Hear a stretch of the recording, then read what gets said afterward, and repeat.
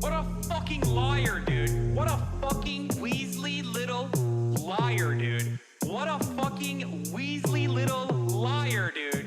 Holy shit, dude. Fuck it, I'm saying it.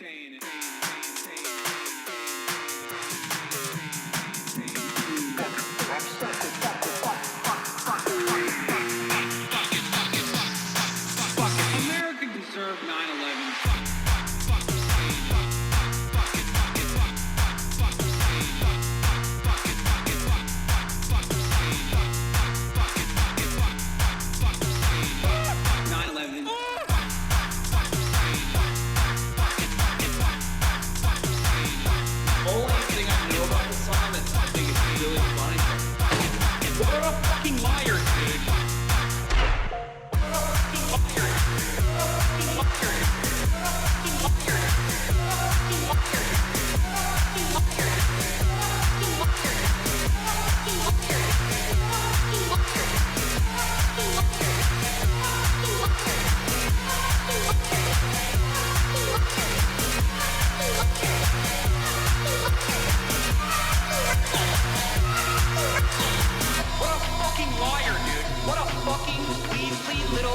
Liar, dude.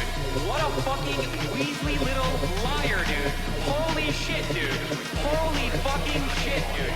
Literally lying. What a fucking liar, dude. What a fucking Weasley liar, dude. What a fucking... Holy fucking... What the fuck?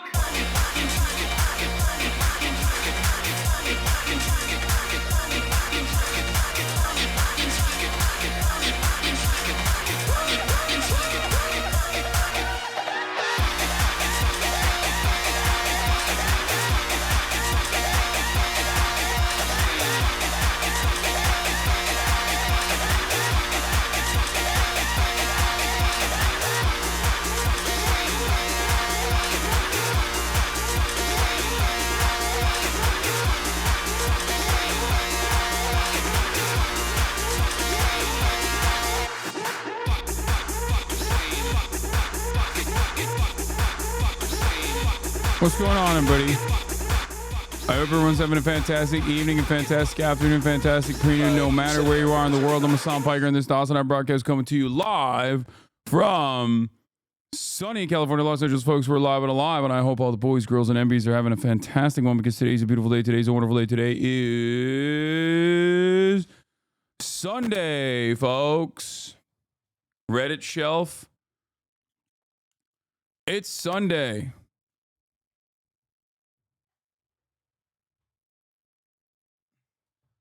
Thank you for telling me I dropped a Zen chat.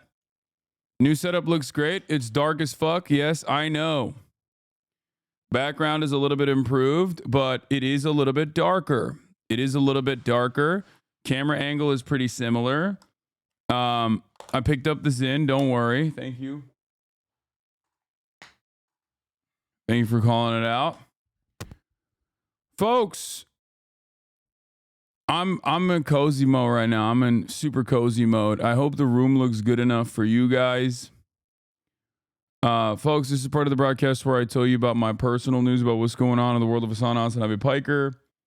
In between the time period where I press the stop streaming button and press the start streaming button. And a lot has obviously occurred. As you guys know, there's stuff changing in the background behind me. That's like one thing. Nope. What about now? I feel like there's something off about the light.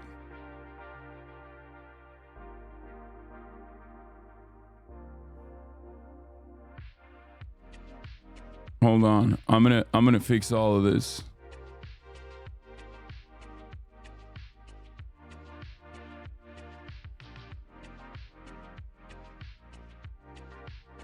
And then what if I cranked all of it? No, it's too much. Too bright. I think this is good. This is good, right?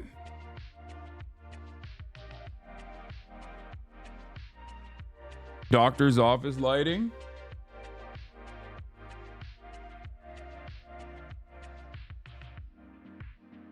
The owner of Jew Boy is incredibly nice and takes time to talk to everyone that comes in the door. Shame you didn't get to take a few minutes to chat with him. Otherwise, top Austin Berg. He wasn't there. It would have been sick. Did you change the color of the light? It's a bit cool. Warmer would be better. No, I made it warmer. It was too cool. Anyway. I'll tweak it. I'll tweak it. It's fine for now. Everybody calm down. Play the clip of Trump. Yeah, you're looking pasty white today. Good. I think if you wore a tan jacket at Alveus, Mia would have thought you were a tree and vibed again. Would you be interested in doing an interview with my professor who's on a local school board and fights against? No.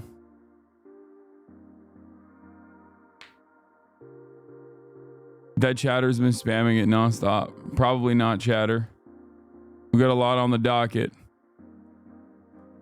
SNL playlist for later. Thank you, Themasius, for the playlist, for the fat playlist.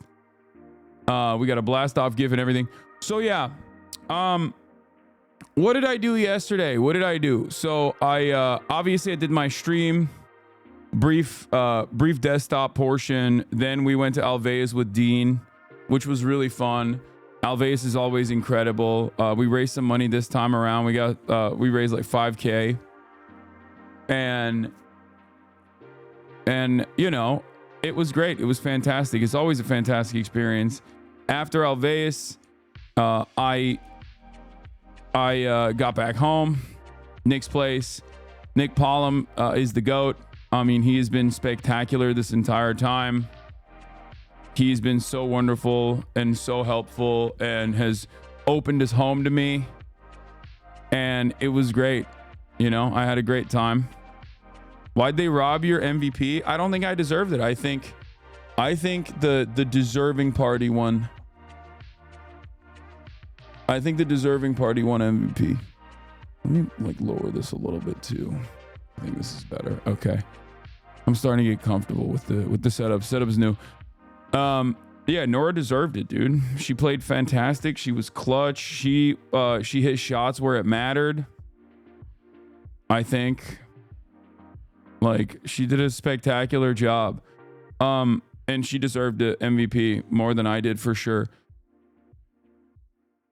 So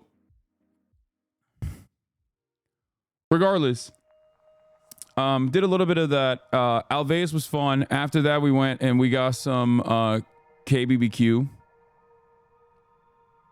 Did you take Dean for a real meal? Yeah, we went and got some KBBQ and I fucking slammed some meats. Okay. I slammed some god dang meats, dude. And let me tell you, them meats were, ooh, it was good. But I think Korean barbecue in LA is definitely better than Texas. Like, no disrespect.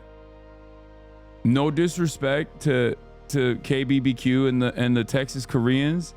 But honestly, Korean barbecue in LA is just so insane. That I've never, like, I really developed a newfound appreciation that I already kind of had, but like it really confirmed. Is the Dr. Mike thing happening still? Yes. Why do people keep asking? Yes, it's in 2 days.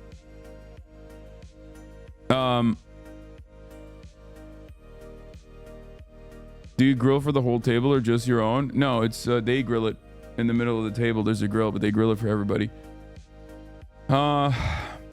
But other than that, not much. I mean, I came back home. I ate the KBBQ, came back home, and downed another maple crumble cookie and another half of a snickerdoodle cookie. That's like at least 1,000 calories of crumble cookies with a nice tall glass of whole milk.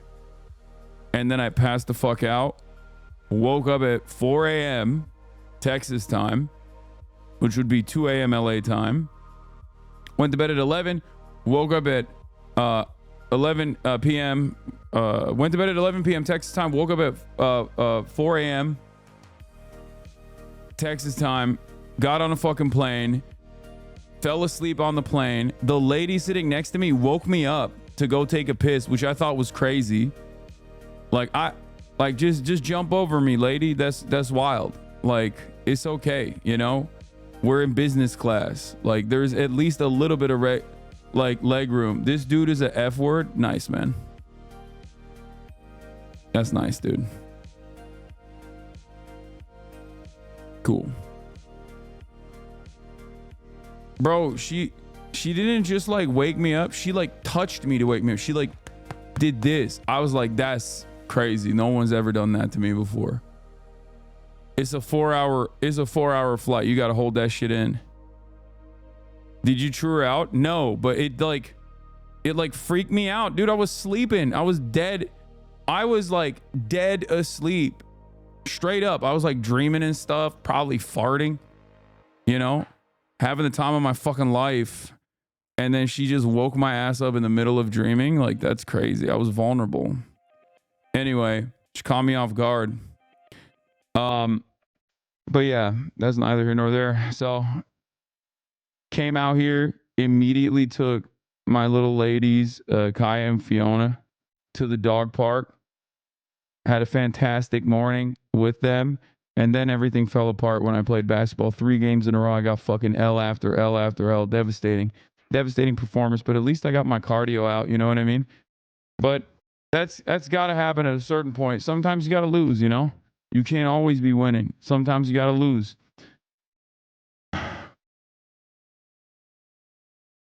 Can't call you misogynist anymore after that aggressive bathroom awakening? Yeah. Are you going to vote for the Streamer Awards? Yeah, I'll do that today.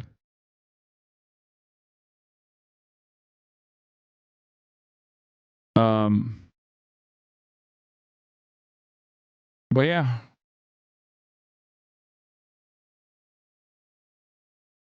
RFK reveals his biggest secret yet. Yeah, I saw that. That shit is lame. I can't believe he's such a big phony.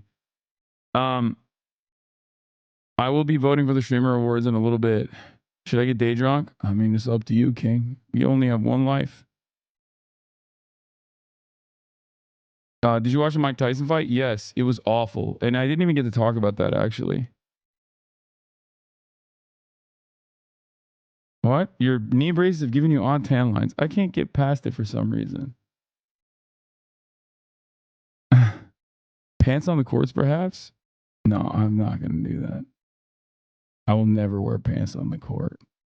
Maya clocking you. Dude, it was so much fun. Alves is so great, always. We tried all the different animal foods.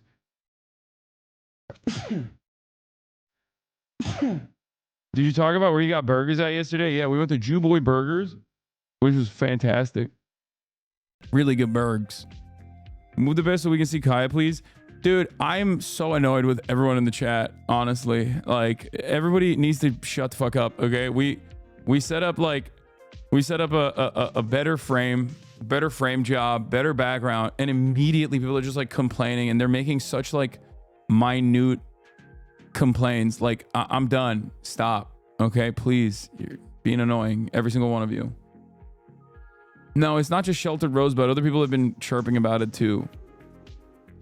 Anyway. That was just for fun. You got a good pull, good pull, good pull. It's not the theater kid. Good pull. Sorry, go ahead. Good pull.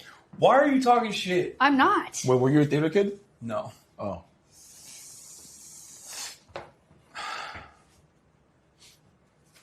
Not the anime kid.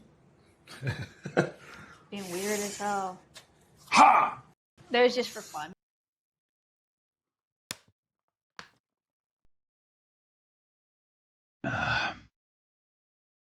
Dean geeking out about the snake was hilarious. Yeah. The segment with Noodle the snake was great. Yeah. Notice how I didn't respond when she said the anime kid. You with the snake? Yeah, I was vibing with the snake, dude. Me and the snake were tight.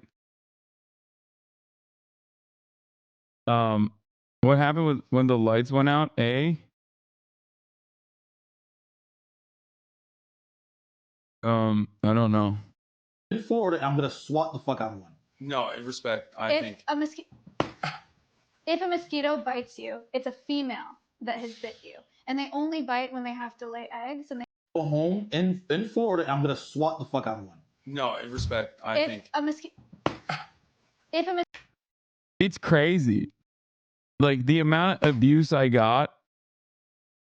The amount of abuse I got at Alves is out of control. Okay. Swat the fuck out of one. No, in respect, I think. Look at this. Look at this.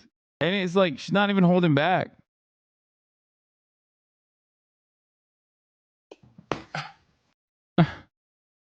Ridiculous.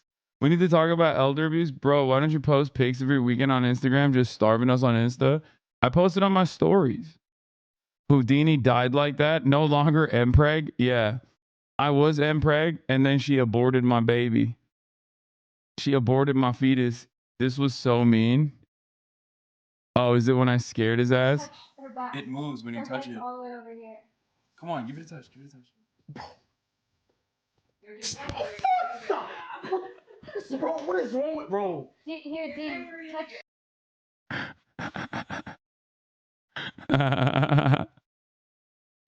Yeah, that was the first time he ever touched a snake. It moves when you touch it. All the way over here. Come on, give it a touch. Give it a touch. Bro, what is wrong with bro? Even Maya liked that one. Okay, you can't get mad at me. GIF of him being scared.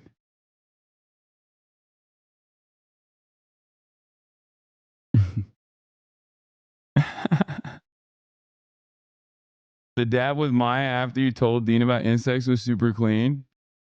Nest of babies. Yeah. Without being impregnated by a male bee, then that entire nest is going to be male. However, one of those males will then subsequently end up impregnating her, and then the entire nest of the babies is female. Right? Did I say that right? Isn't it? Let's go. Now, isn't the queen like? He knows. The queen is like just. No, it's an ant queen. That's Funny how Hasan Abi won't address this. What is this? Should I buy these for Hasan? What the fuck? No.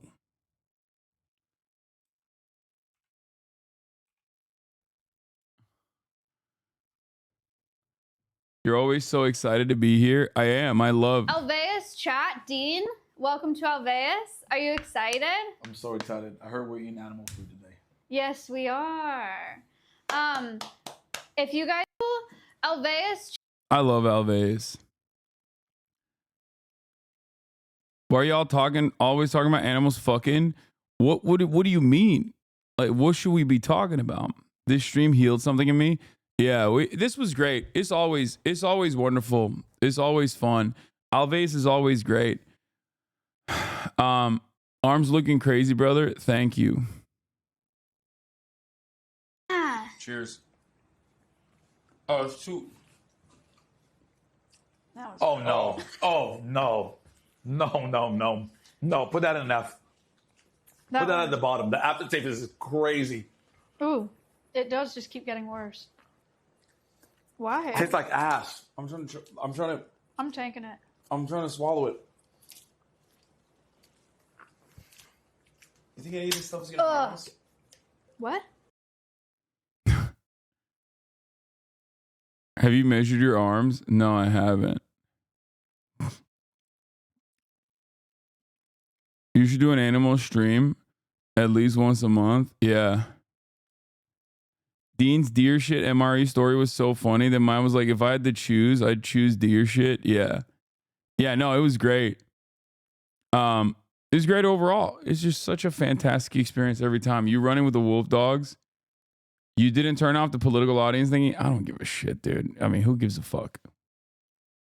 Brother, I got so many haters up my ass, non-fucking stop, that they would literally be like, well, he brought up politics here when I was talking about, the wolves in Turkish mythology. Like, ban him, please.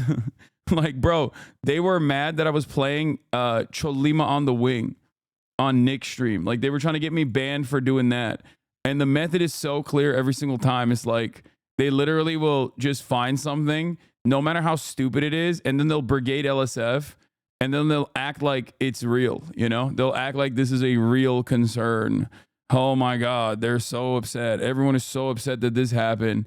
People are now joining the ranks of the DPRK's military because they saw me listen to fucking Cholima on the Wing type shit. It's so fucking stupid. And yeah, your shirt is anti-Semitic. Everything is anti-Semitic. They deleted that post, by the way, because everyone agreed it was a banger. Oh, they did? Aw, what a bummer. I thought that really would have done me in, Even the comment section was making fun of the losers. It was so funny. Yeah, it's just so dumb. This was your best idea. You have a conversation with Dr. Umar. Like, have him sit right here where I'm sitting. Who's Dr. Umar? And just, dude, if Nick Pollum and Dr. Umar collabed, the world would heal. Dr. Umar Nick collaboration, I think he would kill him though.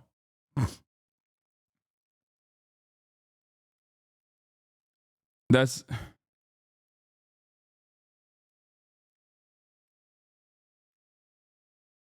like Dr. Umar. This would be the worst experience. Like Dr. Umar's been trolled before, right? Like people have like trolled him and been like, "Oh, this is my snow bunny. This is my, girlfriend. This is my white girlfriend. Like, how do you feel about that and shit?" Like, but like Nick is real, right? That's actually how he is. So I feel like Dr. Umar would not know how to react to that. Like he would not know how to, like he would just like be shocked. Nick would cry. Clip of you running weird. Dude, okay, I was running goofy on purpose. Like, come on. You guys saw me run for fucking 4 quarters the other day. Like, you know how I run normally. It's funny because Steven Seagal never runs anymore. Wolf dog. Oh, here's my run. You might just look stupid, but it could also be cool. Try just like running down and running back. Oh, you think they're gonna come? Sometimes they like running, but I don't know if they'll run with you. Ayla! Oh! That's nice! Oh, they did run with me. She's running. Sick. Nope. She ran with you. There's like one way only. So we have 2 wolf hybrids. They came from a facility that's had a... You looked stupid and cool. T1000 ass run. Yeah. I mean, it's not a normal run. It was funny. Like I was trying to run goofy. I was trying to run goofy on purpose. The fuck? CCP endorsed dance.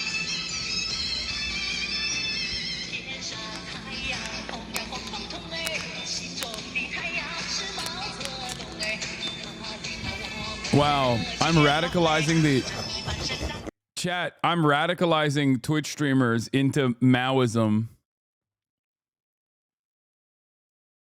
Even the thirst talk editors are making fun of your run. What?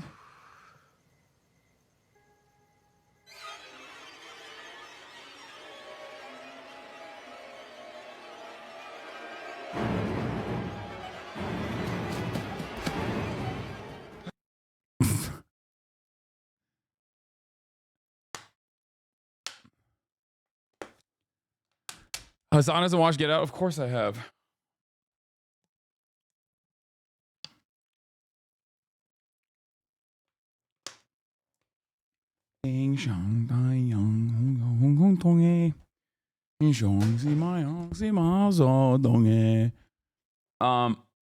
Anyway, are these wolf dog hybrids Maya was talking about? Yeah, they A are. bunch of Animal Welfare Act violations over the past decade. So their enclosure was like a tenth of the size. They just didn't have the resources to take care of them. And so they got transferred here in May of this past year. We have the wolves to teach people. So they're wolf hybrids. I keep saying that. They're part dog, part wolf.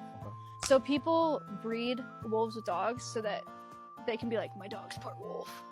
You know, which is dumb. Wolves are bigger, Stupid. right? Normally, like than this. So people want to say that their dog is part wolf or whatever, but then they have an animal that a lot of times isn't safe to have in your home because they're part wolf, so they're a little more unpredictable, and a lot of times it doesn't work out. They have to be euthanized, but then they also can't be released into the wild because they're part dog. Okay. So then they end up in this weird limbo in facilities like this. So it's just super sad.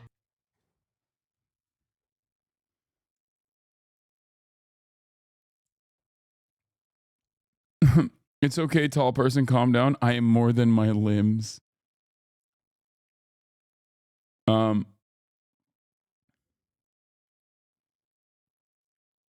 you wearing a bulletproof vest? Yeah, it was a 9mm bulletproof vest though. Hasan is too sexy to be running like that. Flint Lockwood ass run.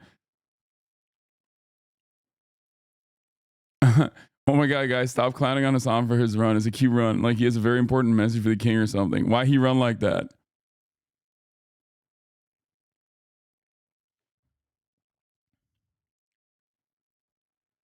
Listen, there had to be something that wasn't perfect, and his cute little one is it.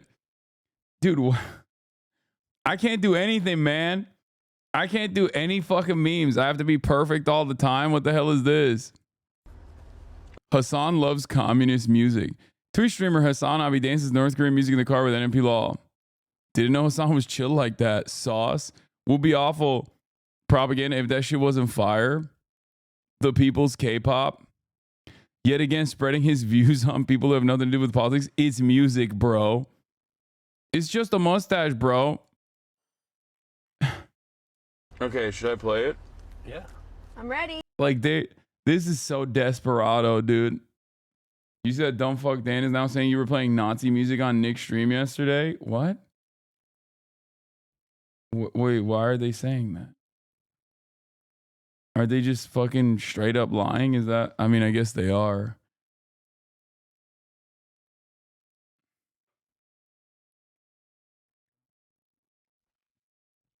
It's edited? Can I send you the tweet? Yeah.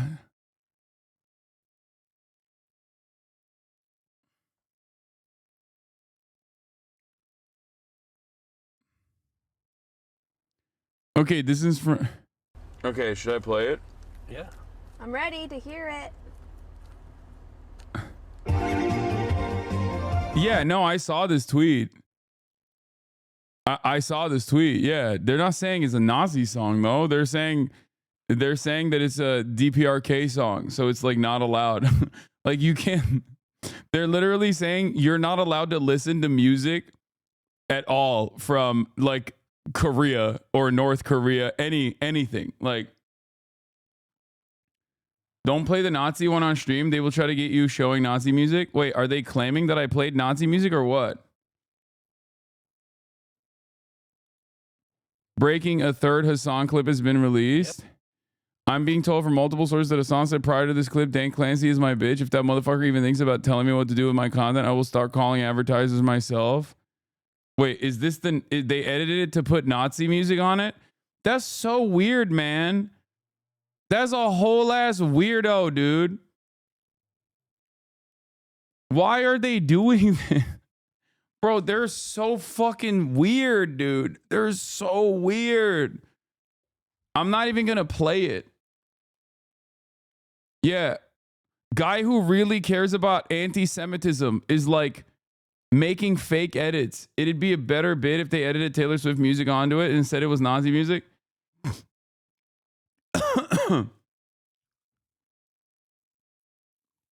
Oh my God. It's like so insane. The K in K-pop stands for KKK Clancy. The funny part is that this fake clip arguably breaks less rules than the originals. Nazi Germany doesn't exist, so isn't it propaganda? Yeah, dude, it's better. I love that the guy who is combating anti-Semitism is saying that it's better that I play Nazi music on the stream than Iacha. Like, oh, you fucking Jesus Christ. Dude, this is like, this level of like, being a stalker is just so unhealthy.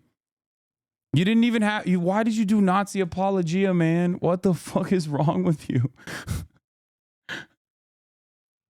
Fake crusade against anti-Semitism makes anti-Semitic video. Yeah, it's so wild.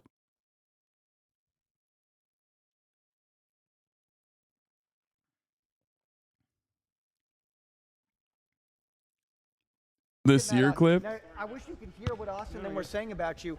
What? You are more wet than your mom was last night.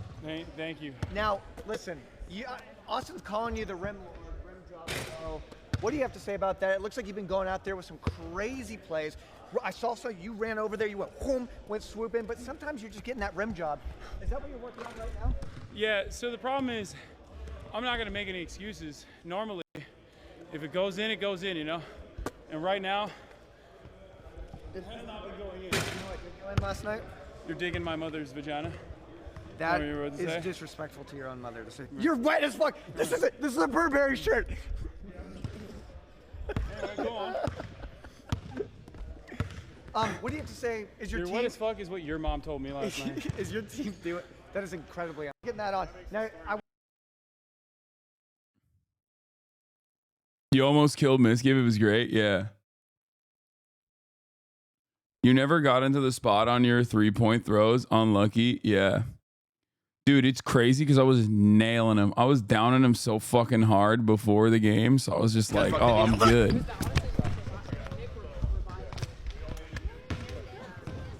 Picked his little ass up too like it was nothing. Has finally passed away.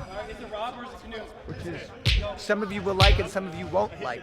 A lot of fun being had here today. We just saw Hasan Piker bludgeon and drag his concubine Mizkif back to his chambers. That will certainly make Twitch himbos.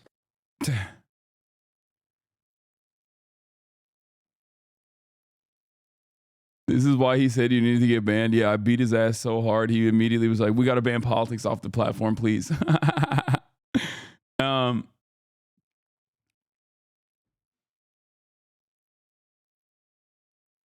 Wake carried the commentary. Wake is the GOAT. I love Wake. He's very funny. And so is Austin. They're both great. They're both fantastic commentators. What is this? Dude, this was so funny. Lud made a mogul mail, edited a part out, and people thought you messaged him to do it. Lud said it was Miz. Yeah, I woke up to this clip, not available, by the way, chatters. I woke up to like LSF, insane LSF shit once again. And it's so funny because like I think I was literally sleeping while all of this shit was happening to begin with.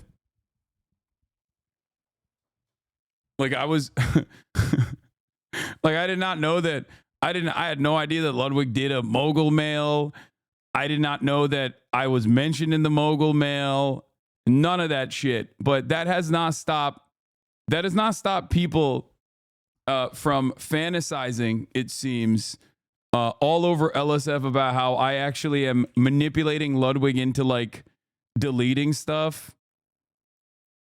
That's cool. Ludwig live edits. Look at this. 4,000 upvotes. Ludwig live edits his YouTube video about the Twitch Adpocalypse to remove Misgift blaming Hasan. The literal tamest criticism. He's not even the one criticizing. Sounds like Misgift may have gotten a call from Hasan.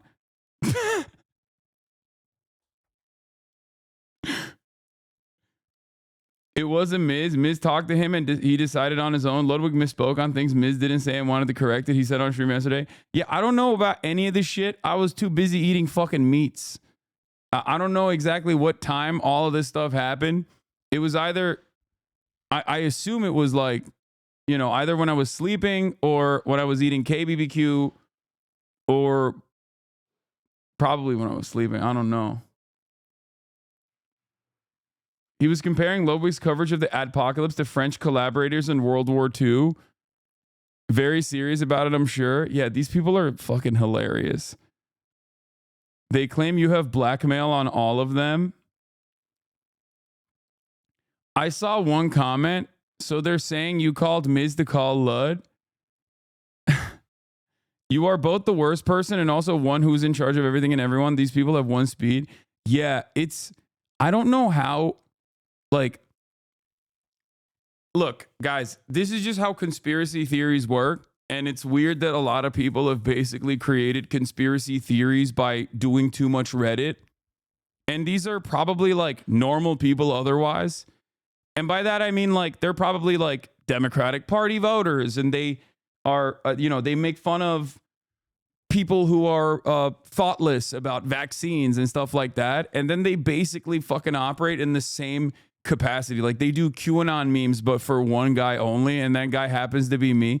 Like, do you think that I was like, aware of all the stuff that was happening and I was like, Ludwig, you better not fucking post me in there. Oh, I'm so mad. And then like I texted him and then Ludwig was like, oh, I'm so sorry. I'm so afraid of you, Hasan. Or do you think that maybe what he said, just like this happened last time, what he said is the truth? You got to lawyer up? Brother, you are insane. What do you mean lawyer up? Like what am I going to fucking hire a legal team to be like, hey, these guys are out of their fucking minds? Yeah. Isn't this also yet another contradiction? They always say you're the dumbest person alive, but you're also playing such 5D chess to pull all these strings. They call you an idiot all the time, but you're somehow the smartest, most manipulative person to be able to control other big content creators. Sounds like neo-Nazi making conspiracies. Yeah.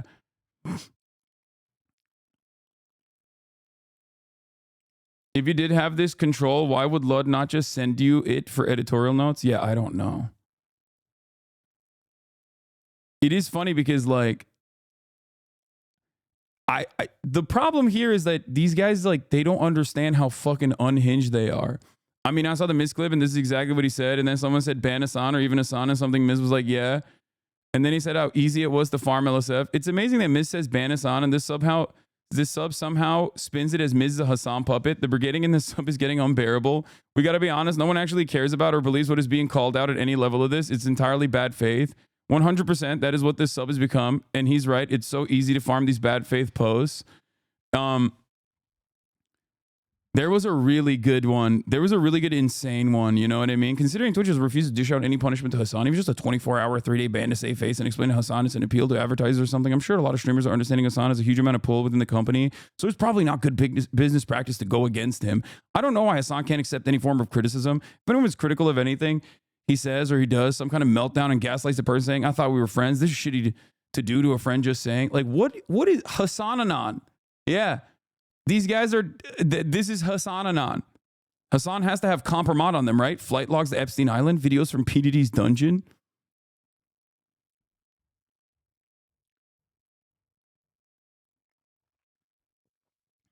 Okay, Coke Cherries, stop fucking talking about how much you're drinking, okay? Take a week off and stop drinking. You're being annoying. Stop drinking. bro, this is like, I'm not kidding. Legit question. Don't you fear for your life? These people are insane. No, because I exist in the real world. And the beauty of it is that like most normal people are awesome and fun and cool. And like Texas is no different. What's really dope about it is like I go outside. These people don't go outside. You know what I mean? I go outside and meet people all the time. Like random Texas gas station. I'm walking out. This dude, he looked real Texan, if you know what I mean. He had a cross and everything, you know? And he's walking out and he's just real shocked to see me. Okay, right in front of him. Walking outside of a Heb gas station. I wanted to get some Zins.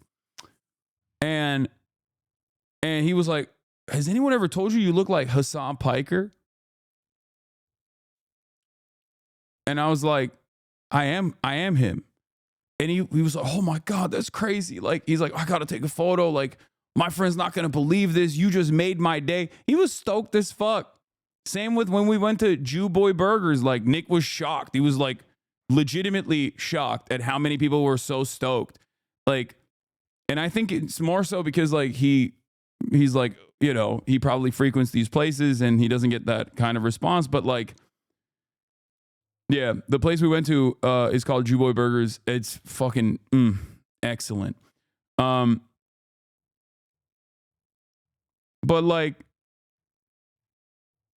it's just, I don't know. It's like normal human beings that don't spend all of their fucking time like fantasizing about like these psychotic conspiracy theories are, you know, they're not roaming the real world, which is why I'm like not necessarily worried about all that stuff. The mental illness is gone insane. It's such a normal human interaction and the freaks are out in full force. It was clickbait misinformation on Miz was talking about. Miz was making a joke on Hasan. Miz was talking for like 10 minutes before the possible scenarios. Destiny viewers are absolutely insane. People are making it seem like Adpocalypse on Twitch is this multifaceted issue instead of the fact that their community has been mass emailing advertisers to pull out of Twitch because of their weird obsession with Hasan. Interesting to see how he spins this one. Is he going with the classic video was underperforming excuse? Like, rabid, dude. Rabid.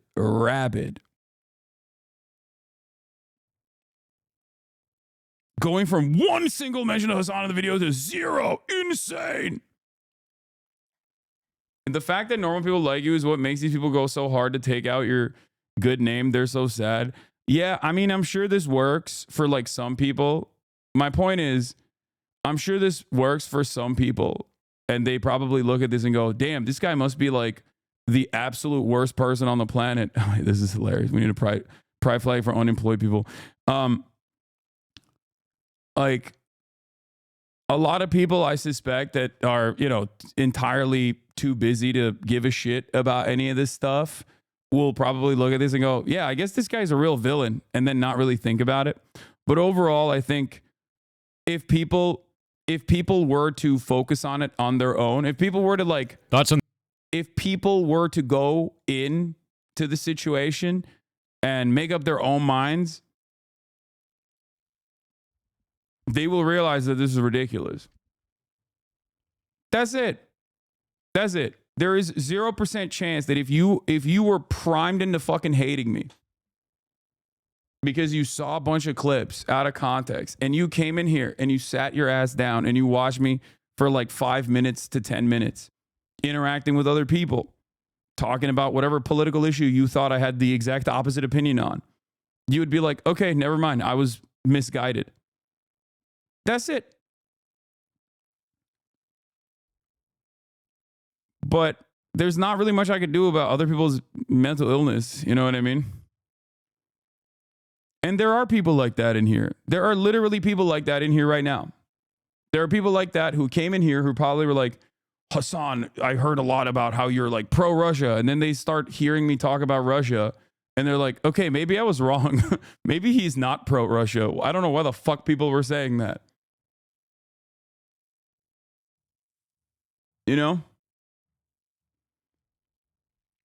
I have a mass, like, this is not a normal circumstance. I don't think most people have ever experienced like a mass serial cyber stalking, cyber harassment operation like this. It is what it is. Anyway, today we're gonna talk briefly about the Adpocalypse shit, and the Ludwig video is on the playlist, so we'll get started on this. But apparently, people in my Discord, I asked this morning about what the drama was, and they were saying that his his coverage on this was awful.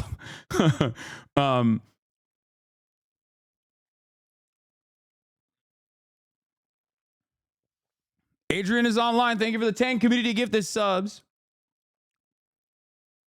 Loner Box right now is saying that you were telling other streamers to help you promote terrorism.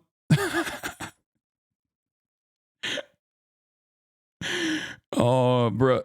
Little bro's going to break 100K on one of these videos again. I promise. Okay.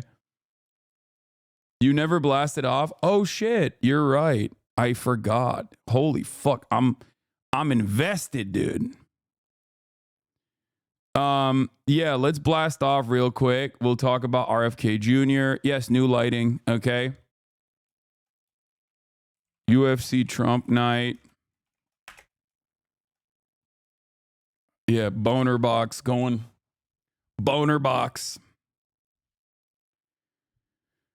I like that this is what political commentary in like the supposedly intellectual realms of debate have have basically devolved into, which is just straightforwardly and earnestly lie about other people with the hopes that like their audience never goes there and checks for themselves. You know? That's cool.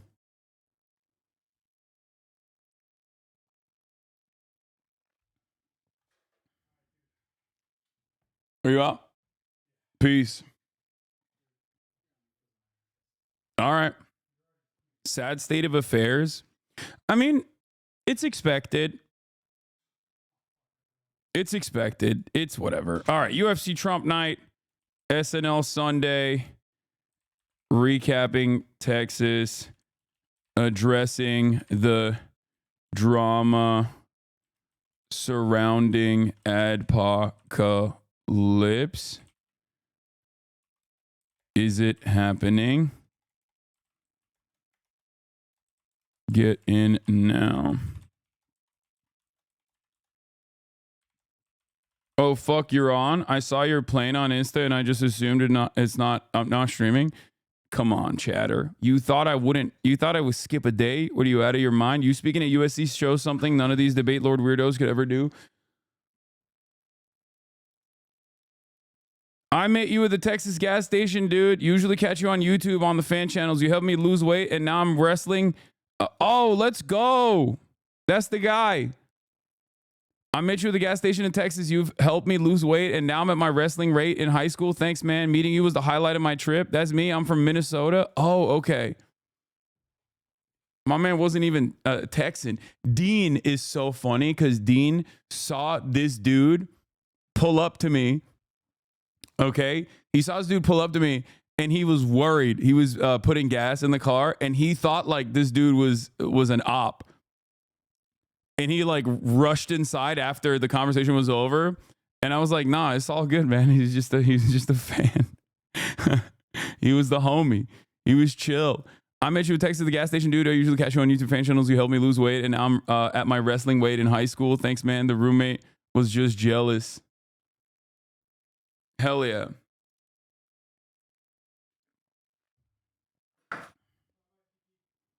That's got to be a real trip. It's a fucking random ass gas station. You're walking out, you see me. You're not even from Texas. Random ass gas station in Texas that you're walking out of. And I'm just walking in.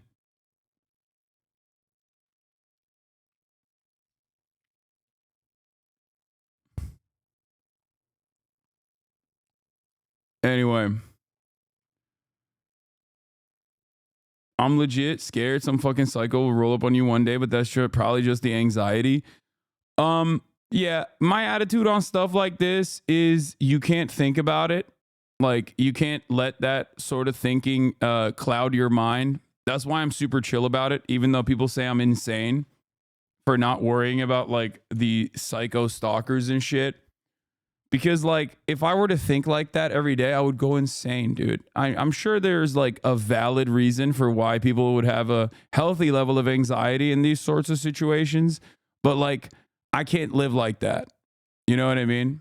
I can't live like that for a multitude of different reasons. One, I can't fucking I can't let these losers dictate my life. I'd never think about them in the real world. That's not even a thing that ever crosses my mind. The thing that annoyed DGG Reddit and all is the fact that Elwig said that the Adpocalypse would only last a month because of how important Christmas is to advertisers. Elwig is correct. Also, it doesn't even seem like there is like a full-blown Adpocalypse happening because there are some people who have been hit like Hasan, but it seems like Lacey and Ronaldo and others that were also claiming that their ad revenues were getting targeted were actually just memeing. They were meta chasing. They were just trying to clip farm. And like Hasan's ad revenue was cooked. They took it out. And I think the reason why his ad revenue was taken away is because of the Iran tag, right? And there are plenty of other content creators who are saying that like their ad revenue has not even remotely gone down. So yeah, like Nick is fine, it seems. Kai is getting ads, it seems. And for me, since you don't play ads anymore, they clip it like this. Open a different stream where an ad is playing. Switch to a clip of you to make it look like the ad was playing on your stream. So dishonest. Can you please show me that? That's amazing. Yeah, XQC said he was fine. Like, I think a lot of people are just fine. Yeah, there is no ad revenue for sure if you're on the politics tag. Like if you're a political streamer, there's no ad revenue at this moment. I'm sure that will also change. Like because it's a new CCL label, content classification label, there's probably not like a way to get ad revenue for it specifically. Dan Saltman shows how he implies ads are playing on Hasan's content. What was happening here? That we got an ad. That's weird.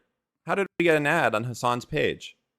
Oh, it's because Hasan was hosting someone, but I was still on this page, and the ad plays right here.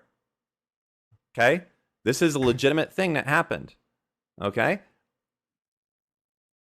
What? Hasan was hosting someone. Thank you for hosting someone, Hasan. We were actually on this URL right here. J Balvin, we're so proud of your sponsorship with This is a great Cheetos. site. Let's get you on our wall of We're fame. not associated.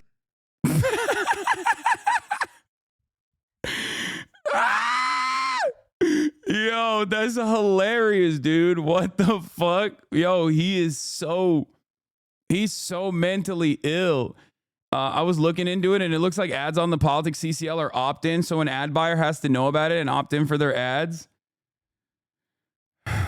Bro, this is DGGers are smugly watching streamers freak out about losing like 80 to 90% of their ad income. It has been gross. Yeah, but it hasn't even really been happening. Like, that's the other thing. It doesn't seem like it's happening. I mean, you can literally see an ad on Laura Lux's stream while this is occurring. You know what I mean? With the brand below. My mom gonna be so proud. Cheetos, official sponsor of J Balvin's Fingertips. Oh. Like, do you see what I mean? Looks like Apple is coming back to do some advertising on Twitch. Interesting choice. What is this? City awards scholarships to 98% of incoming freshmen, totaling over $57 million every year. Apply to DePaul University.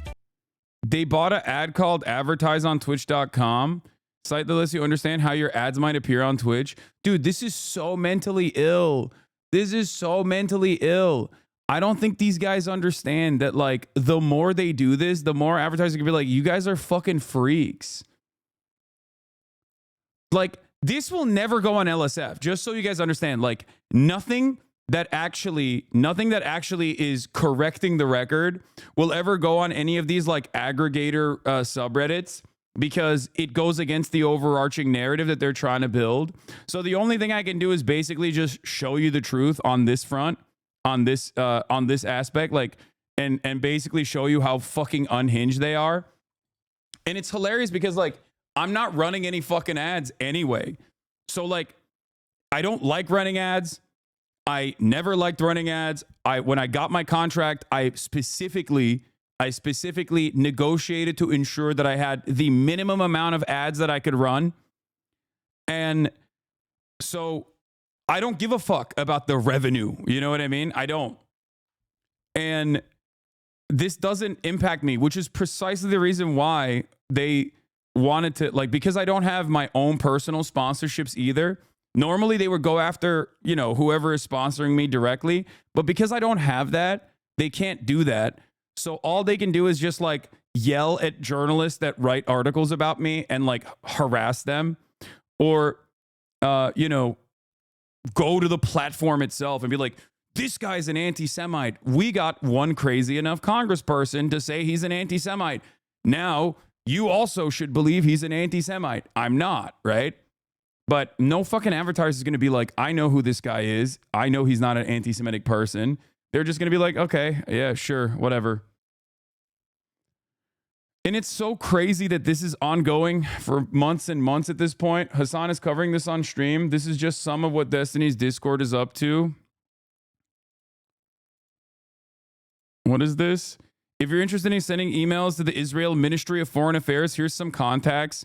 Ran Natanzan, Head of Innovation and Country Branding, Public Diplomacy Division, Aviv Ezra, Chief of Staff, like Consular Washington MFA, subject, anti-Semitism at Amazon-owned company in the news. Like this level of dedication is not normal. This level of dedication, and not even still not even being able to achieve the results that you want to achieve is crazy.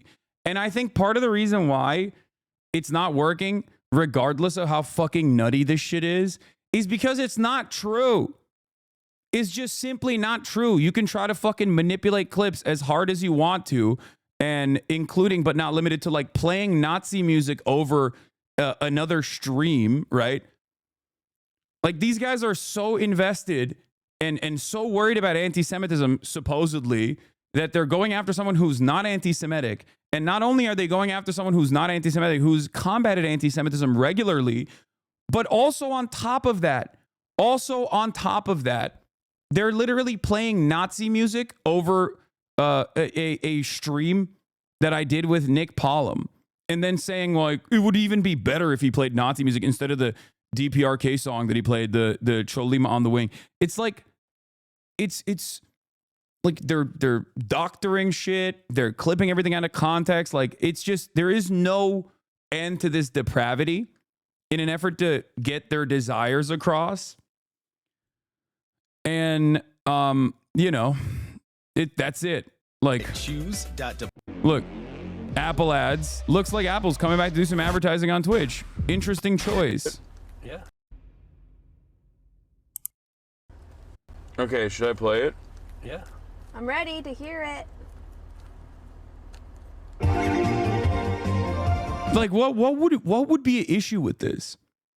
Like you have to be the most mentally ill person on the planet to look at this and be like, wow, I can't believe this. I can't believe that. The ad was playing on twitch.mira. The Apple ad was playing on Mira's channel, by the way. Saying it's not true is great, but you actually have to push back. There needs to be a coordinated effort to show their lunacy. Why aren't you pushing for Dan to be banned for targeted harassment? Because Dan getting banned off of Twitch is not going to change anything. He flipped it over to your clip. The ad wasn't playing on your clip. The ad was playing on twitch.tv/Mira. Oh, there it is. There's the ad. Then we navigated to a different clip. This is just a specific clip in an effort to make it seem like it's playing over this. But it's hilarious because even if it was playing over this, there's not a fucking issue. They say they got you now. What do you mean? Oh no.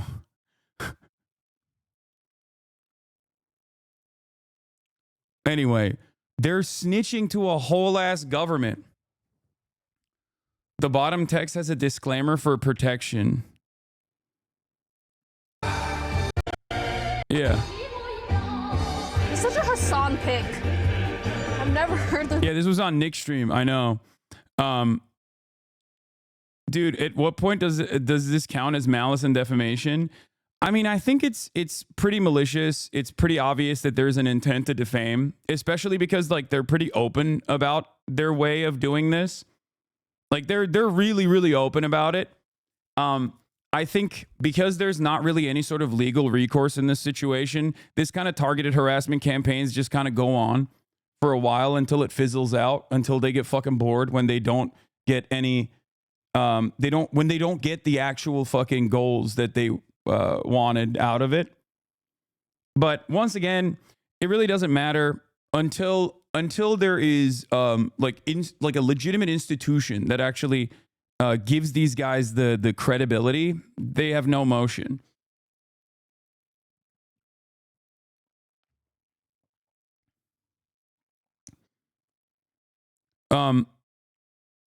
Here's how this bad faith criticism of your content comes off to Normie. She doesn't want you obsessively, but finds you hot and usually correct. Yeah, I saw this already. Yeah, it's insane.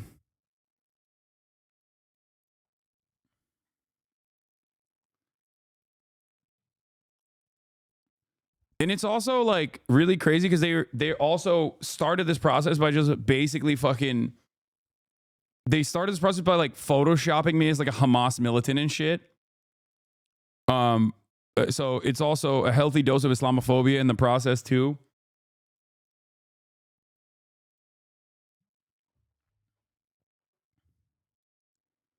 Yeah. Do not stop pushing on Twitch. Their advertisers are dropping like flies. Go send a few emails this morning. CC's in the media as well. Send emails. Advertise on twitch.com. This is their Discord that they're using, the brigade.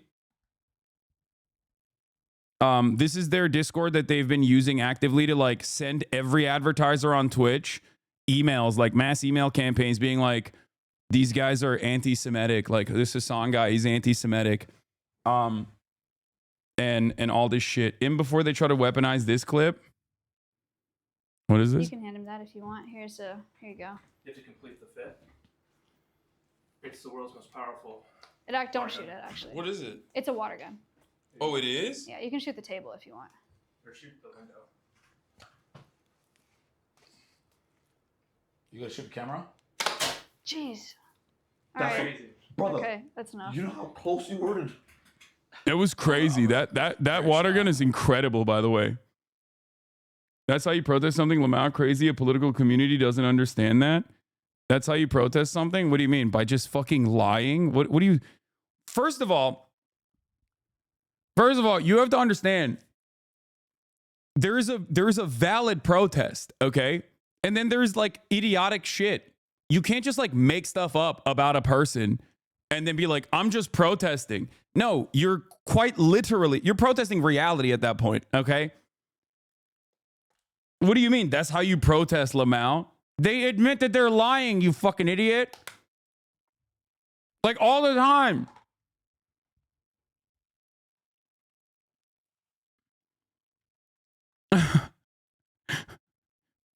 There's a difference between a serial defamation operation, okay, that is cynically launched to unban their favorite content creator who got banned for violating terms of service so fucking ridiculously, right? Versus like protesting someone, like people launching protest campaigns to this degree over Asmongold. With like a shit ton of videos that he has where you could just like clip stuff where he's talking about like, I don't know, immigrants or whatever, or watching like these right-wing content creators or whatever. Like that's one thing, right? And even then, I would not be an advocate to like take away all of the advertisers from the fucking platform. I think that's insane because I'm not a psychopath. Because regardless of the fact that I don't use advertisers, regardless of the fact that I don't give a shit about advertisement in general, like, I understand that other people do. There's small content creators on this fucking platform that are having their revenues ripped for this like insane propaganda, insane defamation operation that these guys have launched. And most people don't understand it because most people don't pay attention to what the fuck is going on. They just simply see LSF posts or like people that aggregate content off of LSF and just go along with it.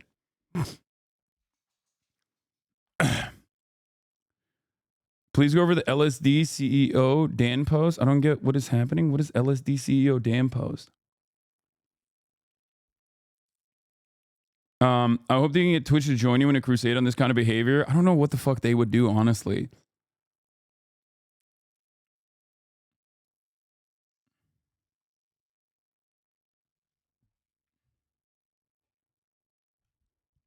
Yeah. Oh, what is this? This guy?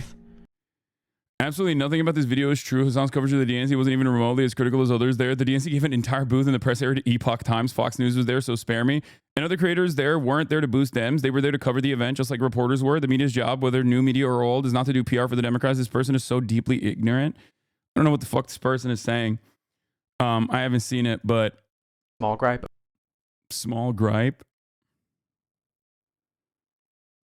Yeah, fucking Matt Walsh was there, dog. What the fuck are you talking about? Harassment campaign against Twitch using fake screenshots of anti-Semitism on the platform. Oh, nice. The change went live. If this case isn't clear, any advertiser that supports Twitch in any way will be held accountable for supporting their behavior. Full-on anti-Semitism in its own category and tier will not save ad revenue. Dude, what the fuck? This is insane, dude.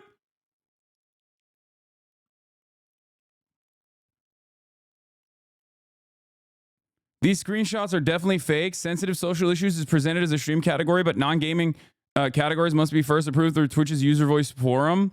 Also, the change that Twitch made to address anti-Semitism issues on the platform was to create political and sensitive social issues. Like, what is happening? These guys are Kick streamers, by the way, which makes it even funnier because they all stream on Kick, and that is literally an emote on Kick. Like, anyone that posts this as a fucking meme is anti-Semitic, okay? Anyone that posts this shit as a meme is obviously not, at the very least, they don't care about anti-Semitism, okay? This is literally open, out and about, fucking Nazi-style coordinated smear campaigns where they're trying to just be like, oh man, I can't believe it. Hasan, it's fake. No, I know it's fake. That's what I'm saying. Of course it's fucking fake.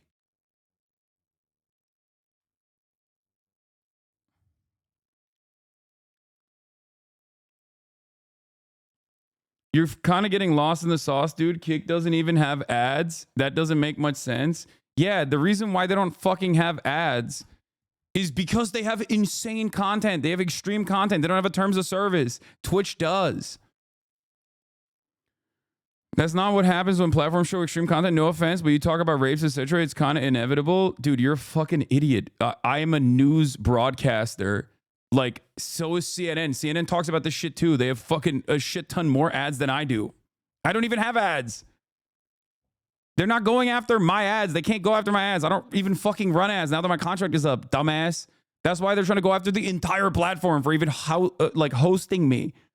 And it's not even working. So that's the other part of the story that we haven't even gotten to. Okay? The part of the story that we never even got to is that not only are these guys like cynically doing this shit, and not only are they so omega unhinged, right? Here, there's more. Send emails, DM me or Dan if you get a response. Do not stop pushing on Twitch. Advertisers are dropping like flies. And then they got Richard Lewis to like write an article apparently. But it turns out it's not even fucking happening. If there's anything you feel missing from this site, let me know. Latest and greatest stuff, ideally. This website basically streamlines that entire advertising email to call to action Dan did earlier. Go nuts. Same deal as before. Send me a message here or in DMs if you get a response. New York Post, Richie Torres' article on the New York Post. Twitch has become a hotbed of extremism and hateful rhetoric against the West and Jewish people. Dan Clancy is allowing streamers such as Hasan Abi to openly promote hate and terrorism. This needs to be stopped. Sign this petition and demand action. I'm just letting folks know I contacted my House representative on Monday when Dan made the call to action and got through to her directly. She was very interested in hearing what happened and was going to look into it. I contacted her again yesterday for updates and she spoke to her staff. She had gotten 5 to 6 calls from folks during the week, all talking about the Twitch ban on Israel and was planning on doing congressional committee with other interested congressional folks. I let Dan know this and he suggested I join the Discord to post the information here. It has having an effect. Media buyer here. Multiple brands are looking into buying Twitch ads right now. Lots of big brands don't see all this yet. No, because they don't give a fuck. It's Christmas time. Are you kidding me? Holiday season is when they have like the most fucking advertising on the platform. The following list is a senior staff with the House of Representatives, an email template for contacting said representatives. Some individuals may have been removed, kicked out of their position. Ensure the individuals you send an email to, in fact, hold the position and listed before you send an email. The thing is, if I was legitimately this massive anti-Semitic, like Nazi terror lover that they try to fucking present me as, this would be valid to do.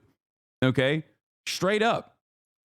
The problem is, a person like that would not be allowed on Twitch. They would have been banned a million years ago. As a matter of fact, this community, Destiny's community, was banned for doing shit like that already. That's the reason why they're doing this campaign. And it's so funny that, like, the reason why they're doing this mass harassment campaign, this mass coordinated campaign, is straight up because they're on Kick and they can't come back on Twitch. So they're just fucking mad. They're bitter.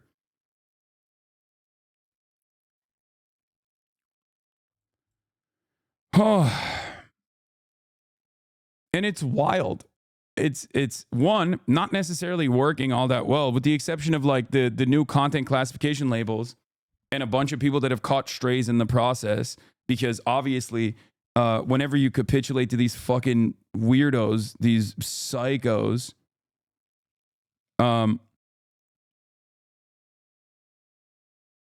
it ultimately doesn't, you know, it doesn't do anything. They don't feel satiated. As a matter of fact, they, you know, become even more rabid because now they feel like they got a taste of action. They got a taste of motion.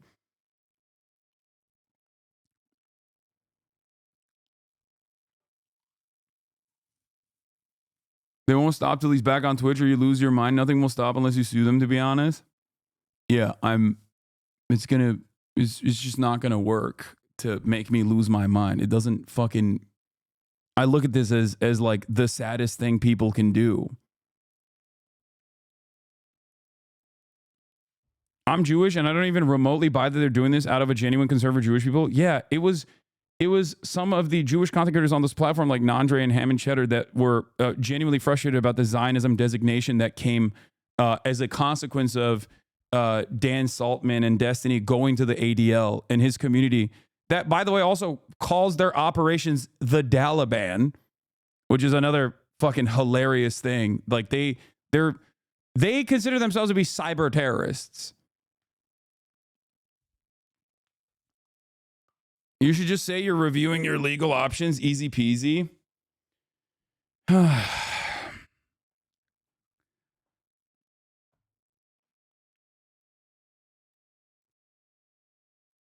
Yeah. Okay, guys. Fucking Wikipedia just sent to a sitting member of Congress and everything Dan is linking. Twitch is pausing of account creations in Israel. twitcherterrorist.com. This wiki page provides a list of every link we have for the article. Please avoid linking anything we already have on this page. What we need: every instance of someone who contacted Twitch about why they couldn't get an account. Every instance of someone who emailed. Oh yeah, they also, this is the other, they call themselves the Hezbollah Brigades as well. Community dedicated to documenting the anti-Semitism of Turkish colonizer Hasan Piker and the Sultan of the Twitch Empire, Dan Clancy, as well as other streamers. How fun, dude. I recommended you to my normie older bro for election coverage. He really enjoyed it. Now he texts me that he doesn't know what the fuck you're talking about. Yeah.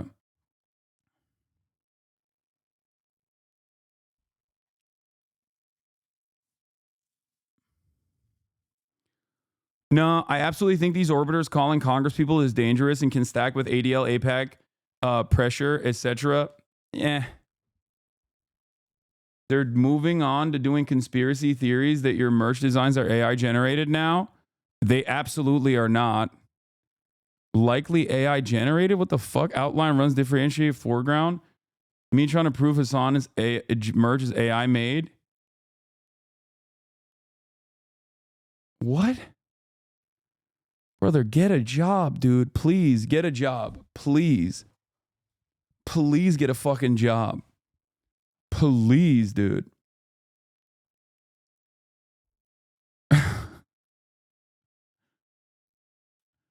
Don't they get off on your attention?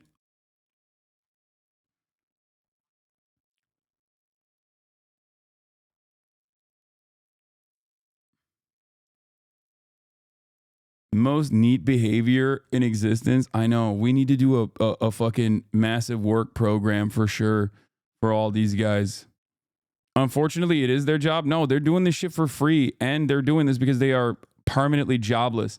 So, like I was saying, we have the stock guy who was complaining about like advertising revenues going down for him, but he does talk about like news and information. So he might have been like classified with the new political designation as a consequence of doing news coverage no matter what. And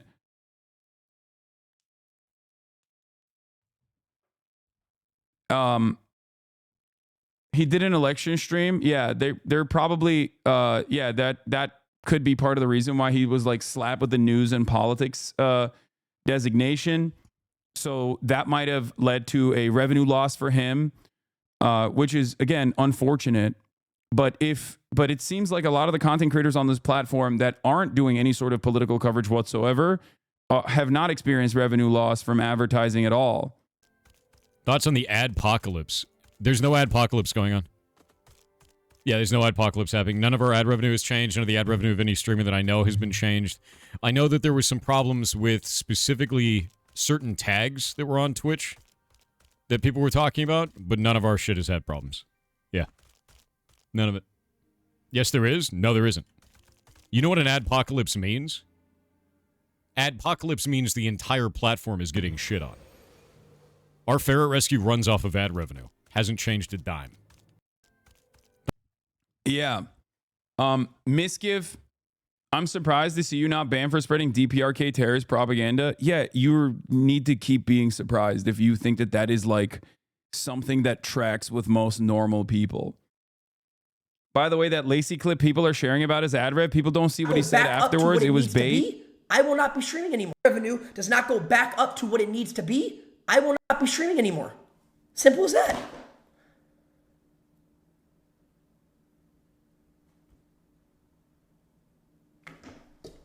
$10 out of 10 bait that's gonna hit on Twitter. Chat, how many hate comments is that gonna get on a Scuba Ryan Twitter reply? How many hate replies is that one gonna get? How many, chat? Yoxic hate thread incoming? So many?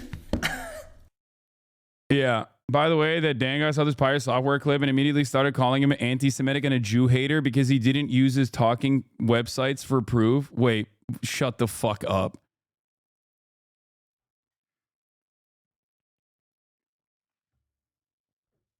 Hilarious that these people think that there is absolutely no First Amendment right to say things. They want more censorship than Nazi Germany, Lamau.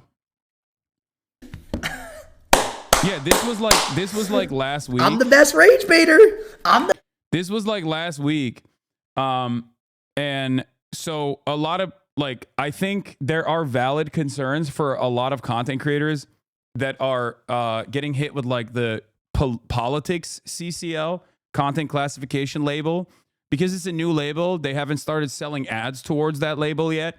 And I'm sure inevitably they will start putting ads, like slotting in ads to that label as well. But as far as like the rest of the platform, like these guys are saying, Dan tried to recruit Pirate Software into his harassment campaign. Pirate Software blocked Dan on Twitter. They're so fucking gross and weird, man. It doesn't make sense. Like I don't even think XQC is going to be on board with this shit. Like, I feel like maybe I'm wrong, but the only person who's bit this has been like Asmongold. This is Dan literally making threats about going after you in this community. You know what's so fucked up is this fucking little weasel rat. I mean, it's okay because I'm doing the same thing. See, this is what you guys don't get. This is what you don't get. You don't play the game. You don't play it strong enough. You're over here like, Dan, do not bring up that he went to a brothel. Yes, it was raided, but in the end, they didn't find enough crimes to shut them down. He has no issues clip chipping me. Okay? He's fine doing it. Why the fuck would I not do it in return? Okay? What is he talking about?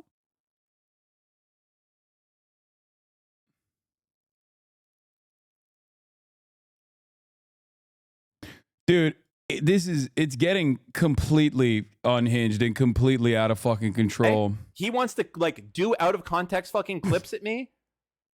You know what? That's fucking 420 blaze it. Let's go. YOLO. Do it. Because you know what? There's not that many clips of me that you can take out of context. There's a few, but I got a lot that I can do for you. I'm winning this battle. So you know what? He's literally openly saying, I'm gonna like actively pursue my defamation campaign. That's crazy. You got my approval. Let's do it. Out of context battle, fucking you go first. Right here, with this one right here, saying that my whole mission is to get Steve unbanned. Go ahead. Clancy, and I'd be happy to figure out a way forward for him to... For those of you who don't know, these are some of Destiny's little orbiters. This man... I'll have you know that I am not a little orbiter. I am a big, important, thick orbiter.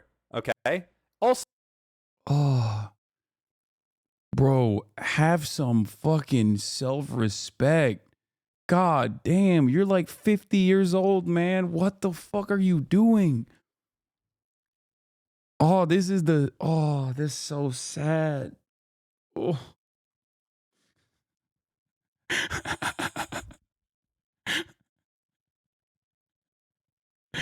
Yo, this entire... Dude, his entire community is so busted. These vibes are so bad. I don't know what to say.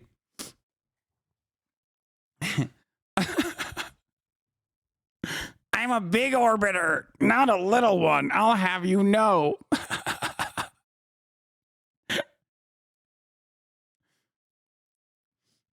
Oh my God. By the way, the brothel thing is crazy because he openly admitted that he knows. He openly admitted that he knows that they were fucking raided for tax evasion, basically. Like he's saying, like, it's fine. They weren't raided for sex trafficking, but it doesn't matter. I'm just going to keep lying about it. Okay. Sick, man. Have fun. So, what's going on with your hair? 200K to 28K fell off. I know, it's over. My career is done. I should hang it up today. I should hang it up tomorrow. I'm done. There, big man. Why is your hairstyle so bad? What the fuck's on your microphone also? Not good. This guy just looks fucking weird. Am I wrong? Am I wrong? I mean, I don't know what to say. I see two men on the screen. Oh, wait. You can't see. Hold on. Ooh, that's awkward. Let me just go ahead. See, I see two men on the screen here. And I happen to think that one of them is more handsome than the other. That's just me, okay? But anyways, let's continue.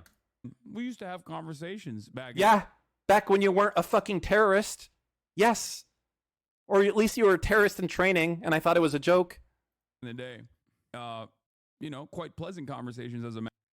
We talked about the fucking blood of landlords running down the streets. The most pleasant of conversations. Matter of fact. Yeah, dude. The shit that he used to say was infinitely more unhinged. Especially back then. It's so weird that he's acting like he was legitimately offended by that. That's so funny. I think he's genuinely struggling with being featured on stream. He's not used to it. Yeah, I do feel like this is Hasan Anon. It's reaching like, remember the levels of mania that I've talked about before? With like Trump supporters that will go to the level of like hallucination where they talk about how Trump is hot. Like, I don't understand why he's like trying to attack the one thing. The one thing that even Destiny's community objectively will point to be like, he only has fans because he's hot. He's like, yeah, he's ugly. All right, man. Cool. Yeah, you're right. Yeah. My man's looking like the manager of a bowling alley specifically so he can hit on 17-year-olds over here 50 fucking years old online talking about how he is the big orbiter of a dude whose most famous moments are him being cucked and absolutely getting destroyed by an academic who was significantly more knowledgeable than him Like, that's the guy you've attached yourself to, that you're like, I'm a big orbiter.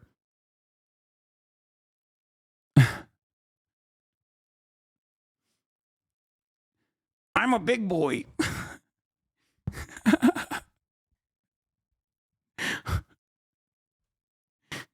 One day we're going to take him.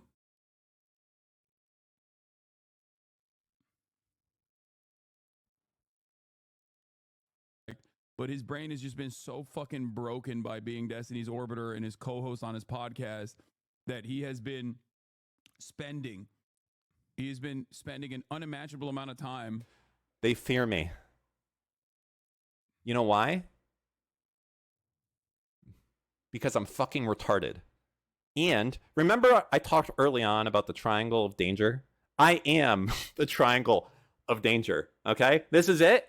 I got all three, okay? They fear us. They fear the triangle, and they should. They should fear the triangle. You should run.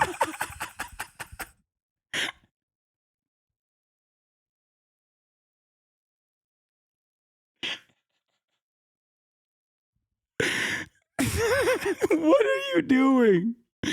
No. Bro, this is so sad. Why are you doing this to yourself, man? Oh my God. He thinks bro thinks he's an anime villain because he made like 8 cyber stalking websites.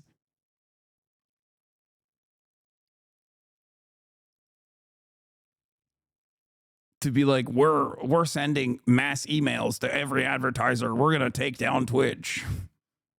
I'm the Joker. I am the one who knocks.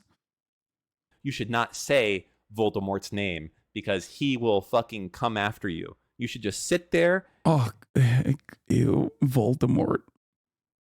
And be happy that I'm focused on Dan Clancy and just let me use you as the tool that you are to get to Dan Clancy. I don't give a shit about you. Just sit there and shut the fuck up. Do your fucking terrorist propaganda. Let me get my regime change underway. And if you're lucky, you'll come out of this thing without any fucking issues. Okay? That's what's going to happen if you're lucky. You keep fucking with me, and I'll show you what I'm about.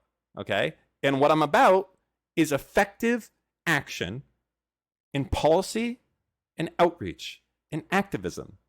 Okay? Did I say activism twice? I think so. You can do a lot with a single fucking email, okay?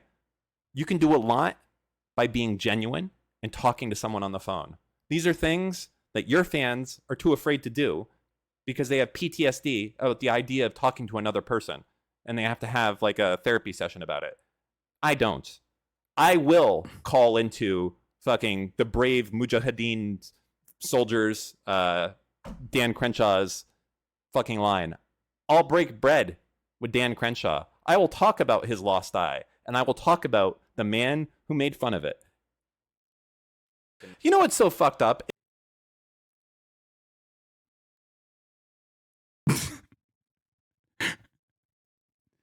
What do they think happens if Dan gets replaced, if the next person comes in and just immediately bans you? Probably. I think that's what they think.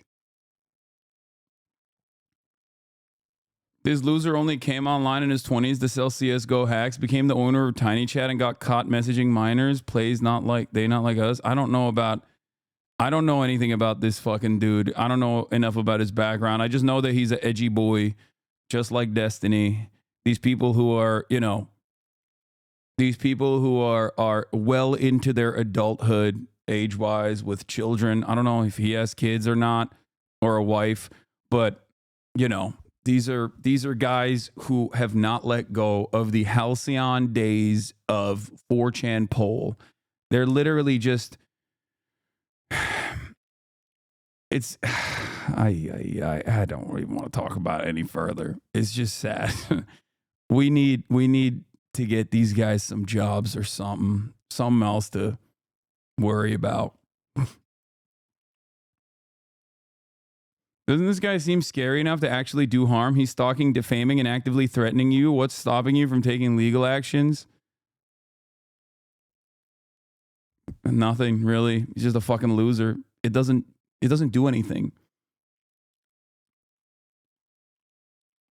Like they're making that video speaks for itself, I think. Unless your brain is like genuinely fried from doing too much Reddit, you probably look at a guy like that and go, okay, there's something wrong with this person. Like he is far too invested in this. But yeah, as I was talking about, it seems like the Adpocalypse thing wasn't, or it hasn't happened in the way that they're claiming. I think that they just wanted to get more motion. Comparing what Pirate Software said to systemic Auschwitz. to the executive leadership team. And then he blocked me. And he said that like I was name calling him or something. So actually I should be fair and read his. This guy's on Kick, dude. It's so funny that he's on the fucking neo-Nazi pedophile platform talking about how anti-Semitic Twitch is, dude. Asmon is blaming you now. He can suck my dick if he actually is blaming me. I'm assuming that half the chat is just fucking clipping shit that he's saying out of context. But it's kind of weird because yesterday he took credit for it, and now he's like, actually, I've decided Hasan is, Hasan is the reason. They don't care about being hypocrites. They care about winning. Yeah, but it doesn't matter. His response, if I can see it. Let's see. Here it is. This one? What is this? Trying to put that kind of hateful statement in a quote while referring to me is outrageous. I've blocked you as a result of this and nothing else. It's clear that you're not familiar with my content, considering this thread that you've made towards me either. Twitch needs to make action, and finally Twitch needs to take action, and finally is, even if it is small. I'm glad they're at least doing something, and I can never agree with the inflammatory stances you've taken here. You know what this guy, in my mind, what I've heard is like, the neighbors have complained about the killing of Jews and the smell, and the Nazi factory has put a filter on the fucking stacks. And he's like, listen, what the fuck? Bro, they're trying to make this a beef between you and Asmon. Don't fall for it. You can always just reach out to him directly. His dad was in the chat the other day saying he doesn't want you banned. Yeah. I don't know why Asmon thinks that this is like if he thinks that this is like a solid approach, like he's wrong. And I've correctly called out that he would not appreciate the waters that he was the treacherous waters that he was engaging in. And it seemed like there was a turning point when he apologized for the inferior cultures deserve to be genocided take.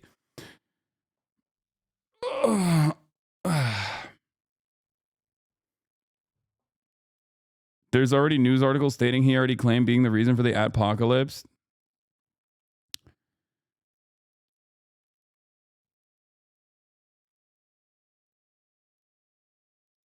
Twitch could actually sue for torturous interference. Torturous interference is a common law tort allowing to claim damages against a defendant who wrongfully interferes with the plaintiff's contractual or business relationships. I mean, I don't know.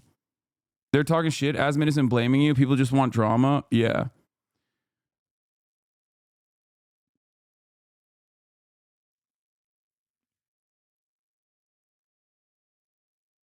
I think his audience probably wants Asmongold to blame me more than just like taking credit for it, because I feel like narratively that plays better overall. But it is crazy to say that there is like inconsistencies in the way that the terms of service is applied, right? When, obviously a panel of content creators from the Arabs podcast, including an Arab Jewish person, were banned for saying that Sabra hummus, designating Sabra hummus as the shittiest version of hummus, somehow being an anti-Semitic hate crime for 30 fucking days is insane. Okay? Absolutely insane. The inconsistency is right there. It's not in the other way. The inconsistency isn't right-wingers are getting a real tough time at Twitch. Real tough. This is the clip that people wanted me to watch. Asmon's audience has literally been taken over by Twitter right-wingers. I remember the DEI shit started. They were elated how Asman is the normie voice for them. Yeah, I know.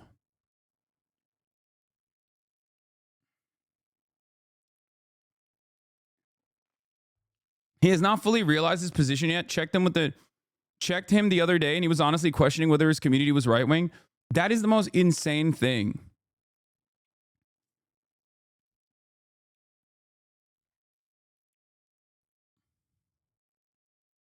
Hasan, stop giving these guys attention, brother. While this isn't close to the Adpocalypse shit, it is like a treacherous territory. I do have to speak the truth. Like, what do you mean? Nah, I should just let one of the largest content creators on the platform just straightforwardly fucking drive the narrative off of a fucking cliff. That like, that it is I that is responsible for the apocalypse, and not like this rabid fucking community that is literally doing everything and anything and everything they can to you know, openly defame me and try to get some kind of fucking motion in an area where, you know, in an area where obviously I am not anti-Semitic. Like, you can see thousands of hours of commentary on that issue alone that I have dedicated to.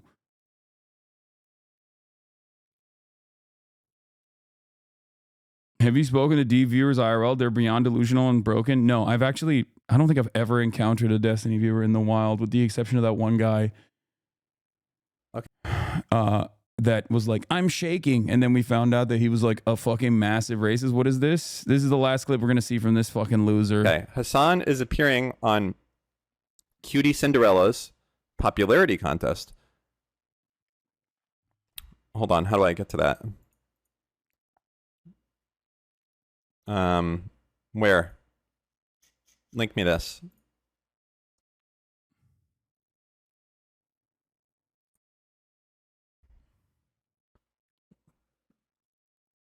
I had a friend who was a Destiny fan. It was a nightmare how much he talked about hating Hasan. Yeah, I mean, that's like most of his content. So it's weird. Like, it's weird that his audience is also that fucking invested in it. Link me. Asman was whatever watching the fuck clips of that AOC is. holding There's no a way. hearing with the Trump admin official. I mean, if Cutie Cinderella wants to fucking host Hasan, that's on her. Oh, I don't give a shit. If Cutie and her friends are all friendly with Hasan, that's their right to do. And as I mean, listen, I'm happy to add them all of their shit. If they want to support like anti-Jewish, I'm gonna add you into the list. What are you doing, bro? Do you hear yourself? Like, brother, you gotta take a breather. You gotta step outside a little bit. Holy shit. Like, what do you mean? What do you mean? It's like, wow, if you're hanging out with Hasan, the terrorism lover, well, it seems like you are about to be on the list. Please, man. You're, again, pushing 50. What the fuck? Oh my Lord. Yeah, you know how I always speak about how I wish a lot of people that operate like this online well, like I want them to get better. I want them to not be this invested in this fucking operation. And I feel like they'll be happier overall. I don't think we can save this man.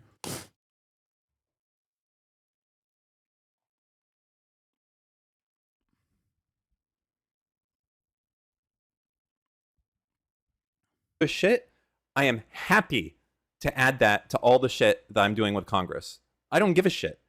Hasan creates fucking terrorists, okay? That's a fact. He creates terrorists. He creates people that fucking hate Jews for no other reason.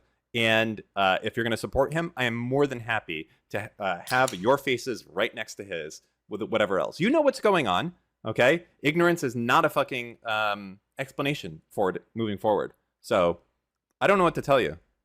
I don't. The terrorist vibes might not be as poggers as they were in the past. That's all I'm going to say. Yeah, dude. I want to terrorize America with some fucking healthcare, baby. Yeah. Isn't that just open defamation? Dude, we live in the United States of America, okay? Wait, didn't he say you weren't his target like 2 clips ago? Yeah, of course he doesn't care about anything that he's saying, okay? He's out of his fucking mind. Yeah, why does this clown and D sound identical? Their brains are melted. That's why.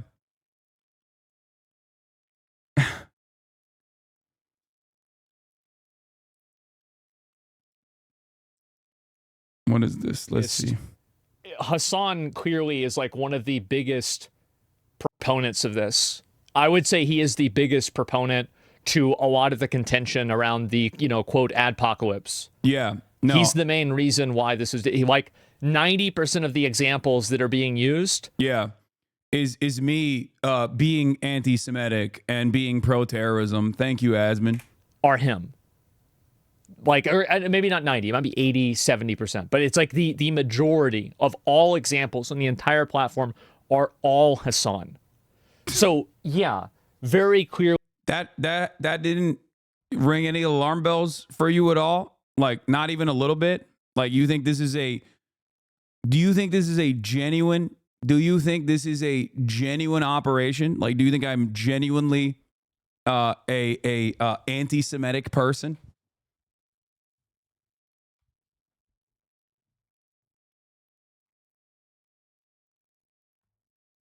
$700 upvotes, 300 comments, top of LS7 50 minutes. Of course, dude. The method is always the same.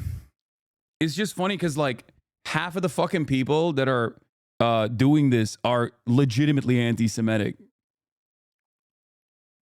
Like, actually.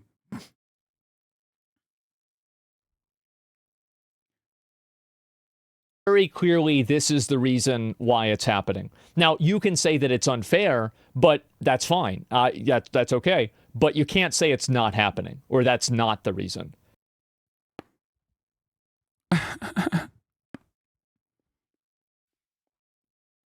Talk to Asman again. He's getting brain broken. I don't think I can change his mind.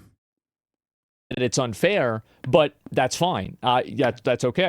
Of course, I think he probably knows what's going on. I mean, of course he does.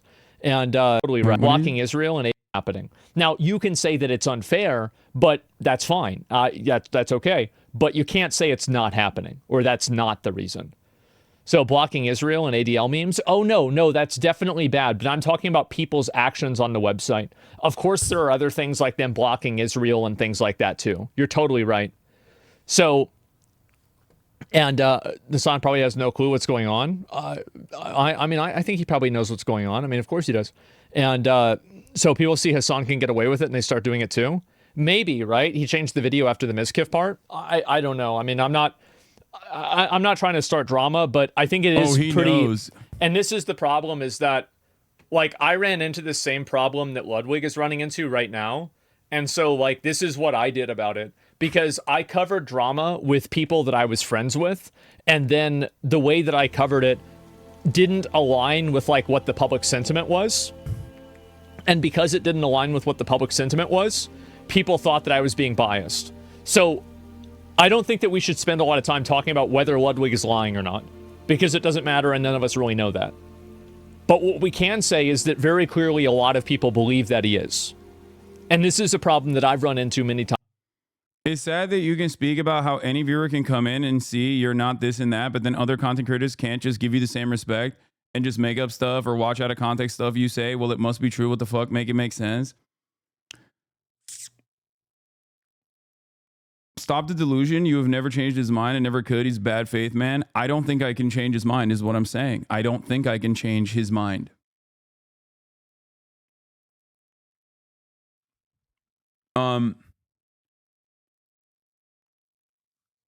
Streaming looks like such a bad environment. Drama destroys friendships and community. Is really making me sad for real. I don't know why they keep saying they block users in Israel. I literally made another account on the 9th of June I think that there was one method that was blocking new Israeli viewers from creating a new account, but it was also Palestinian viewers as well using the same ISPs. No, don't talk to him again. Not to tell you how to partake in your relationships with other streamers, but if I were you, I would never give this fuckface the time of the day. Respectful combos. Seriously, I'm so sad that it's happening to you, mate. Regardless of how you feel about it, how you feel about it yourself. I don't think it's as big as a deal as like we are making it in our little echo chamber, is what I'm saying. I don't think that we're. Yeah, email account formation was blocked. Phone number still worked. But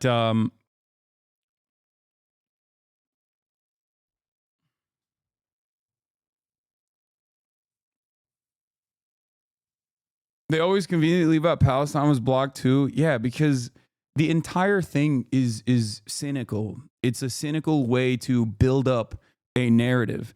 And it hasn't actually worked. Like, it hasn't really worked that much, which is why they're pissed off and they try to like tack on new shit. And they're just going to keep trying to pile it over and over again. And not only are they making stuff, not only are they, clipping shit out of context, they're just straight up lying now. You know what I mean? I showed you the examples of like the anti-Semitic meme that Dan Saltman posted saying that like Twitch is doing anti-Semitism. They put Nazi music over a clip of me and Nick to make it seem like I was playing Nazi music. It's there is no end to the depravity, is what I mean. Like, they don't care. They doctor chats. Like, they don't give a shit. But like, you have to understand, these guys are doing the same fucking shit that like people used to do during the Gamergate era,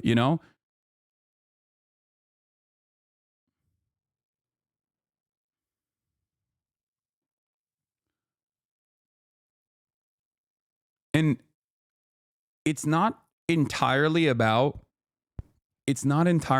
like Israel either. I think that a lot of the people that are doing this saw that there is at least enough like there are enough like people with institutional legitimacy that are on the pro-Israel side that will take any opportunity to fucking silence criticisms of Israel. So they've attached themselves to this meta. They've attached themselves to like the ADL because they know that like the ADL will come after any organization that is critical of Israel. And, they do have some level of motion. They're not as well respected as they used to be. I have a few clips you should see from these guys. Who do I send them to? You can send them to the mods. Going after the Z word is such a straw man for talking about why an actual genocide is occurring or allowed to occur. Yeah.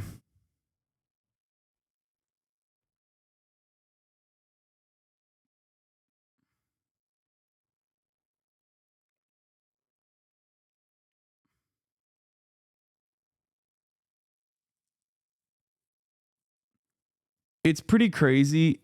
Like I said, it's pretty wild because like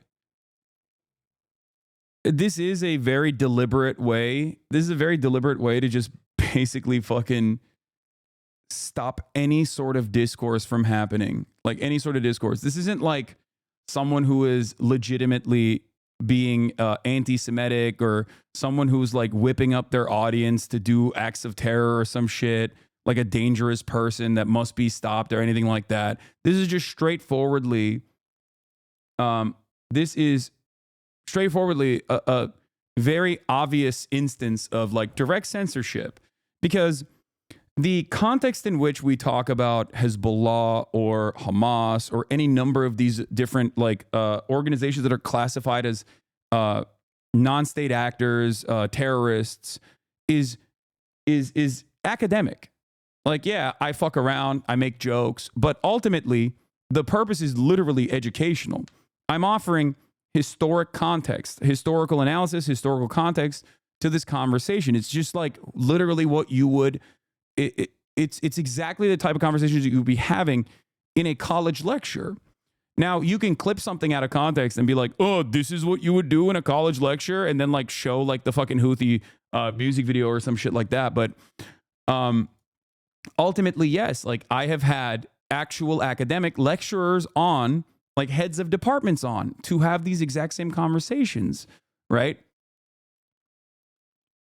And that is what their gripe is. Their gripe is, I don't like that you're talking about this. Well, some people's gripe is just that I exist and am able to be successful in this space, and they just want to stop that to the best of their ability. But other people like ADL and all these other places like that will, other organizations that are, you know, attaching themselves to this very obvious like smear campaign, they're doing that because they don't want any sort of discourse to exist.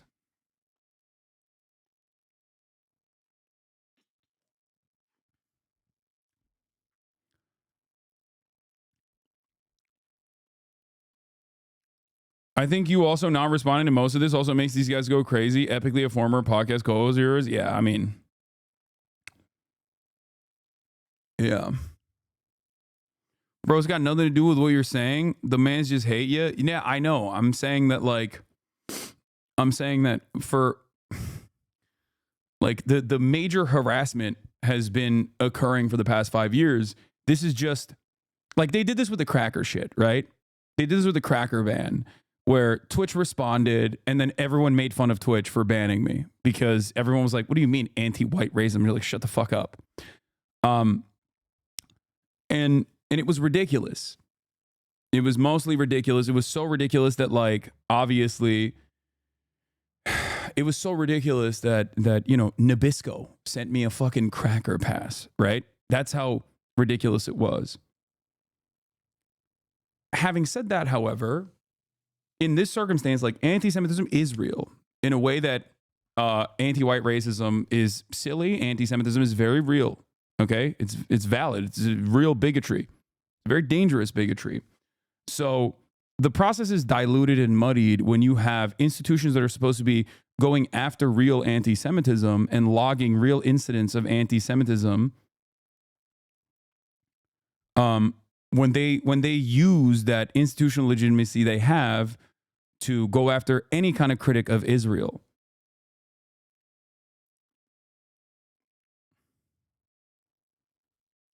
And that's precisely what's happening here. It's just like a couple positive anecdote about how to help someone examine their anti-Semitic. Hasan Abi checked my anti-Semitism. Help me check my anti-Semitism. I'm a brown dude that grew up in a religiously Muslim conservative household and country. It's common to hear sentiment Jews control the media. Jewish people are secretly in charge of the global financial order amongst people here. It's also easy to go along with and pair the talking points of people around you, and it's difficult to completely uproot an idea from your head that you've been brainwashed into believing because you've heard it repeated over and over from the moment you were born. I spent a good chunk of my life thinking this generalization was true to some extent. However, my understanding of the issue completely changed after hearing Hasan speak on the issue multiple times. Hasan helped me identify that Jewish people, much like Muslims, are not a monolith. They're a diverse group of people living all across the world with completely different worldviews and upbringing from one another. The only common denominator is their religion, and even that is a questionable denominator at best, since people are religious to varying degrees. Hasan helped me broaden my understanding of anti-Semitism, where it comes from, and how it's been historically used as a tool to dehumanize Jewish people in order to commit atrocities against them. I now see Hasan cynically being labeled as an anti-Semite, and it's hilarious to me. It's hilarious because Hasan actually helped me empathize with and better understand Jewish people, much like he did with the trans community, a story for another time. If I watched and I listened to the people that labeled him an anti-Semite, I would have never even have been able to examine my own anti-Semitism because these people never educate their audience on the issue. They don't want to talk about identifying it or how to combat it. They just use anti-Semitism as a debating point or when they're cornered in a discussion.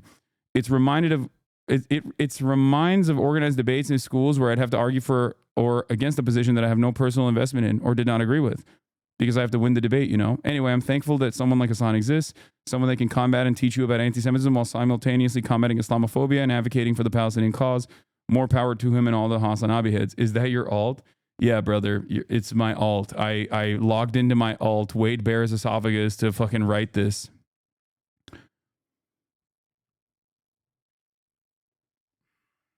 That's my job. My job, my primary goal, okay? My primary fucking goal is if you have anti-Semitic tendencies, I'm here to eradicate that. I'm here to help. I'm here to help you question your social conditioning, how you arrived at that point and why it's wrong. If you have transphobic tendencies, my job is to explain to you why this is wrong. Okay? And I think I've been quite successful in doing so. And that's why I have this wonderful community that has grown over time. The people who are not happy with it are likely the same group of people rooting for harassment campaign that led the so-called Adpocalypse. Also, do we really have legit confirmation of an Adpocalypse? The first I heard of it was a campaign with Dan Sullivan attacking Twitch CEO because he couldn't unban Destiny. They have now morphed into calling the most TOS informing platform anti-Semitic while ignoring YouTube and Kick. To add a little more context, Dan had an axe to grind because he's also Jewish and Hasan was displaying terrorist propaganda. Okay.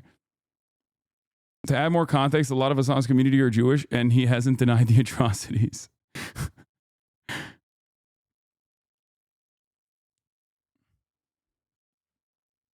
Yeah, it's a cynical campaign claiming to stand against anti-Semitism where their advocacy Discord group stops it criticizing Hasan. That community generated a bunch of bot messages and sent them to advertisers.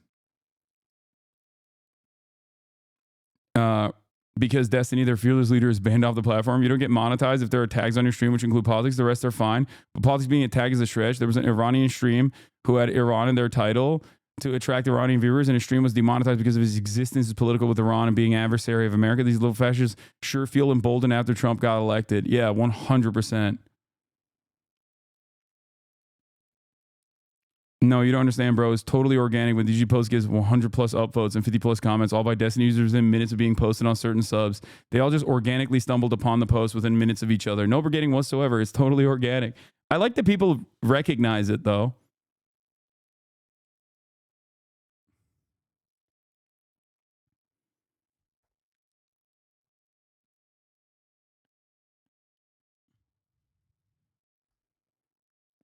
People really love to hate Hasan, huh? I don't really like the guy, but to act like he's the reason advertisers are pulling out and not the guy literally instructing his followers to spam email advertisers because of his personal grudge is insane.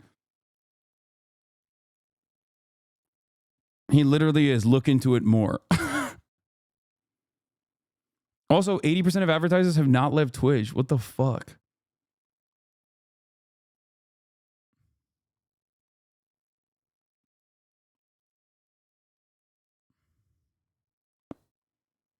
I'm not even going to watch the Ludwig video. I don't really care. Everyone has criticized this so much. Let's move on to some real news, okay? Number one, last night, UFC took place. Okay?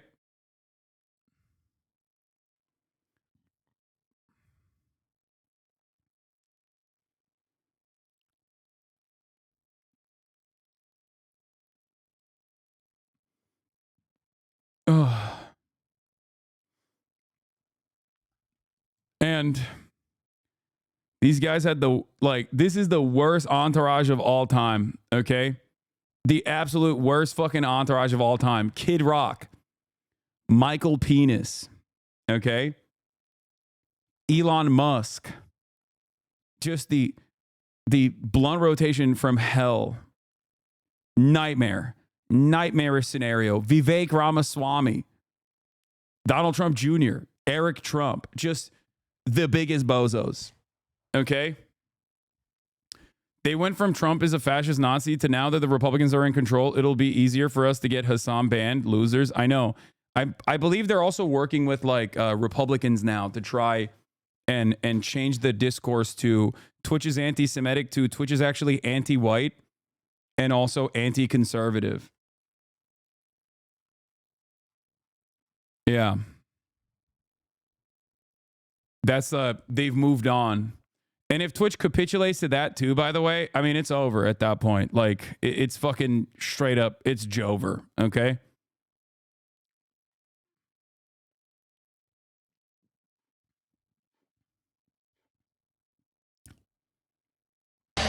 Dude, look, the thing is, there is a very real story here. Okay.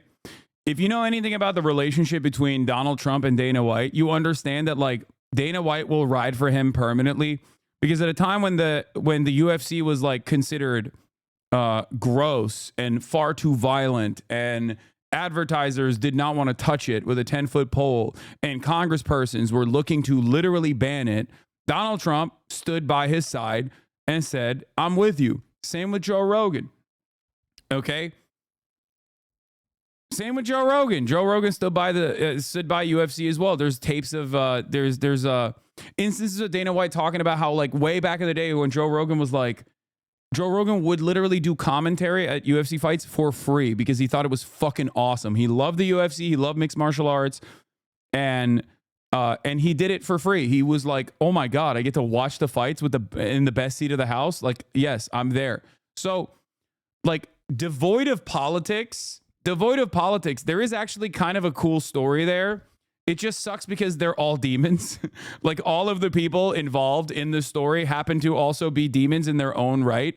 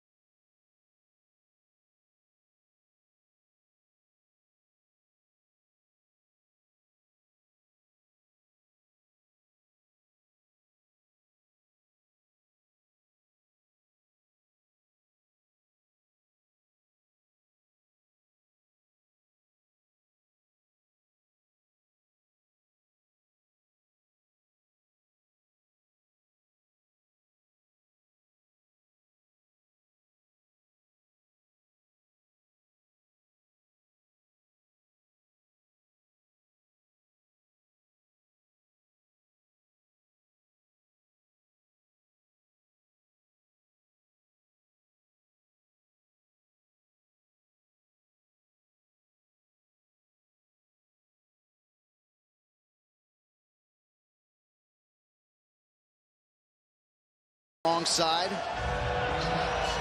The other part about this story is that, oh, there's Aiden Ross, by the way. The other part about this story is that I also think like the UFC's cool. I think mixed martial arts is cool. I do. I think it's dope.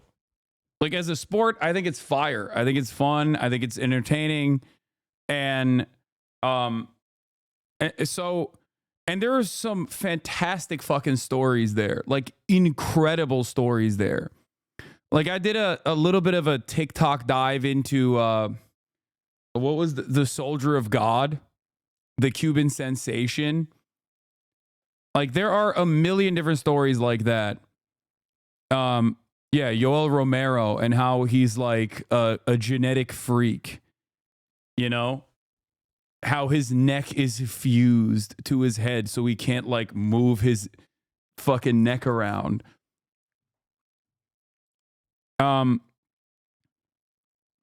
It just sucks because like the fan base is so hog-like.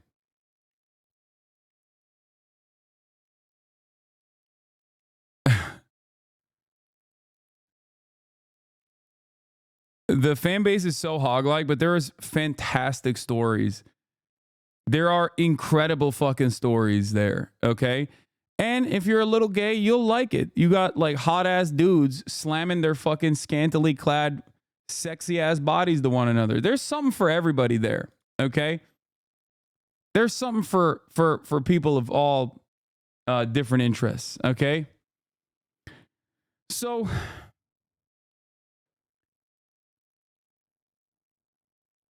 my point is, it's a cool franchise led by the worst people, unfortunately. And it is also, unfortunately, comprised of some of the dumbest people as well when it comes to their own personal politics. Expected, but still somehow incredibly cringe to see John Jones eat Trump's dick so fucking hard, by the way. Like, not to get too invested in the you know, MMA fandom memes, but god damn, dude. I mean, it's not that surprising. He really is the next Hitler. Are you talking about John Jones or are you talking about Donald Trump?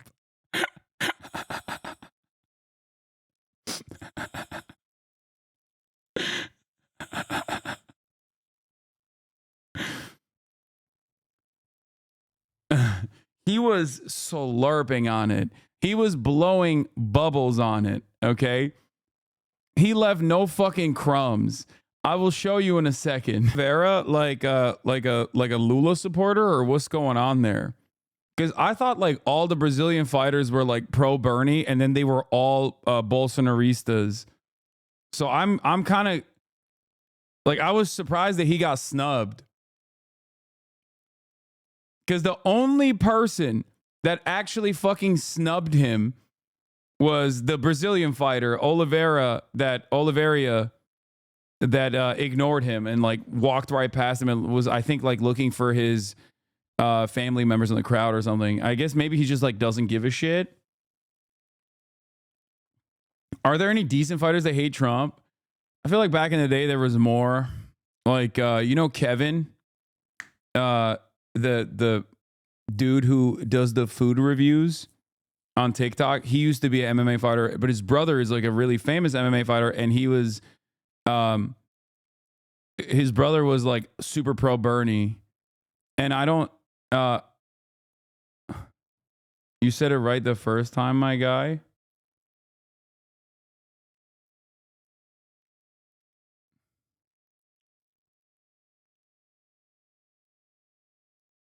Or not Kevin. Kevin Lee likes Trump now. Sorry, I said his name right the first time. It's Keith Lee, who is the TikToker, who also was an MMA fighter, but his brother Kevin Lee used to be a big Bernie bro, and I guess now he's like pro-Trump.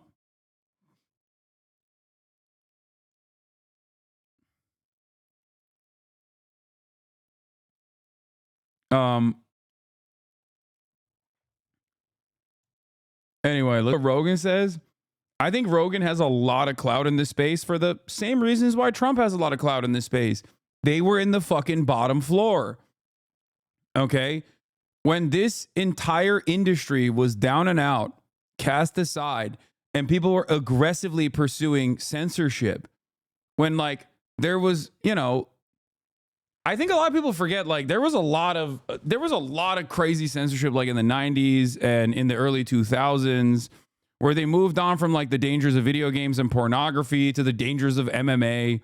And MMA was not very well liked. I still remember that because like I remember also kind of getting caught in that meta and thinking like, at first thinking that it was kind of cool, and then thinking maybe it's a little too violent. Like maybe it's a little too violent. I wonder if they're like actually promoting, gross violence. And John McCain, famously called it human cockfighting,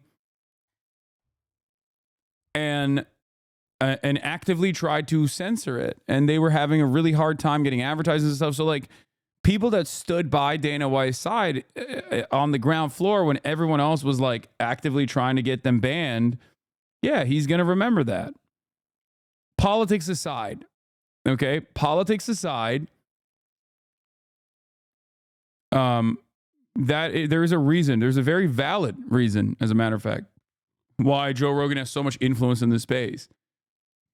And there's a reason why Donald Trump has so much influence and prominence. Even the belt at the Ultimate Fighting Championship was handed to the president-elect in this homecoming parade in New York.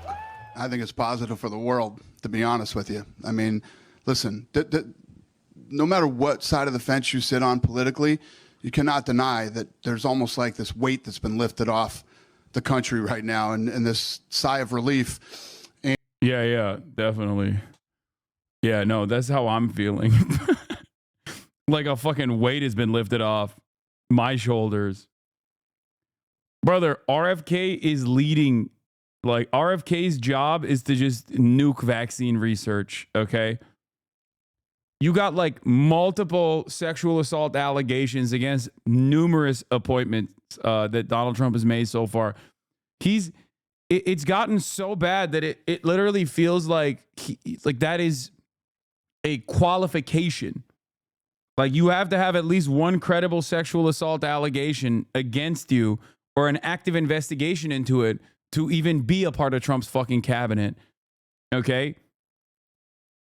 Like, it's shocking how bad it is. Donald Trump's cabinet is either cranks or war hawks, okay? And nothing in between. Like, the competent administrators are the war hawks, and you see like a lot of the media kind of drop the ball on that front, where whenever they see the war hawks like Marco Rubio, they're like, oh, well, he's great. He's going to be great. We have no issues with Marco Rubio. Like, that's what I listen to NPR, and that's what they say. And then the rest are just like fucking insane cranks like Tulsi Gabbard or RFK Jr.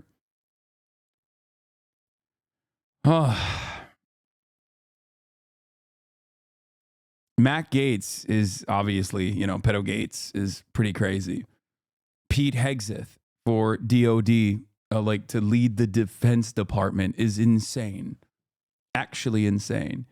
Tulsi is a war hawk, though. Is she not? Yes, Tulsi is both a crank and a war hawk. A twofer. And things were already getting better. He's not even in there yet. Yeah, John Jones did the Trump dance after he won his fight, and then he even continued with the glaze, like just maximum glaze, by handing his fucking title belt to Donald Trump. Okay, I cannot. Oh God, the dick riding, dude.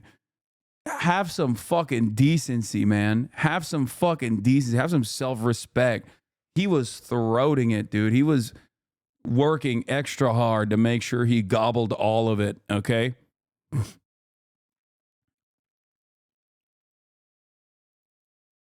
Here, look at this. Incredible moment of respect when John Jones handed his UFC championship belt to President Trump. The culture was changing.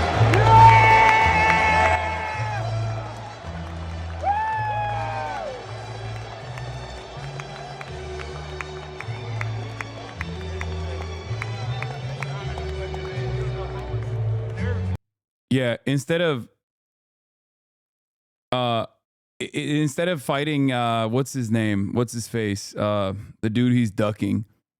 That's like younger than he is. What is his name? I'm forgetting. Oh, Thomas Aspinall. Yeah, instead of fighting Tom Aspinall, he's gonna retire and become a part of Trump's cabinet. Oh, yeah. Yeah. I know the meta. I know the fucking memes, okay? John Jones gave him the belt as a down payment for a future pardon. Yeah. He just does not want to fight Thomas Aspinall, but it seems like Dana White, regardless of how much he wants to have sexual intercourse and probably does have sex with John Jones, has said that is the next fight for him.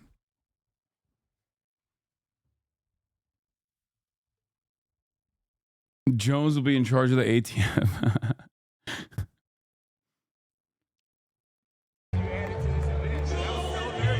A guy that openly, to the point where it's memed about beating his wife, of course, gave his belt to the #1 lover of wife beaters. Yeah. Don't worry, Chuck Schumer was slurping him too. Wait, what?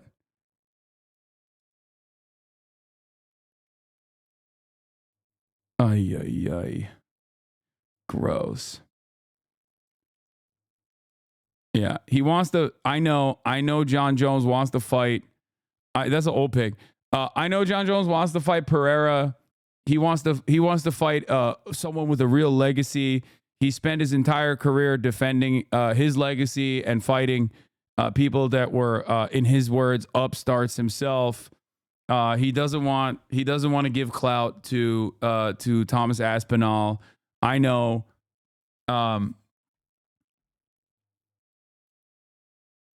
Pereira is 10,000 times better than Tom. No, that's false. No, that's what his argument is. That's what he's saying.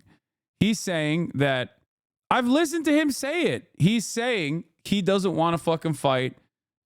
He doesn't want to fight Aspinall because He doesn't want to give him clout. He doesn't want to fucking. He does not want to be the guy who ends his career to launch his own career, which I feel like is another. As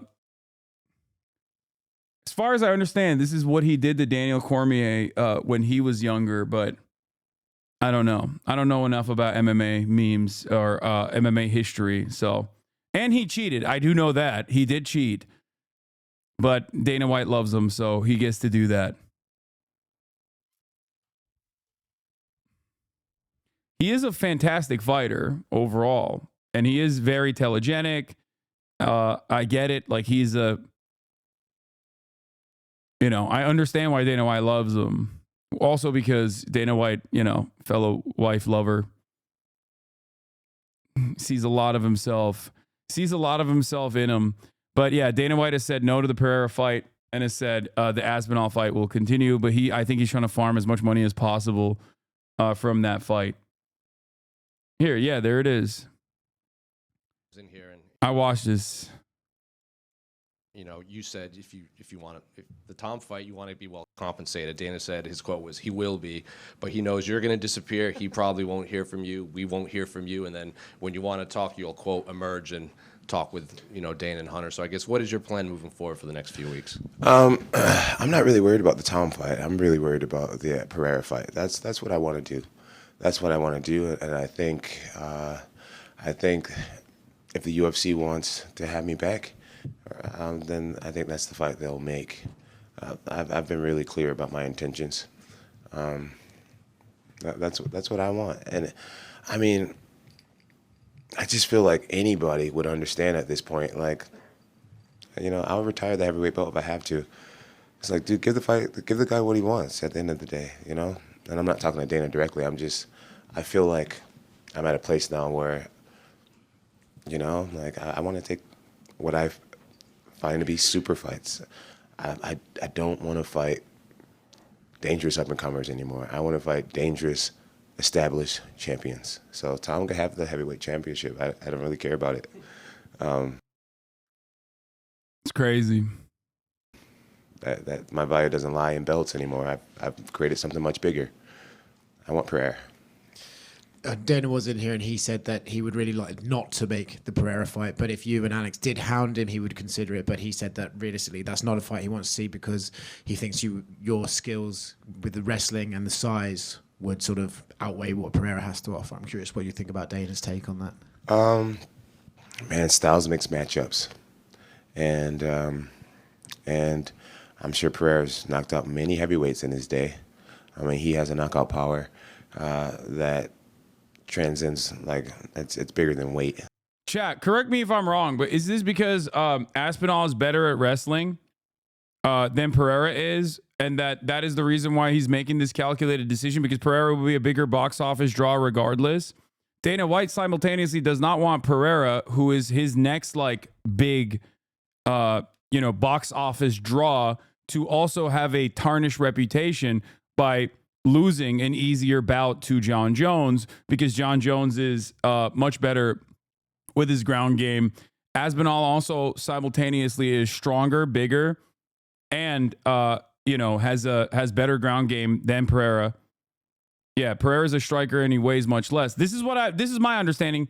And like I said, I'm not the most like well-read on this stuff, so I'm relying on you guys. You can correct me if I'm wrong, but that is my understanding of the situation. I also do understand why Dana White loves John Jones, because he is a freak. I mean, he is both a freak on the streets and a freak in the sheets, as in his own personal life, but also a freak where it matters. Like he's, a incredible fighter. Cheating or not cheating doesn't matter, right?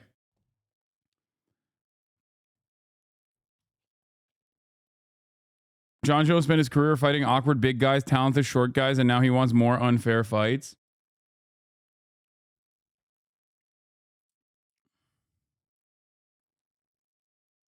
It's way too much risk for someone that has no name. John cares about his legacy. It's not that serious. John made his career destroying the legends of the sport. Of course, he knows he's older, so why would he risk that? Yeah, no, I get that.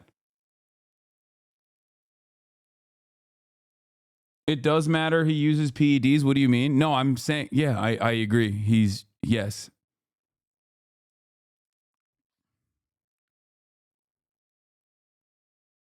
There's also the issue of the lineal heavyweight belt versus the interim belt, an issue that began when they pushed Francis Ngannou out of the company. Yeah, and I have heard Dana say if John Jones ever wants to fight again, he has to fight Tom Aspinall.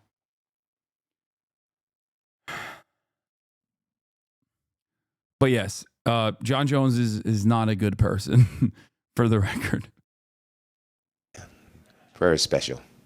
And for me, it'd just be worth my while fighting. And for the record, I think a lot of people maybe even talk about, like, a lot of people defend him because he's such a fantastic fighter, regardless of how bad he is as a person.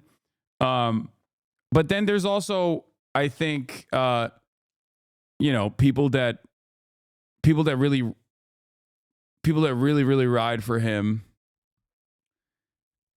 As far as the Thomas Aspinall thing, like, he's like, oh, I hate him. He seems like a bad person. Like I said, I don't know too much about the sport. I'm not the most well read, but I feel like Aspinall, I've never seen him say something that's like shitty or even remotely as mean as like what John Jones has said on a daily basis. Like, he seems like a super chill dude.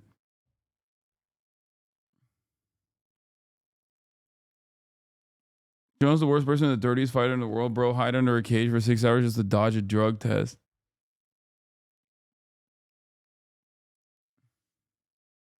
Against Pereira. People can call me DC's reaction to not being able to fight Jones is always heartbreaking to watch. DC still wanted to fight him after learning he tested positive for PEDs. Yeah. a duck and a chicken. I'm going to go home and cash a massive, and I'm sure Pereira's knocked out many heavyweights in his day. I mean, he has a knockout power that transcends, like, it's bigger than weight. Pereira's special. And for me, it'd just be worth my while fighting against Pereira. People can call me a duck and a chicken. I'm going to go home and cash a massive check. And so the duck and chicken thing is kind of funny.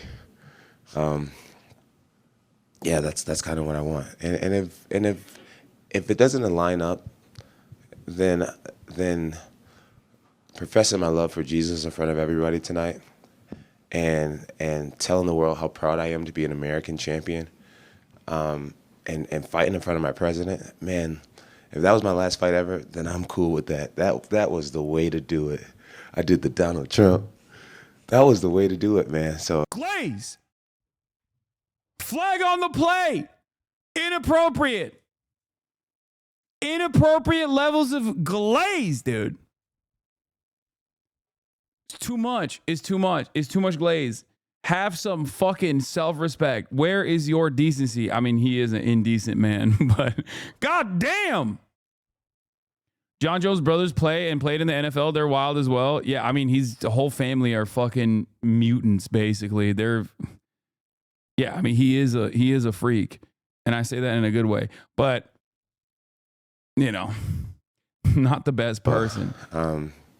I think one of the really good things about negotiating is being willing to walk away from a deal.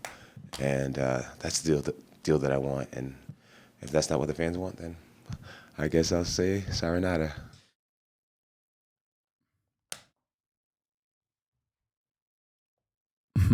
Why don't you join the UFC? Why would I fucking do that, man? I'm not trying to I'm not trying to get CTE and then, love Donald Trump.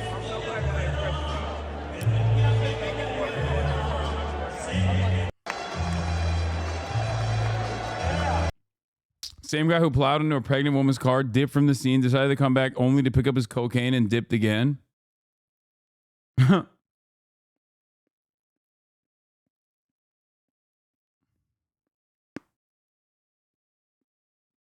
Yeah. We need some liberal soy boy fighters to fight in our honor.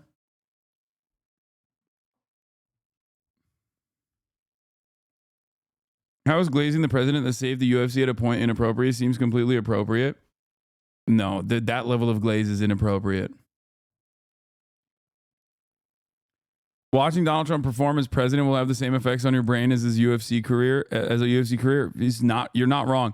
Anyway, another thing that happened. We'll watch the Channel 4 convo, but this happened afterwards, which I thought was really funny as well. RFK Jr. slamming fucking McDonald's. Rallied to the billionaire Elon Musk, who funded him and will join his administration. This was a work social with the boss. Donald Trump's pick for health secretary, Robert F. Kennedy, even asked for a selfie. But one colleague was absent. The news anchor Pete Hegseth is the man in line to be Trump's defense secretary. He has been accused of sexual assault. Now his lawyer confirmed that Hegseth paid the woman in a settlement, but denies any wrongdoing. President Biden was making his farewell tour. We are the most important alliance or most important relationship in the entire world. And how we get along together is going to impact the rest of the world. But President Biden's successor may be less conciliatory.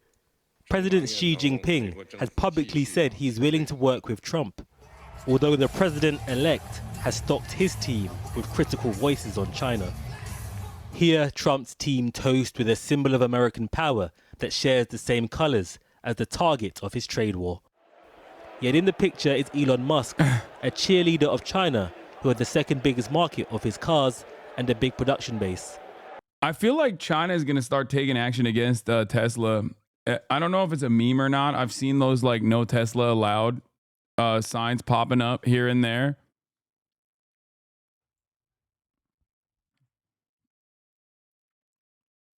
For what it's worth, the guy Jones destroyed last night was a longtime day one MAGA hat wearing dude.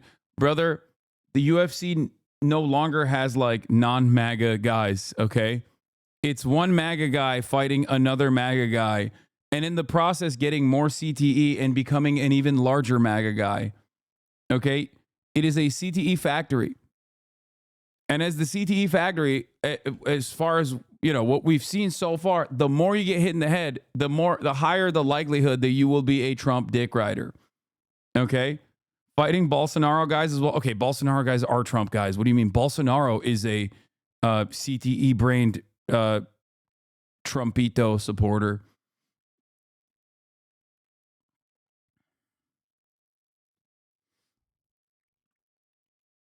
Why do the bigger MAGA guys simply not eat the smaller MAGA guys? They do. They do frequently. That's part of the process. Truly make America great. Underneath the theater of the Trump campaign are big questions over how far the reality will resemble the rhetoric.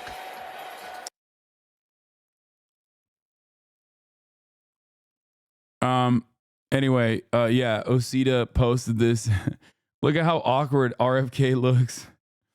My man went from like, we need to eliminate processed foods to, yes, Mr. President, I'll have some of the garbage slop, the processed slop. Yes, I am very much enjoying it.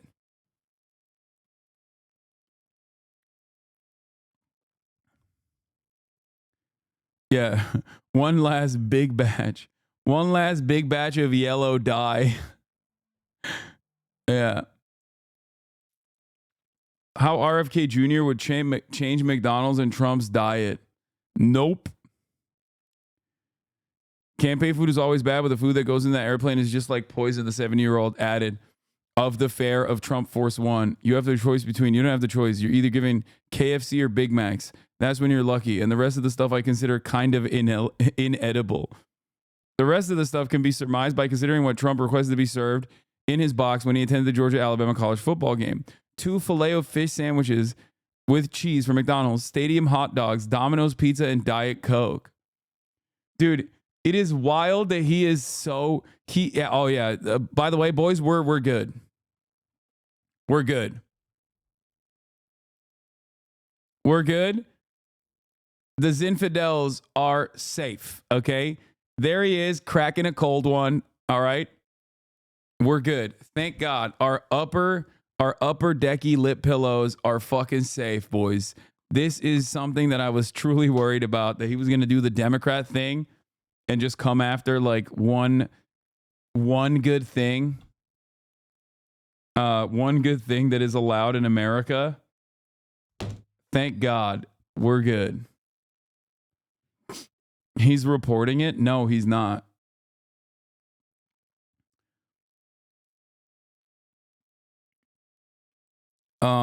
Anyway, he ain't stopping Donald Trump from eating that garbage, okay? Let's be real.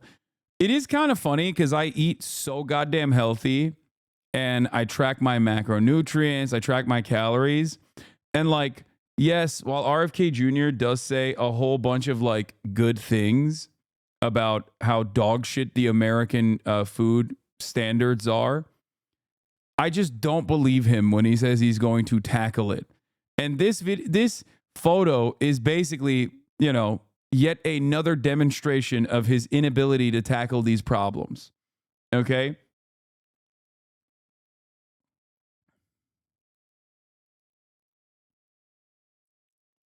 Do you think Trump would do Zin? He would die. I just ate a spicy deluxe chicken sandwich, mango pineapple smoothie, large fries. Shout out to America. Yeah. Oh, can we watch Charlie Kirk being a dumbass? Israel is the only moral country in the Middle East. So where else can women serve in government in the Middle East? Wait, everywhere. What the fuck? What a dumbass. Like, what? Literally every other country. I think like they might even serve in the Saudi government. Like, I don't know, probably not, but like they what the fuck?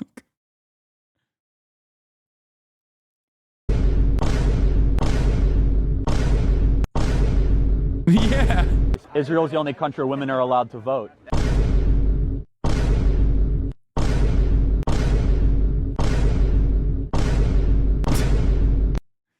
Like, Turkey had a female prime minister like 40 years before America even had like a major party candidate run and fail against Donald Trump.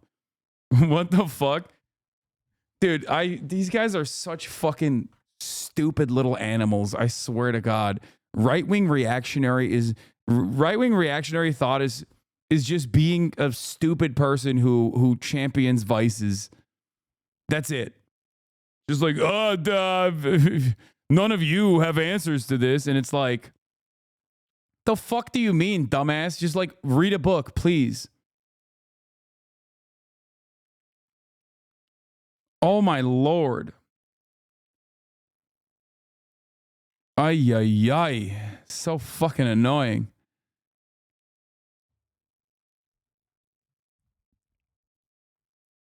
Tansuchilar isn't really a win, bro. Come on. Brother, if you think that I care about like, aesthetic representations, like diversity for diversity's sake, or just simple, like we got to put a woman in charge type attitudes, you're wrong. But I'm saying that that's the metric that he's judging these countries off of. And even on the fucking metrics that he wants to judge countries off of, it doesn't matter. Like, he's still wrong. Okay? If they pay you a crazy amount, are you going to stop voicing for the people? Brother, that is a funny ass question to ask me. Not only is the answer no, but they have literally given me opportunities time and time again. I refuse to take on advertisers that are offering me millions of fucking dollars, okay? Also, why should I? Like, I already get a fucking crazy amount of payment from you guys. Like, why the fuck? How is CNN gonna fucking offer me a contract? Like, my subscriptions, you guys, my subscribers, is a permanent opportunity for editorial control, and gives me so much freedom to move and navigate in this space where, like, if they come after me for one reason, I can go somewhere else. You know what I mean? That's it. That's why I'm not super fucking worried.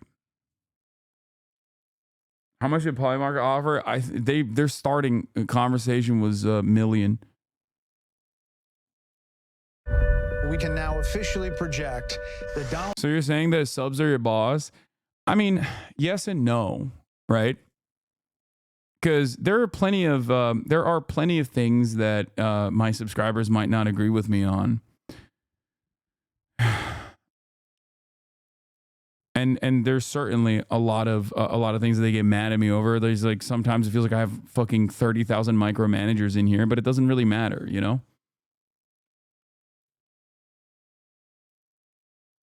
Donald Trump will become the 47th president of the United States. He will be going back to the White House.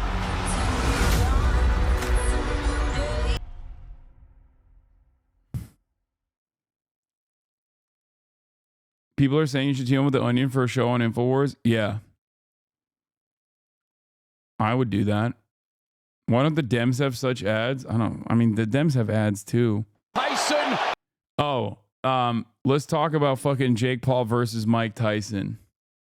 I didn't get to talk about this yesterday, but my disappointment was immeasurable. Okay?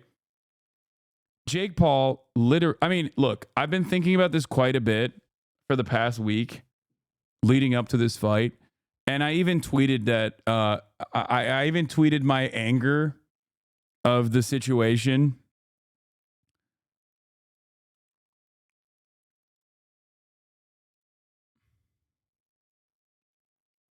I even tweeted my anger of the situation leading up to the fight where Jake Paul was like saying some fucking stupid ass bullshit. You look sadistic in this light? Wait, what? The fuck does that mean? I don't even know how to respond to that, dude. Yeah, when Jake Paul was like talking about fucking for liberty, for God today, I was like, dude's fighting a 58-year-old man. And it feels like, it just felt so weird. It felt so weird watching this shit because like it literally felt like elder abuse. It felt like Jake Paul did this elaborate bit to do elder abuse. And I feel like it's going to backfire on him because like this is not him like ending the legacy of Mike Tyson, even though so many people were very clearly watching for Mike Tyson and you know, wanted Mike Tyson to fucking chop Jake Paul's head off. It felt like you know, again, Mike Tyson is another person with a lot of fucking, you know, baggage, to say the least. To use the nicest terms possible. It felt like, regardless of his background, it felt like Mike Tyson is like a deity almost in this sport, right? For boxing. He is a boxing legend, right? And is Mike Tyson based? No, I wouldn't say that. Okay. But I think that the condition that Mike Tyson was in at the age of 58 was so sad. Was so fucking sad that like he couldn't move. He had no footwork whatsoever. It was obvious. Like his upper body is fine. He could like move around a little bit. But like he couldn't make up the distance. Jake Paul obviously had a reach advantage over him. And ultimately, like, I mean, he tripped on his fucking walkout. You know what I mean? He looked sad the entire time. And for me, like watching Mike Tyson, just a shell of what is a former glory represented for boxing, it just made me sad. It just looked, it literally looked like, you know, Jake Paul was beating on an elderly man.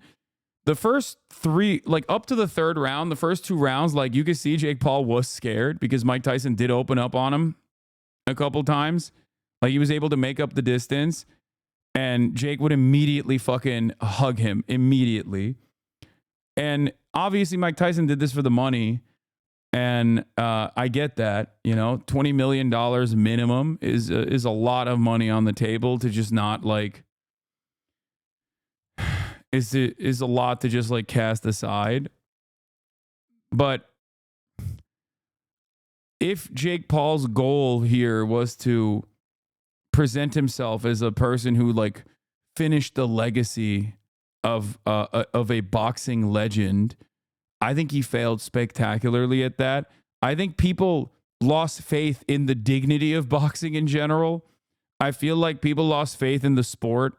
I feel like people definitely are grossed out by the gimmick fights that he puts on. And yeah, I don't know. Like even it felt like the third round, it shifted, right? Like the third round, in the third round, it shifted when Jake Paul started opening up on Mike Tyson a bunch of times. And I felt like it just looked ruthless. It looked awful. It looked silly. Like you watch this guy who couldn't move. You know what I mean? His legs were just simply not working. And he would just like slowly walk up and try to fucking get a couple shots on him. The Taylor Serrano fight before was fire. Yes. It was sick. That was the best fight of the night. Was it rigged? I mean, it's as rigged as you can get fighting a fucking 58-year-old man, dude. What do you mean? But like I said, if your goal in that night was to, you know, show yourself as someone who was able to like end the career of a boxing legend, you didn't do that at all. And what kind of like respect you might have had, what kind of respect people might have had for Jake Paul as like a decent fighter, and he certainly is like a decent fighter, to be able to hold yourself up against someone who is a boxer like Tommy Fury and still lose, but like to be able to go, you know, to be able to fight someone like him, I think shows that like he's not just some fucking average dumbass YouTuber. Okay, I will say that. I'll be endlessly charitable here. Okay, and now all I'm saying is he's not as bad as Logan Paul at boxing. Okay, but having said that, this was gross. Okay, this was 100% gross. And I think a lot of people, it left like a bad taste in a lot of people's mouth. You can see Jake is like genuinely scared. And then after the third round, something flips where he's like, oh, never mind. This is not like a real fight at all. And even he, I feel like, scales it back a little bit. Like, yeah, it just feels like a rich kid. Like it almost feels like what's that guy's name? Jack Donahue or whatever, the fucking kid that like crashed his supercar. You know how he like does a bunch of like weird things? Jack Doherty. Like it felt like a rich kid setting up this like entire sequence to make himself feel better, down to the fucking commentators being like, "Oh, he's a real fighter," and like everyone else that's watching it is going, gross. This is fucking gross. You know, I don't know. That's what I got out of it. Like I felt like this was just like a rich kid who spent a shit ton of money setting up this like elaborate ruse for someone to like fail in front of him so he can make himself feel better. Present himself as like a real boxer. Did he grow up rich? No, Jake Paul did not grow up rich, but that doesn't change the dynamic at all of what he's doing here.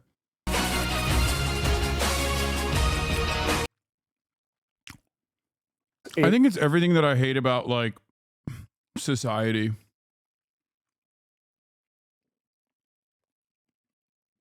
Where like money can get you to like destroy the legacy of someone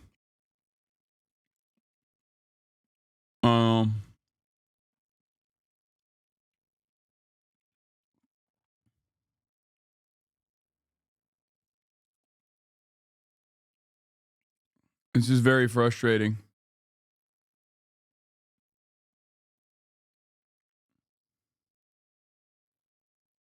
This is the best take on what on that I've seen. Y'all are letting the little girl interview distract you from Mike Tyson trying to tell us I'm taking that motherfucking fall tonight for that bag because I don't give a fuck about upholding no legacy. Well, in your return to the ring for this fight, you are setting a monumental opportunity for kids my age to see the legend Mike Tyson in the ring for the first time. So after such a successful career, what type of legacy would you like to leave behind when it's all said and done? Well, I don't know. I don't believe in the word legacy. I just think that's another word for ego. Legacy doesn't mean nothing. That's just some word everybody grabbed onto. Someone said that word and everyone grabbed on the word, so now it's used every 5 seconds. It means absolutely nothing to me. I'm just passing through. I'm going to die, and it's going to be over. Who cares about legacy after that? What a big ego. So I'm going to die. I want people to think that I'm this, I'm great. No, we're nothing. We're just dead. We're dust. We're absolutely nothing. Our legacy is nothing. Well, thank you so much for sharing that. That is something.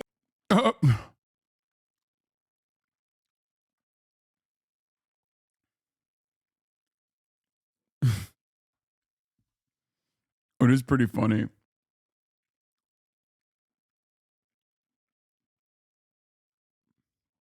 It's pretty funny to say that to a 13-year-old. But Mike Tyson also is the same guy who, when Hezbollah was like play fighting him, picked his ass up and started giving him little kisses because he thought Hezbollah was a baby. Thing that I have not heard before someone say that as an answer. Can you Yeah, because you're 13. really imagine somebody say, I want my legacy to be this way when you're dead? Why do you want somebody to, you think somebody really wants to think about you? What's the audacity? I think, I want people to think about me when I'm gone. Who the fuck cares about me when I'm gone? Well, my kids maybe, or grandkids. Who the True. fuck cares?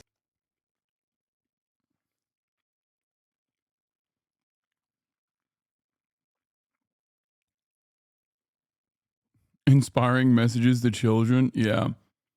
All right. We got the Ukraine stuff, but before I get into that, let's do SNL watch. I heard it's not that good, but we shall see because they've had some pretty solid episodes so far.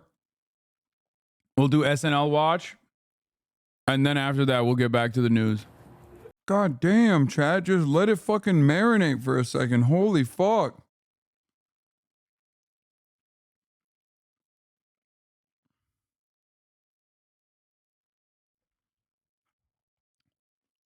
Like, I don't know if it's good or not, but like, it's 55 seconds, please. What is this? It would be so funny if this is the last time he's ever seen.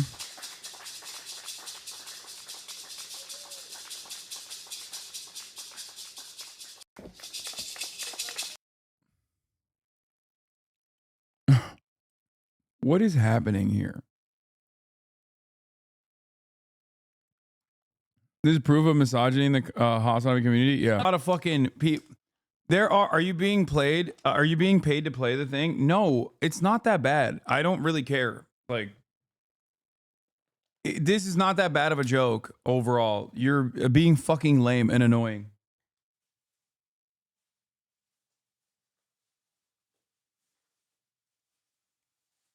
Chatter's literally. I mean, it's not. It's like it's a 6 out of 10.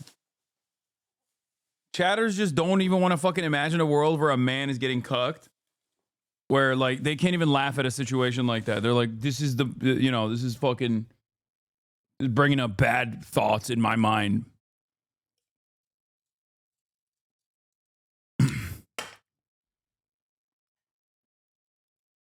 True. Yes. When I say that, everybody's like, Hasan, what the fuck? You don't need to tell 30,000 people that you're jerking off. Like, 30,000 people don't need to know your masturbation habits. But, when Michael Che says it, when he says he's jerking his peanuts, you guys are like, oh, that's hilarious. Haha. That's what experts are saying, Colin. That's what experts are saying. That's what they're saying. I got applause.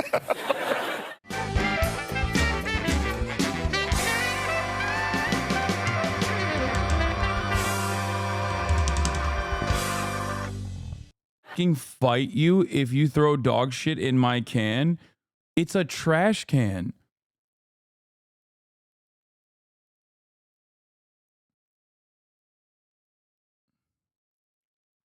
What are you talking about? I work for a trash company and it's called illegal dumping and can result in fines of about $2,500. Oh my God, I'm learning so much. Holy fuck, that is so crazy. People who don't own dogs don't want their cans to smell like dog shit, and I own a dog. Do you know your trash can smells like shit? You don't like...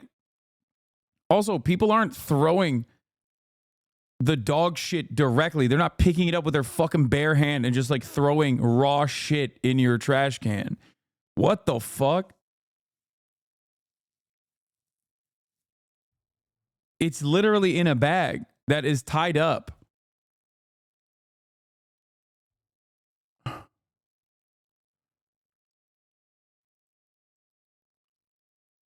What the fuck?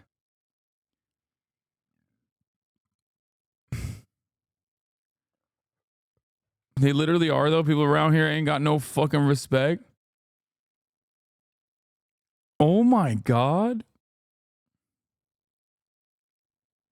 You realize not everyone has trash pickup, right? Some people got to haul that shit to the dump. Of course, they don't want dog shit in the trash. Wait.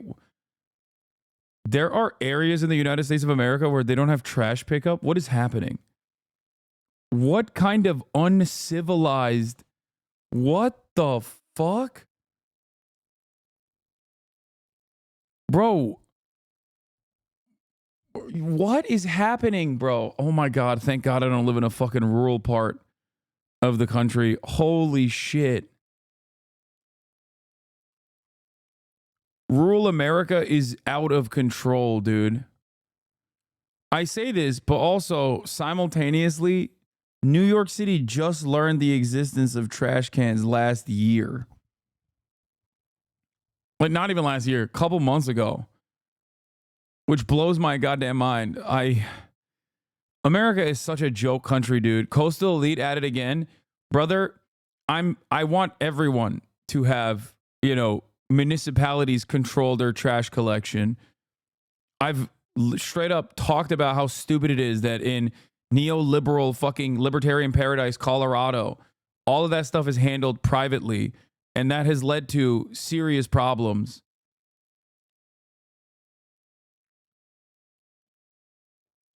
Oh my God.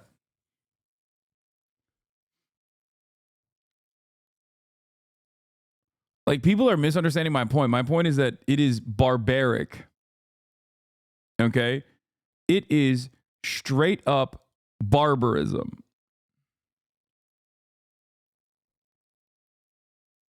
That you don't have municipalities picking up trash.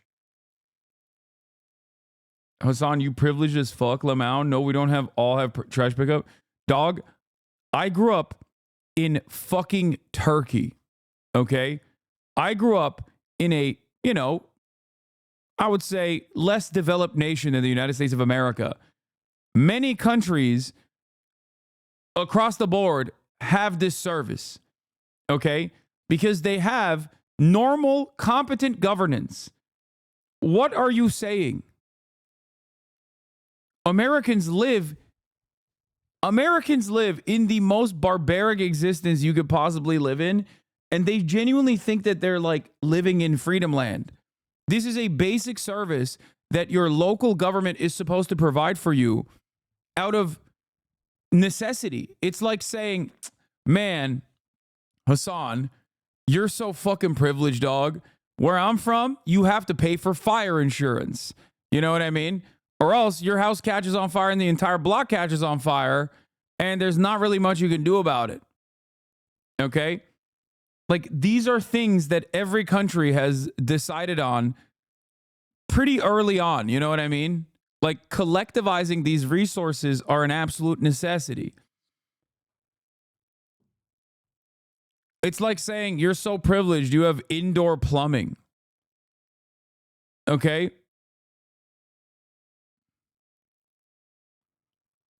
Like, no, dude, you are not understanding this. It is not a privilege It is not a privilege to say that like local municipalities should be handling trash collection.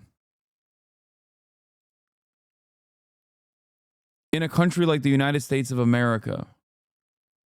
Holy fuck. That's crazy.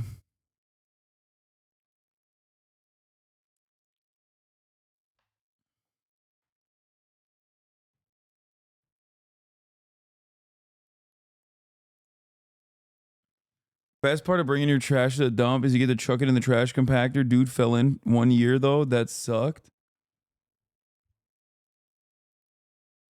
Oh my God. I'm in SoCal. Keep your shit out my can. I'm going to take a direct dump in your fucking can. You got international watchers. Y'all are spoiled, but you should be if you claim to be the richest. You're saying this. I literally lived in Nepal and I'm not crying like some of these motherfuckers. I genuinely don't understand like how the fuck, dude, I'm shocked that like Americans do their own trash disposal. Like there are third world countries. There are developing nations where they have localities engaging in trash disposal. And it's not even a question. Like people just don't even think about it. They're like, yeah, of course it's supposed to be handled by your fucking local government. What the fuck?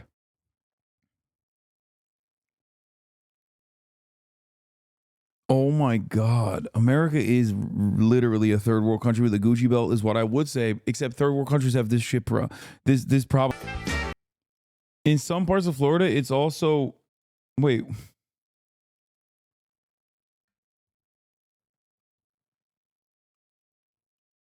Someone said in some parts of Florida, they can't pay for it. And it's like, what do you mean they can't pay for it? If trash pickup is not localized and it's not like, you know, a publicly funded process, it becomes everyone else's problem. That's why you need, you know, these services to be handled by the local government. That's my argument here. Okay. What do you mean you can't pay? It's the same principle behind, once again, having the local municipality handle the fire department. That's the whole point. Because if you expect people to privatize this if you expect people to privately pay into this, all of a sudden the problems become collectivized very quickly. It is shocking to me that the United States of America, the wealthiest nation on earth, has not universalized this solution. Skip. Thanksgiving, a holiday as old as America itself. The Pilgrims and Native Americans.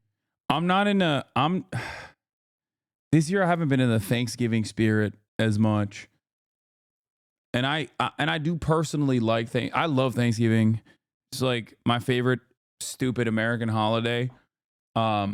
Because, you know, you just sit around with your family and you eat food.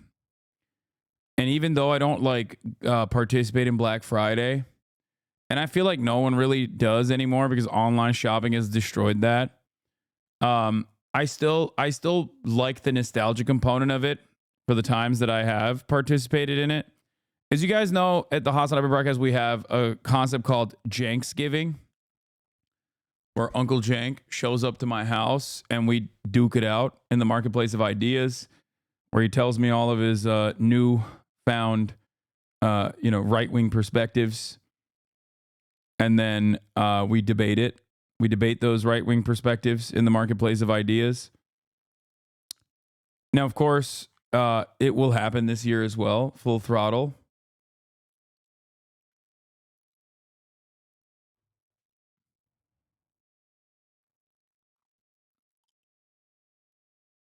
Shaky Gurga, yep.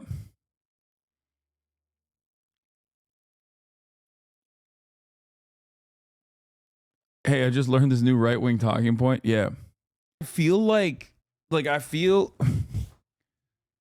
every SNL sketch I watch feels like there's a battle taking place inside of the fucking writer's room where like half the writing staff is young and presenting certain concepts to the senior team that is like also older and doesn't understand those concepts.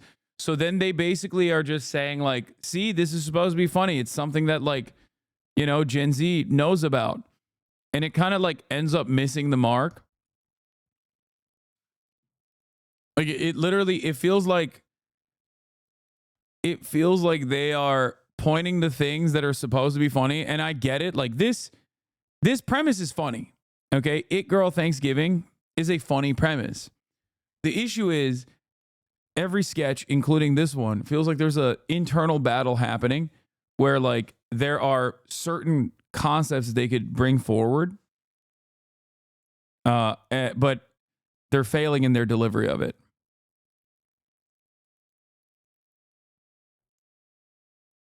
Because it's like, it is overall a funny premise, but the delivery of it is like a little stale almost.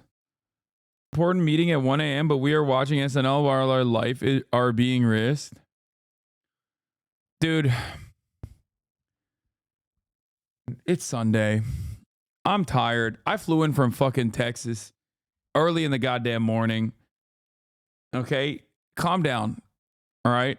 I know you guys are all aching for my commentary in the middle of Sunday Fun Day about how Joe Biden has allowed Ukraine to start targeting inside of Russia as though they feel like this will change the tide of the battle.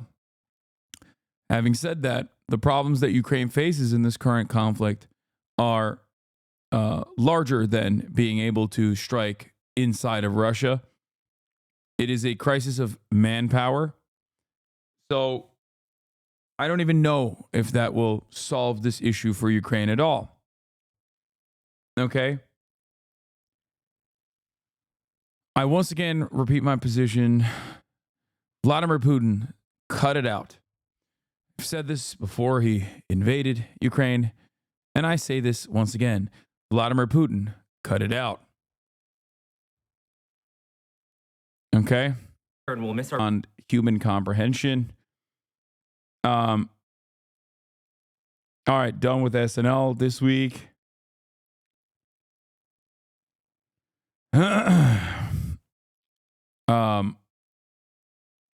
Bring back the dumb stuff? No.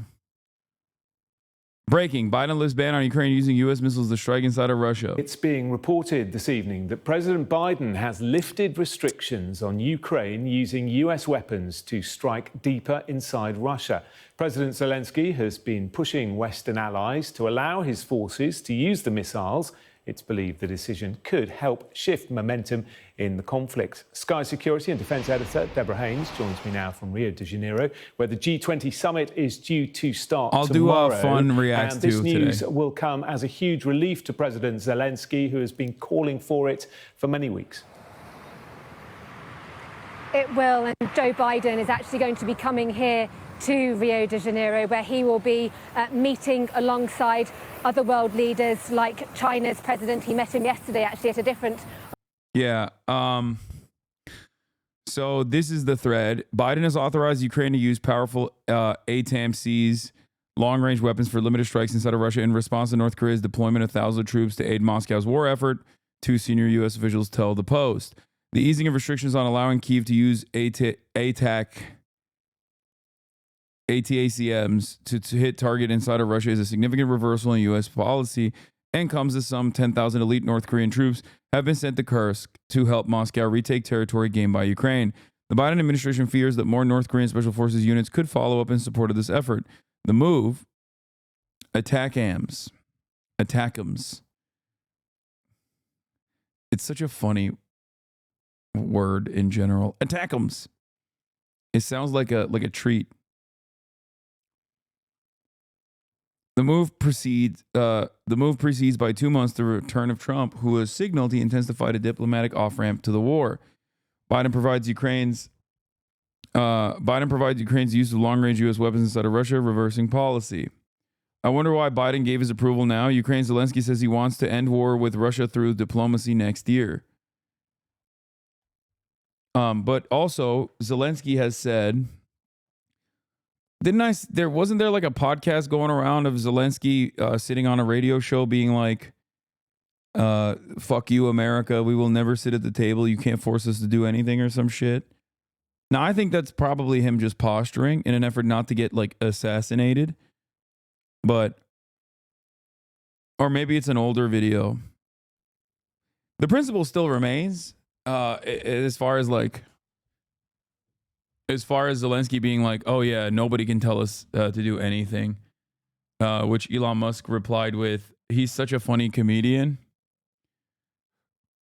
His sense of humor is amazing. Вона повинна бути сильною для будь-якої дипломатії. Хоч Firstly, strong Ukraine. Сильна Україна. Вона повинна бути It has to be strong for any diplomacy. I want to emphasize again. Хочу ще раз це підкреслити. Але США не лише But the USA is not only a potential mediator in the negotiations. Це країна, яка надає This is a country that provides huge amounts of assistance to Ukraine, і яка може спонукати which can encourage us to sit down at the negotiating table. Ми сіли за стіл переговорів. Який What message did you get from Donald Trump during this contact that you have with him? Під час тих контактів, які у вас з ним були. Тобто він, як I mean, він каже, as he says, I will become president and sit down. За стіл переговорів, як це виглядає? At the negotiating table, what does it look like? Thanks for reading for us, bro. Couldn't do this without you. I mean, yeah, there are people who listen and don't watch. There are audio listeners. So yeah, that's why I'm reading it out. At the negotiating table, what does it look like? No, I think he does not say that. Ми незалежна Україна. We are an independent Ukraine, and it seems to me that during this war, в час цієї війни наш народ і я особисто our people, and I personally, in negotiations with the United States and with Trump, Biden, зі Сполученими Штатами Америки, і з Трампом, і з Байденом, і з іншими and for європейськими other European лідерами, leaders have proven that довели, що ми with us, the rhetoric of sit and listen is not working. Що з нами риторика сідай і слухай не працюючи. І це не And this is not because we are like that, but because this is how we should treat any country. Ми такі, а через те, що так ми повинні відноситись в принципі до будь-якої країни, будь-якого народу. Any people, any leader to respect. This is equality. Це, в принципі, рівність, одна з цих цінностей, One of those values that we are fighting for today. I mean, he doesn't say anything like that bad. The U.S. cannot force us to sit and listen at the negotiating table. We're an independent country, says Ukraine President Zelensky in Ukraine radio interview. But I think the way that the Visegrad boys posted this is not exactly the way that he's talking about it. Like the way he phrases it is not that aggressive at all. It's almost not what he said at all. And yet it seems like nobody fucking looked at what he said and just kind of went off on what the Visegrad sourcing looked like, which is always going to be bad. It's fucking Visegrad. They're dumbasses. I thought Visegrad people are pro-Ukraine. I don't want to even get into what Visegrad people are, but they are a propaganda rag in general. So, yeah. His sense of humor is amazing, says Elon Musk. He didn't even fix it. He said his sense of humor. And then he posted a link to the BBC News. Ukraine Volodymyr Zelensky, the comedian president who's rising to the moment. It's made up to sound like attack him. Zero evidence of Koreans. Putin said the RF will use nukes if there comes a lot of missiles flying since they can be nuclear.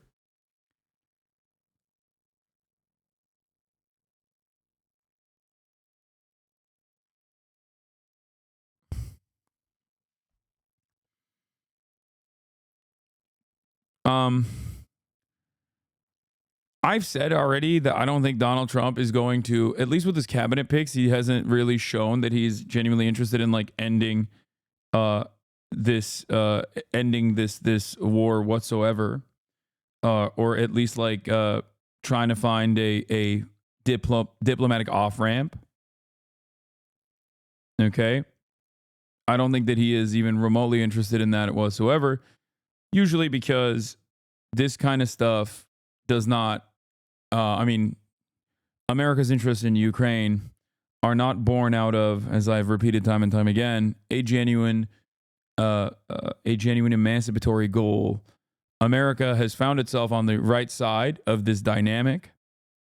a nation, a sovereign nation, having its sovereignty violated by a neighboring state that is waging war on this sovereign nation. So, yes, Ukraine does have a right to defend itself. America's interests in Ukraine, however, are the, in my opinion, extension and continuation of this war. Zero evidence. I have seen no video of Koreans in Kursk, and everything is filmed in this war. It's propaganda. I have seen it. What the fuck? I definitely have seen it, and I'm pretty sure that's not wrong. I think that there are Korean stationed, like North Koreans stationed in Russia to a certain degree.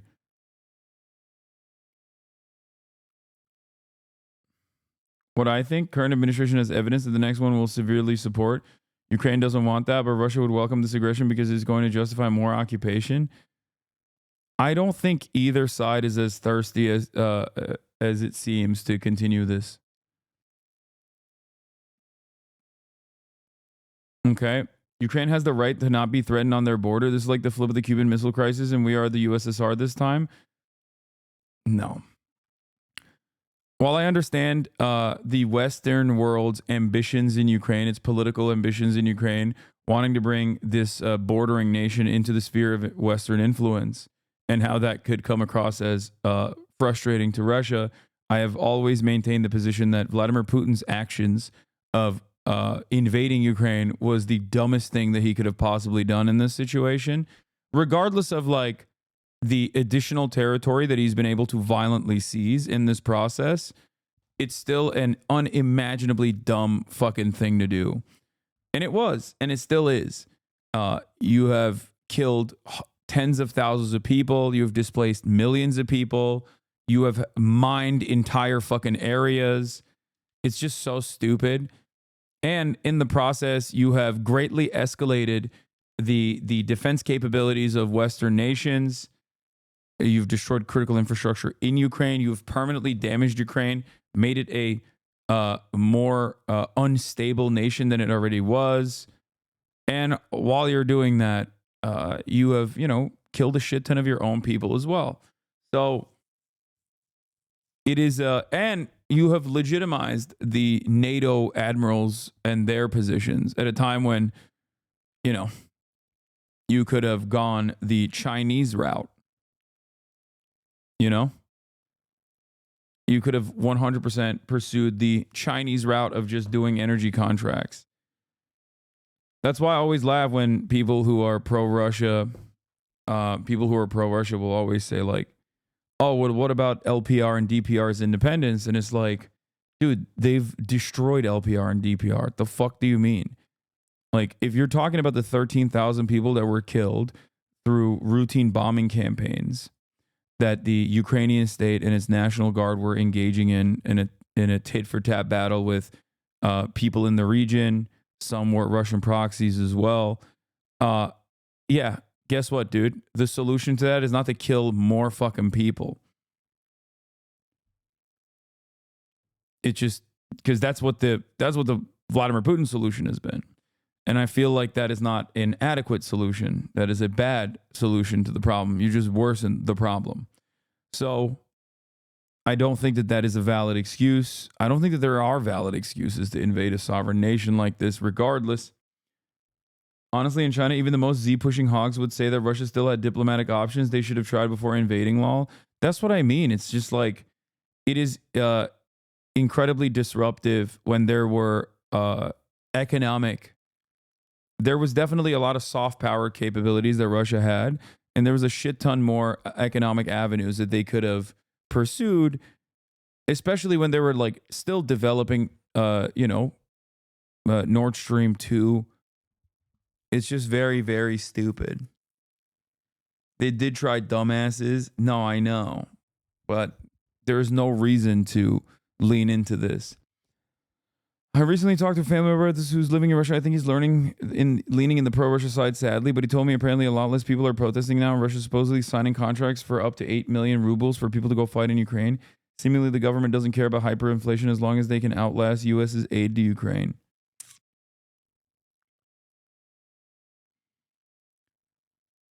every action that, oh, by the way, Pale Scrit, thank you for the 50 gifted. What should Russia have done to prevent Ukraine from joining NATO? The process of joining NATO is one that is supposed to be democratic, regardless of how much clout America has in this situation. And not only did Russia already maintain Crimea, okay, which made it impossible for Ukraine to actually join NATO, there was no interest. And America itself has also routinely said that Ukraine will never join NATO. Like they hold that as a fucking carrot. But it's just, you know, it's marketing. I don't think that it was valid. I don't think that Russia's concerns about Ukraine joining NATO were valid.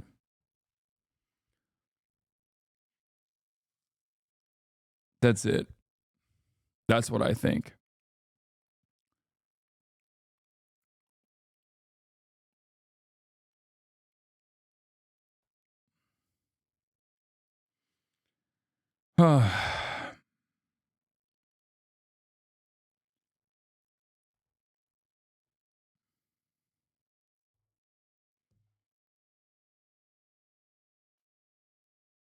The U.S. also said they don't plan to move eastwards with NATO, but they still did. Yes.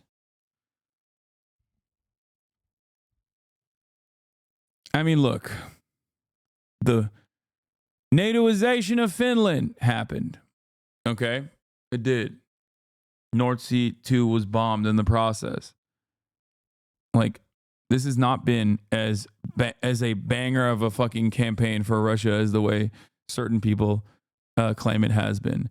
I don't think that even the biggest Ukraine defenders at this point are saying that it's been successful for Ukraine. I think everybody understands the situation is dire. But ultimately, I think Russia's actions basically fucking propped up NATO in a very big way. Now the question is, will opening up target or like or taking away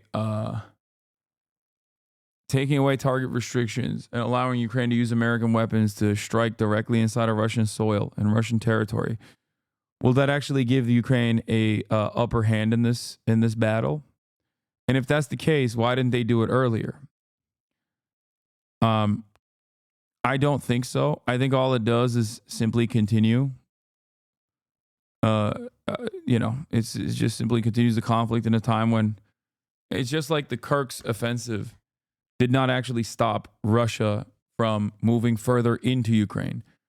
If anything, repositioning troops, like repositioning certain battalions to go into Russian territory, literally ended up giving Russia the opportunity to take over more space and push further into Ukraine. So I don't know. I don't know what will happen. Biden admin wants Russia to know what the purpose of missile escalation is: offensive to help Ukraine hold and take Russian territory. Putin has already said this means U.S. NATO directly at war with Russia, since U.S. NATO personnel can operate these missile systems. Biden allows Ukraine to strike Russia with long-range U.S. missiles. With 2 months left in office, the president for the first time authorized Ukrainian military to use a system known as ATACMS to help defend its force in the Kursk region of Russia.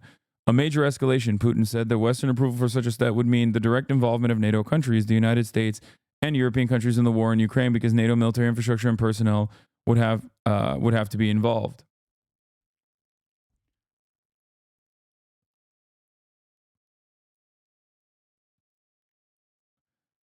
I think it's a mistake for the Democrats to give this. If there's an inevitability to this conflict ending due to things that are outside of the power of like the United States of America and every other country involved, because the best kinds of weapons are not going to make up for a shortage of manpower, right? If that's the case, and this is going to inevitably end, why the fuck would you not try to pack it up when you're still in power?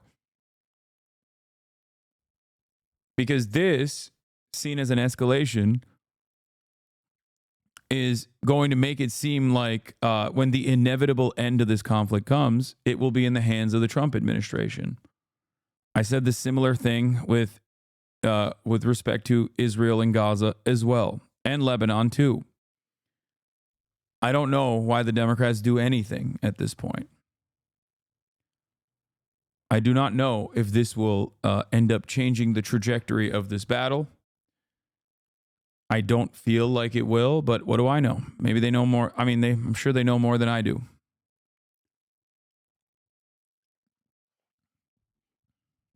But having said that,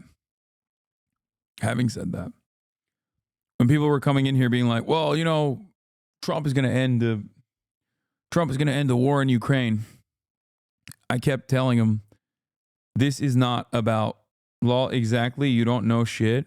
Okay, you owned me, 19-month subscriber. Go ahead. I'm sure you have a significantly better point of view on this. This is actually going to really turn the tables of this conflict. I'm sure you've probably been watching all the combat footage on every subreddit. You know, you got this. People said this to me when Ukraine had an upper hand. It's far better leverage in the negotiations process way back when they had a conversation. No, I don't, and I don't pretend to make assumptions like you. Wait, what? Why are you mad at me then? I'm also openly recognizing that I don't know where this will go. Having said that, however, okay, there was one area where I was right. When they had a 15-point plan spelled out in the Antalya conversations, I'm not mad at you, little buddy. What?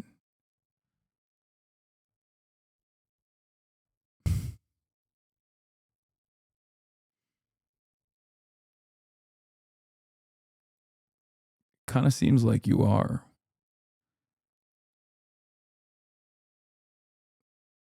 Kind of seems like you're just chirping. I don't know why. If we're not in disagreement. Well, you should probably figure that out.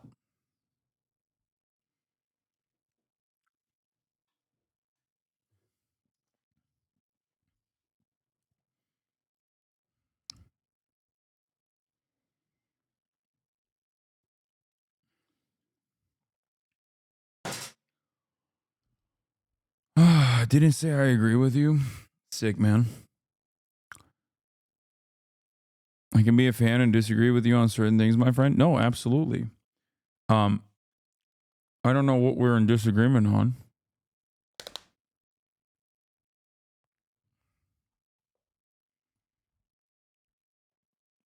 But that's cool. Anyway, as I was saying, Ukraine had far more leverage in the Antalya 15-point plan that was discussed in the beginning, a couple months in. And at the time, I said that this would be a great deal to put together on the table, and everyone yelled at me and said, that's appeasement. You are Neville Chamberlain. You are, you want Putler to win. You want Putler to win. And lo and behold, there is far more territory that Russia has acquired in the process and far more people that have died in the process. So, I don't know. I feel like that would have been a better time to do this. Because I repeated this back then, and I will repeat it again. All conflict ends with treaties, okay? Actually, what's your opinion on North Korean troops? What kind of opinion could I have? I think that, yes, North Korea is trying to make a name for themselves in the global stage and beefing up their partnership with Russia in an alliance that is formed against Western nations in general.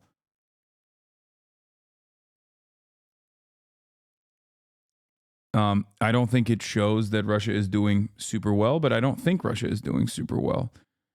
So, you know, that's my assessment. Unless you're talking about the fact that they're, well, you know, jerking off the porn or some shit.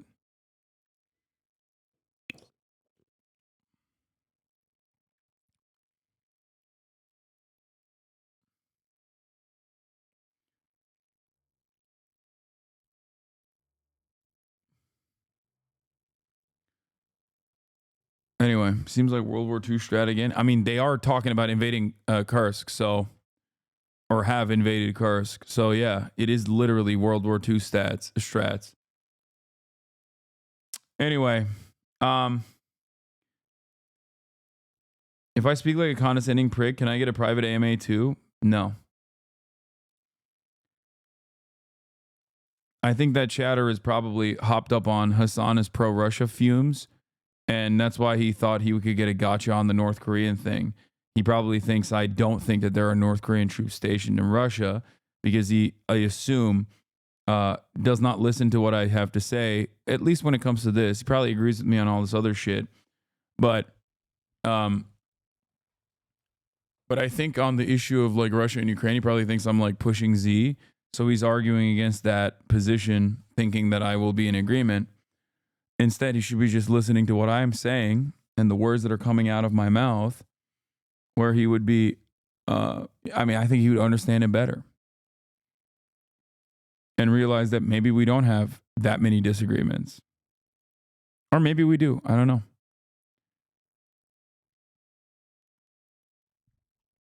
Pushing Z, yeah, like pro-Russia, pro-Vladimir Putin's invasion of Ukraine.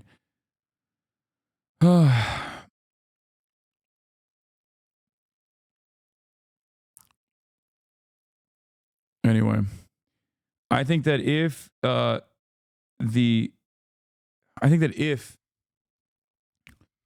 Russia's unjustifiable invasion of Ukraine is going to end, it is only going to happen not because like America genuinely wants this conflict to end, because they're morally appalled by it. It only ends because they feel like the defense industry can offload their older weapons or even newer weapons elsewhere. And they realize that it's far too costly and that the war can't continue because there's not enough manpower remaining in Ukraine to use the weapons.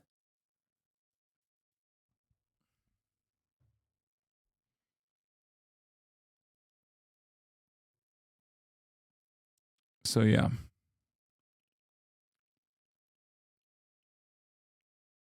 On the sidelines of a different summit in Peru, Vladimir Putin normally comes to the G20. Russia, of course, a member, but he is facing arrest warrant from the International Criminal Court, and so is not going to be here. He said previously that his presence would be a distraction, but you can be sure that Russia's war in Ukraine will be talked about on the sidelines of the summit, and as well as...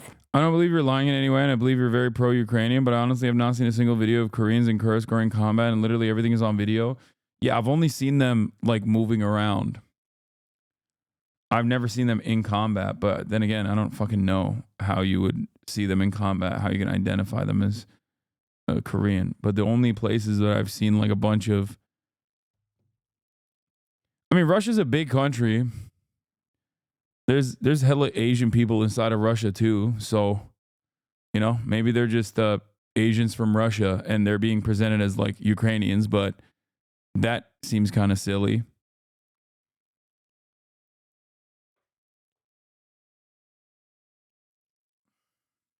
Inside the center, and for Joe Biden to make this decision now after months of deliberating over whether or not he was going to allow the Ukrainians to use these long-range army tactical missile systems. They are ballistic missiles launched from ground-based systems against targets inside Russia, something that the Americans seem to have been hesitant to allow, concerned that it might then prompt an escalatory response by Russia. But according to reports in the New York Times, the sudden decision by the North Koreans to join Russian forces on the battlefield at the moment inside Russia, fighting against Ukrainian troops that have seized parts of the Kursk region, that is the trigger for this decision by the United States. And now all eyes surely are going to be on other allies of Ukraine, the UK, for example, which has for a long time also been asked by the Ukrainians to allow its forces to use their Storm Shadow cruise missiles against targets inside Russia.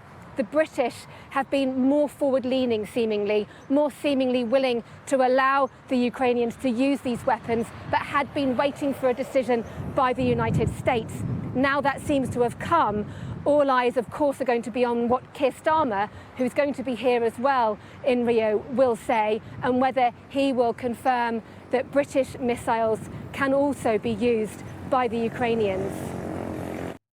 Okay, and finally, new rule. Someone must tell the usual suspects on the far left that the saying is, when you're in a hole, stop digging, not keep digging.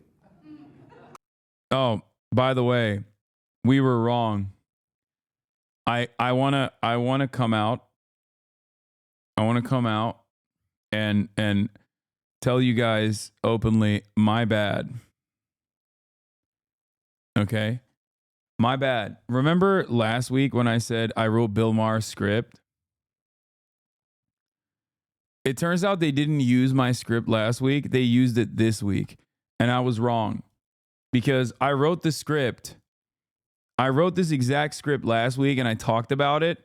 And you guys were like, oh, well, it doesn't seem like he's covering that at all. He actually talked about defending Tony Hinchcliffe's like Trash Island joke instead.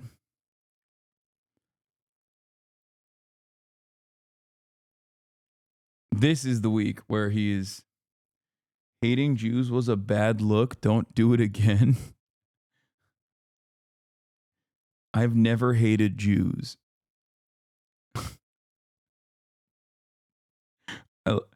Dude, I love these guys hallucinating. Like, I love the hallucinations of these dudes where they're like, not only is he hallucinating, he's moved on to the second thing where he's like, don't do it again.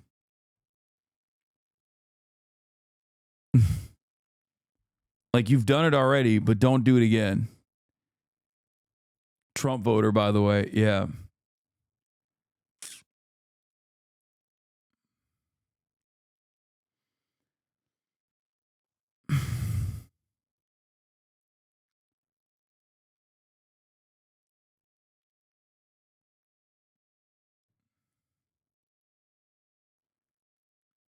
Yeah. All right. Talk about doubling down on what got you fucked in the first place. Even the one concession I've heard a few people on the losing side offer, that liberals should stop saying the Trump voters are stupid, comes with a kind of unspoken parentheses. We know they are stupid, just don't say it.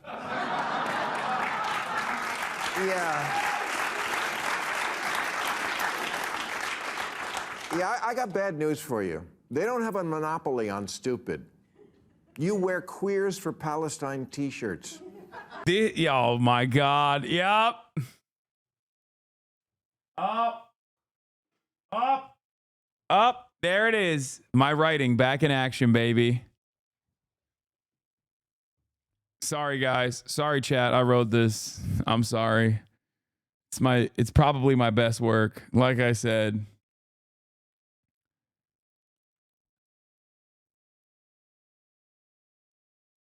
It's probably my best work, yeah. Queers for Palestine shirts. That's what lost Kamala Harris the election. And masks 2 years after the pandemic ended. Yeah, this was this played another major role in the election, was mask wearing. It was a big point of contention. There was so many pro-maskers on the Democratic Party front. It was crazy. Major factor in the election was Queers for Palestine and mask wearing. Yeah. You can't define woman, I mean person who menstruates. You're the teachers union education party and you've turned schools and colleges You hate into misgive a now? joke. Wait, what? No? What the fuck? Where is any of this coming from? You just lost a crazy contest to an actual crazy person. I like that the argument here is that like you lost a crazy contest to an actual crazy person, and I basically agree with like everything he's saying. Like, oh, he's a crazy person who I happen to agree with almost entirely. Okay? Wait, which one is it? Is it this the one? Is this a little bit better, chat? No, it's too, the vibes are too. Is the lighting better like this? Mar always copies Sam Harris's homework. Had to wait for Sam's podcast to come out to develop his takes. Excuse me. Excuse me. I'm the one who wrote this. I'm the one who wrote this script.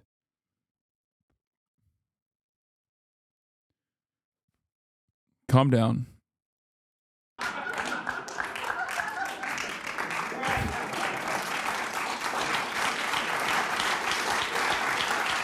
Miskiff said it'd be better for you to be banned from Twitch than for all Twitch streamers to lose out on ad revenue. Not sure what the full context was, but the individual clip didn't look good.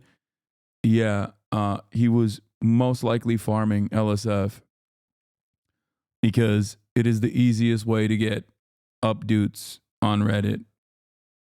And I believe he literally openly stated that it was bait immediately afterwards. But it's okay. I mean, even if he was being serious, like, what am I supposed to do? I still don't hate him. You love to speak truth to power, and we always should, but you have completely lost the ability to speak truth to bullshit. The Democratic polling firm Blueprint told Democrats months ago that black voters, AKA their supposedly liberal base, were more likely to find the president too liberal than too conservative. They also found that voters... Here's him laughing at D for taking the He was bait. fucking clipbaiting, dude. Yep. He was, bro. He was clickbait. Imagine being clickbaited by clickbait Andy to then be reacted by a video of Ludwig reacting to the reaction of Asman, but Destiny's watching this interaction. But then this guy chimes in and is not reacting to that. And I'm watching this whole ordeal. This is so good. Imagine. Which is like already sweeping because Miskiff's saying, yeah, just ban Hasan, ban politics, because Miskiff actually knows what's going on. No way! No way! No way! No way! They're so stupid. Oh my God. Ay, ay, ay.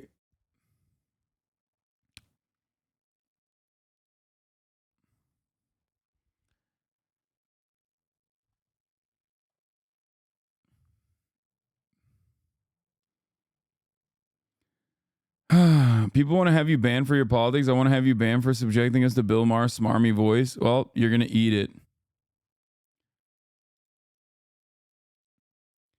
I think that half of that community doesn't understand when someone is like being sarcastic, and the other half of the community doesn't care because they can just use it as a talking point to be like, see, even his friends hate him. And I think that's what it is. Best comment from that thread.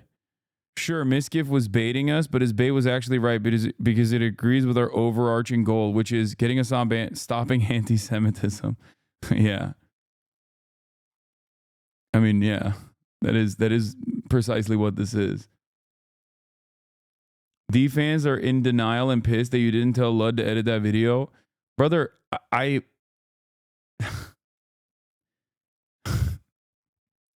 don't know. I don't know what to... I don't know how to explain to people that they're like hallucinating. They're hallucinating so hard that they have like duped themselves into this permanent... They've duped themselves in this like permanent state of believing their own false narratives. Cheeseball Gate version 2.0, yeah. Oh. Hasan Anan. What's the leverage that you would have over Ludwig? That doesn't make sense. I don't know. I don't know what the fuck they're cooking up over there. They have given themselves collective psychosis.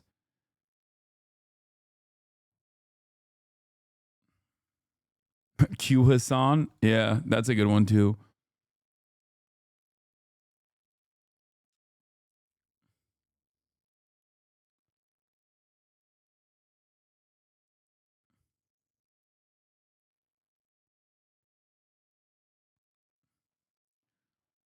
It is pretty funny, like I said, that like the truth does not matter.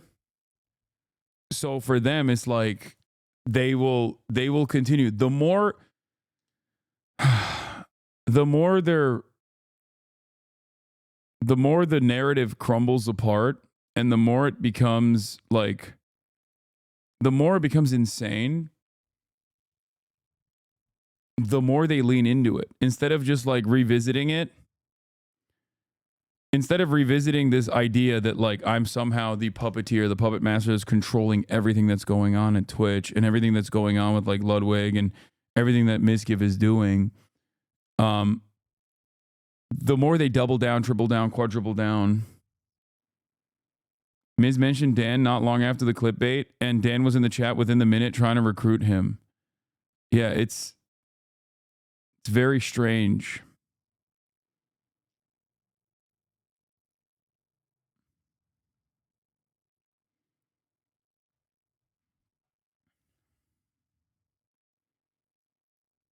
Liberals are just going to double down and create a false narrative or using personally flawed data. They are doing that. This is analogous to what's going on. Watching Bill Maher talk about this shit is also low-key analogous to what we have been talking about with the collective hysteria that Destiny's community is engaged in and try to get others on board with on their LSF brigades. What happened is I said something on stream that's was pretty much joking, so I knew it would get farmed because I just wanted to get on live stream fails. Okay. And it got skyrocketed on there. Nice. Which then Twitter started taking it seriously and started saying based Miz. And then Ludwig put it in a mobile mail saying I blame Hasan for everything, which is so funny. But and then he took it seriously? I don't even think he took it seriously because if you listen to the clip, I didn't even blame Hasan. No, like Lud took it seriously? Like he thought that you were being for real? Or like he was just trying to farm you? I think he was just trying to farm me because it didn't make any. I never blamed Hasan. So then that happened, and then now there's more stuff. And honestly, it's just funny. And then there's one guy on Kick who said that Miskiff is fucking right or something because I blamed Hasan. It's just funny. So basically, your plan worked a little too well. It worked way too well. Like chat knew I was farming it. Yeah, but once again, this doesn't correspond to the narrative that we're trying to build up, which is that like Hasan is this anti-Semitic linchpin that is responsible for all these ads that have been taken away from Twitch's content creators, which seemingly hasn't really happened either, with some notable exceptions. But also simultaneously, everybody hates him for this thing that may or may not even be happening. Because I saw Miskiv talk about how like his ad revenues have not gone down either in this process, and so has Pirate Software and many other people. But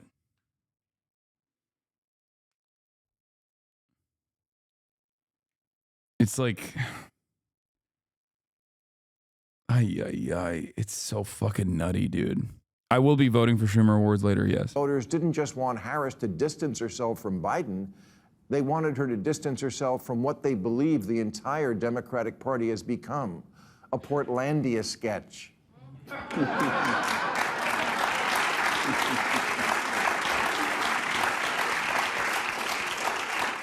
A bunch of privileged mean girls complaining about privilege and trying to make fetch happen. What a shocker that the people who see everything through the lens of race and sex see their election loss as a result of racism and sexism. Yes, if only we weren't so irredeemably unenlightened, we would have elected a black president by now. Oh, what, we did? Oh, right, and then re-elected him. Maybe you missed it because it wasn't on TikTok. Oh my God, I hate him so much. He is such a smarmy asshole, dude. He is such a smarmy fucking asshole. maybe you didn't realize that we elected Obama twice. I guess you didn't see it on your tic-tac-toe. I am not out of touch.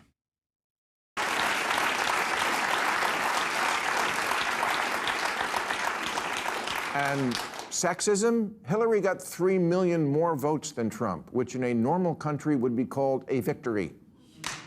It wasn't... It wasn't 21st century sexism that prevented a woman from being president. It was the Electoral College. Democrats run for office as if the Trump won both, so voters don't live here. As if they don't go to the grocery store and Starbucks and the office, but they do. They live here, and they actually see women and people of color, and it doesn't look like some patriarchal racist nightmare. Do problems remain pertaining to racism and sexism? Of course. But a poll last year asked, if America is the greatest country in the world, more blacks and Hispanic Americans agreed with that than the white progressives. It asked if racism is built into our society. White progressives agreed with that at higher levels than black and Hispanic people. It asked if government should increase border security. Same result. Hispanic Americans are less okay with illegal immigration than whitey. I love this. I love this fucking argument. Like, it's like, actually, these Hispanics agree with a more rigorous border policy than the white progressives. Who's the real racist now? First of all, none of this shit matters. Okay? None of it. And also, what the fuck is a white progressive in comparison to the entirety of the Hispanic population? Like, what about Hispanic progressives? What the fuck are we talking about? What percentage of the Hispanic population polled here self-identifies as white? Like, this is the worst way to look at data. It makes no fucking sense.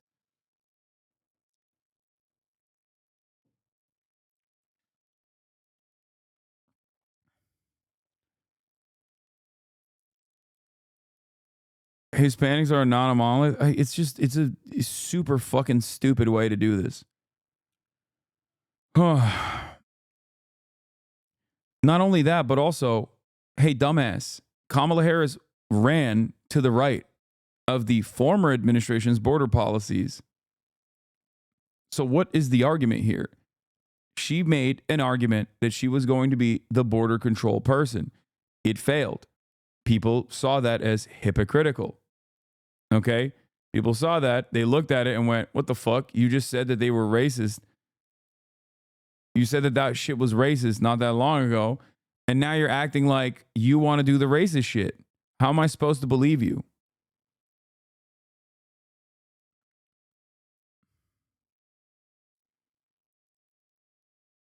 So the thing I will never understand about Bill Maher here, like what he's advocating for is like, what you hate the Republican Party. You hate the Republican Party, but you also want the Democrats to be more like the Republican Party. This is what happens when you have no personal convictions whatsoever. You just simply do not have any personal convictions, any policy solutions, any opinion on policy at all, and that you only care about team sports and trying to get the Democrats to win. How the Democratic Party wins the election matters. If they were advocating for every single position that the Republican Party was advocating for, like down to the fucking last moment, you know, if Bill Maher's wishes were identified by the Democratic Party, which many of it were, right? Many of it was. And they were just saying like, no, we're the new Republican Party. We're the real Republican Party. And they still lost. Would you turn around at that point and go, okay, we got to take a cold, hard look at ourselves and maybe restructure the way the party operates? No, he doesn't give a shit. It's crazy that everything that the Bill Maher types wanted was given to them by this campaign, and they still lost. And they're turning around and still going, you just didn't go right enough. The votes are in. They don't want your pity.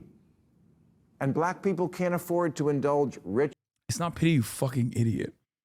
Like, framing this conversation around humanizing migrants over leaning into the made up problems that Republicans run with, like migrants are doing rapes and crimes and shit, when there is no data that shows that at all. All data points to the exact opposite of that. Like, leaning into right-wing hallucinations on this issue is not simply white guilt, okay? There are a shit ton of people who just simply did not vote because they felt like the Democratic Party was not representing their interests whatsoever. Laken Riley. Dude, I don't know how to describe this to you, but like approximately 20,000 homicides and cases of manslaughter happen in the United States of America. 29 of them this past year were done by illegal immigrants. Okay, 29. It's literally like yelling about the fucking match that someone lit in a house fire. Okay, you just don't care about this one? No, I do. I do care about it. I care about all of it. I'm trying to describe to you something that you will never understand. 29 versus 20,000. There is a massive problem of homicide. Okay? You said none. No, I didn't. You just don't understand the English language, even though this is my second language. I clearly have better command over it than you do. I did not say not a single fucking murder was committed by undocumented immigrants, you dumb fuck. Why would I say that? That's not the truth. I never said that. You're just an idiot, and you don't have, you don't have adequate reading comprehension or critical thinking skills. That's the problem here. Feels like I'm talking to a real dumbass. I don't need to lie, specifically because the data, the truth, is on my side.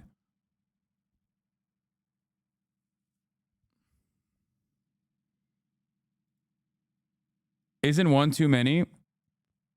If your house is on fire, do you want to put out the house fire, or are you going to yell at the person that lit a match during in the house fire? What's the best way? If your house is on fire, are you going to turn around and be like, "Oh, dude, you lit a match"?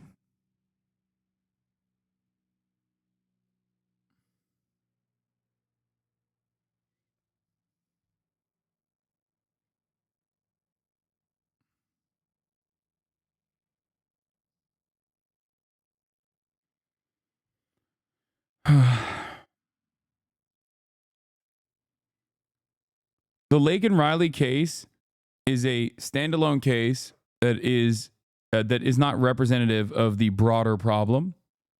Okay, it's not a bad analogy. Murders and homicides are the house fire in this instance. Okay, all fire in this circumstance is the same. Murder and homicide. Murder and manslaughter, no matter who's doing it, is bad and should be combated. Okay, undocumented migrant or documented U.S. citizen. It does not fucking matter. It's not a weak analogy, okay? It's still the same fucking fire. Do you focus on the singular match that is lit in the house fire, or do you focus on trying to take out the house fire in and of itself?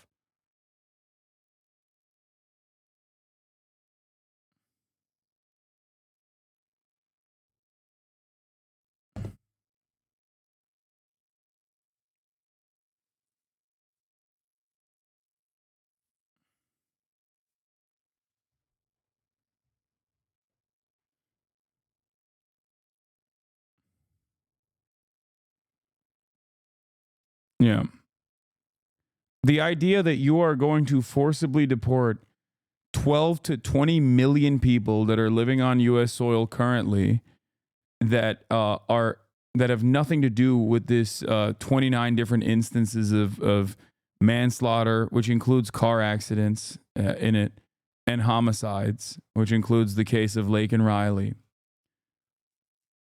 is not a solution to fucking the problem of crime. There's a much larger problem here.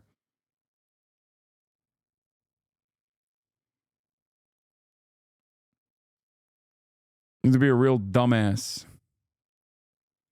White people's need to endlessly flagellate themselves. They just want prices to go down and good jobs and the police when you call them. Black people, they're just like us. Bro, I'm trying to understand your stance, but you're not making it easy.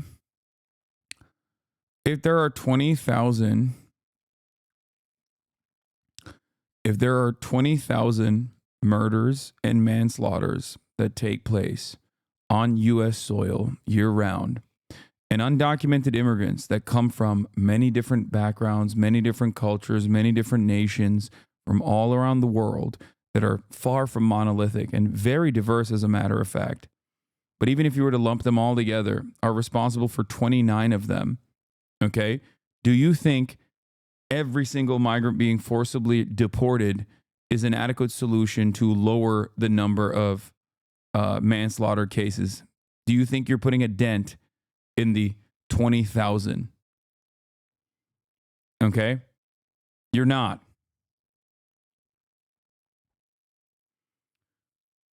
Undocumented immigrants are responsible for less crime per capita overall across the board than natural-born U.S. citizens. The number of undocumented, the number of crimes, especially crimes such as homicide and murder, are statistically negligible. Okay? It is so insignificant that I'm trying to explain to you that with 20,000 homicides and manslaughter cases in the United States of America, the fact that you are trying to tackle not even an entire group of people that are responsible for 29 individual cases, because you're now attributing all the crime to, you know, people's documentation status, which is so fucking stupid. And that in and of itself is also bigoted. It's the same principle behind like 1350, you know? We have to tackle crime in this country. That's why we have to over-police black communities. It's the same exact racist ideology. It's white nativist anti-immigrant agenda.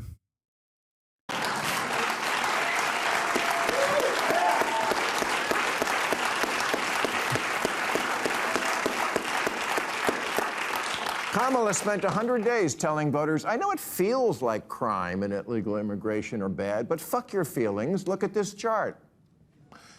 Yes, there's a lot to not like already about the new regime, but maybe take 1 week to ask what you did wrong.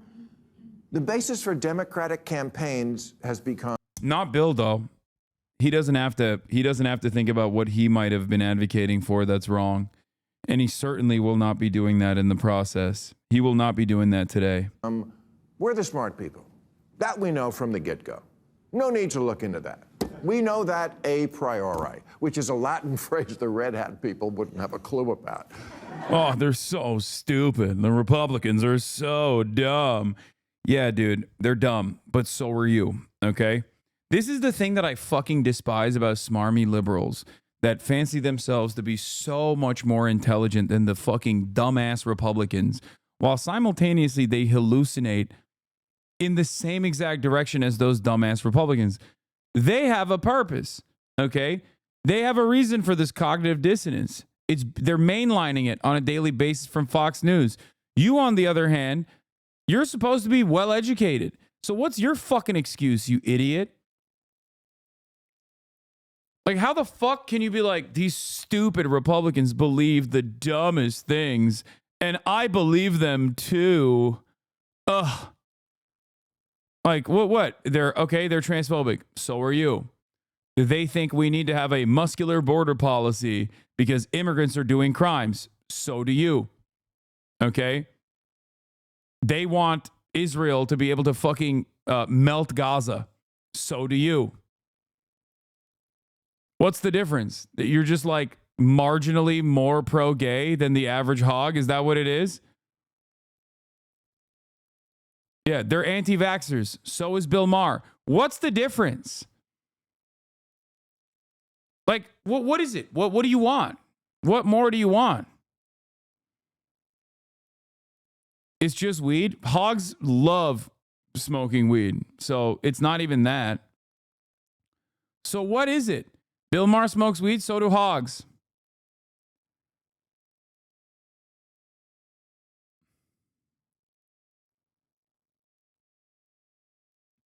He wants the Republican policies, but he wants to be smug and intellectual about its defense. Ugh. You stupid, dumb Republicans don't understand. Ugh. Like, what is it? Why did he vote Democrat if his stance is Republicans? He just hates the Republicans. He thinks the Republicans are dumb. Okay? He hates Republicans. He thinks Republicans are dumb. He claims to hate religion but loves Israel, okay, which is a religious ethno state. So there's that. Okay. So that's it. That Republicans are Christian and that's what they base their morality around, a false understanding of Christianity. You, on the other hand, don't have that don't have that intellectual hang up. So how the fuck did you arrive at so many similar goddamn positions to the average hog then? And also, he doesn't have an issue with, sourcing the Bible when talking about Israel. So on the issue of Israel, he's like identical to a fucking hog.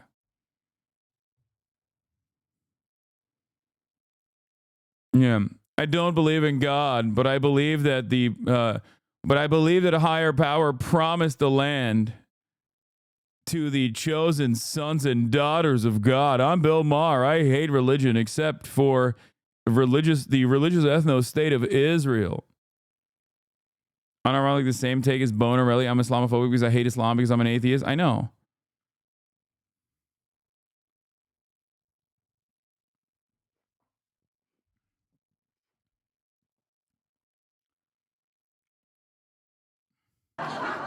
But they don't need to. Have you seen my "In This House We Believe" lawn sign? See, it says right on it, we believe in science. Right, which is why you demanded no one even debate whether COVID could have escaped from the one lab in the one city where they were. Oh my God, he literally is. Have you ever thought what Gaza does to the gays? Yeah. No, this person is being sarcastic. They're doing a Bill Maher take. Bro, I'm telling you, he is literally just a hog. Studying it. How far-fetched. The New York Times called it racist. Democrats have become like a royal family that, because of so much incest, has unfortunately had children who are retarded. I loved it. Whoa, dropping the R slur. Ooh, edgy boy. I love the lab leak theory because, like, it's a theory. Just like zoonotic disease spread is a theory.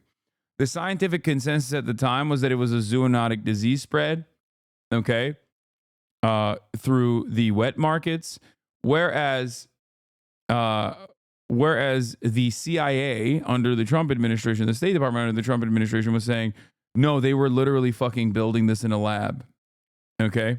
They were building this in a lab. It's still, the zoonotic disease spread is still the consensus. And yet many Americans basically under the Joe Biden administration, still go along with the idea that, no, it's definitely the lab leak. That's fine. Okay. I'm not saying that I know 100% with certainty. I can simply only resort to people that are, significantly smarter than myself. Okay.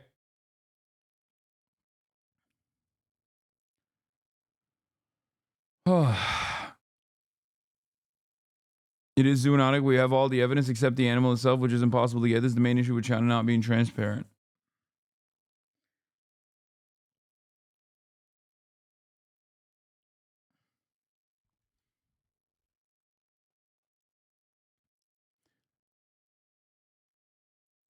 But yeah, the heel turn with Maher was clear when he blamed Stan Lee for Trump's success because of comic book superheroes and not Hollywood, and Maher normalizing Trump to begin with. It changes nothing about how unprepared the U.S. was for a pandemic and how poorly the Trump administration handled COVID. Bro could have sent masks to every American in the mail and said, if you're a patriot, you'll wear a mask. And probably 100K people at least wouldn't have died that are now dead. Yes. Pretty sure lab leak is the consensus now. I don't think so.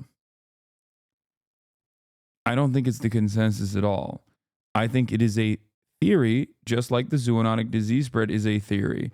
And unfortunately, the way science works, it takes decades sometimes to figure out exactly how this happened. Now, having said that, I'm not discounting that it was potentially gain of function research that escaped the lab, okay? I'm not. But it's still, once again, a theory and not 100% a fact. Having said that, however, him pushing this line once again while simultaneously being like an anti-vaxxer is just him being a hog. So what's the difference? Royal family that, because of so much incest, has unfortunately had children who are retarded.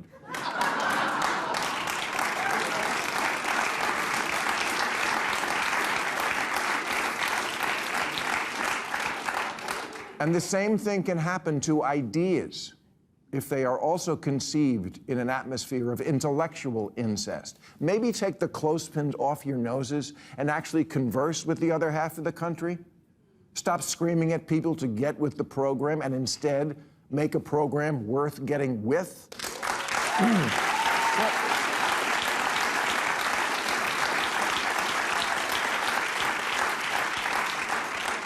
What good is liberalism if you don't win elections? Last week, Massachusetts Congressman Seth Moulton said, I have 2 little girls. I don't want them getting run over on a playing field by a formerly male athlete. But as a Democrat, I'm supposed to be afraid to say that. Yes, there's the problem in a nutshell. Because Congressman Moulton sounds reasonable to me, but his campaign manager immediately resigned in protest. Let me make this as plain as I can to the smart people. The campaign manager who resigned, yeah, let that person go. Marginalize that guy. That's right. Fuck trans people. God, I'm not doing it in a dumb way. In the way that these fucking disgusting Republicans and their uneducated fears of trans people would say this. I'm saying that in a cool elitist kind of way. I am Bill Maher. I'm so much smarter than a Republican. I hate Republicans, but I love what they represent. You're right. 40 trans athletes at the varsity, up to the varsity level in this entire nation. And I think that's the reason why Kamala Harris lost the race. Because I spend a whole bit of time thinking about the 40 transgender athletes. That's right. We should spend tens of millions of dollars dealing with these 40 transgender athletes. Up next, I'm going to shit on women's sports again. I hate him. I hate him so much. He sucks so bad. Sometimes I imagine how awesome it would be if this fucker invited you on a show. No, if you keep making fun of Bill Maher enough, will he do a segment on you? Probably not.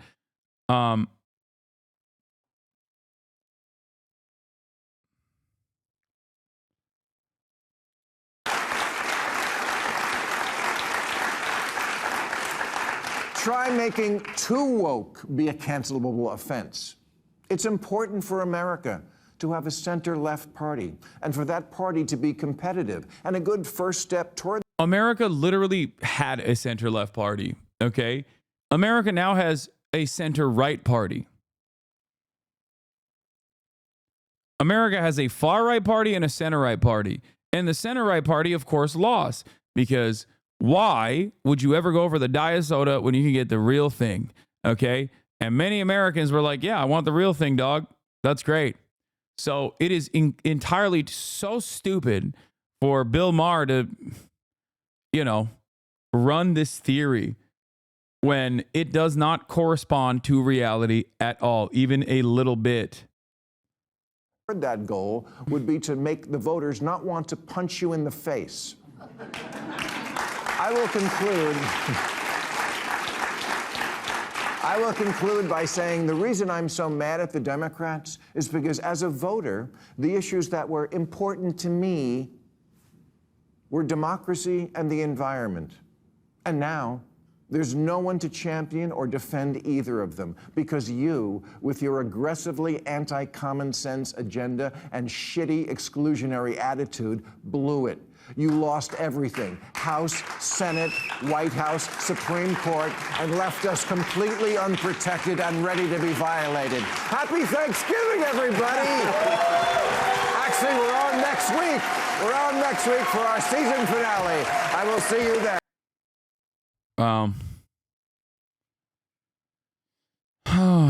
Yeah, no, that's why Kamala Harris lost. Not because of anything not because of anything she did. Come on now, of course. It's because of the left, always. And it will forever be the left.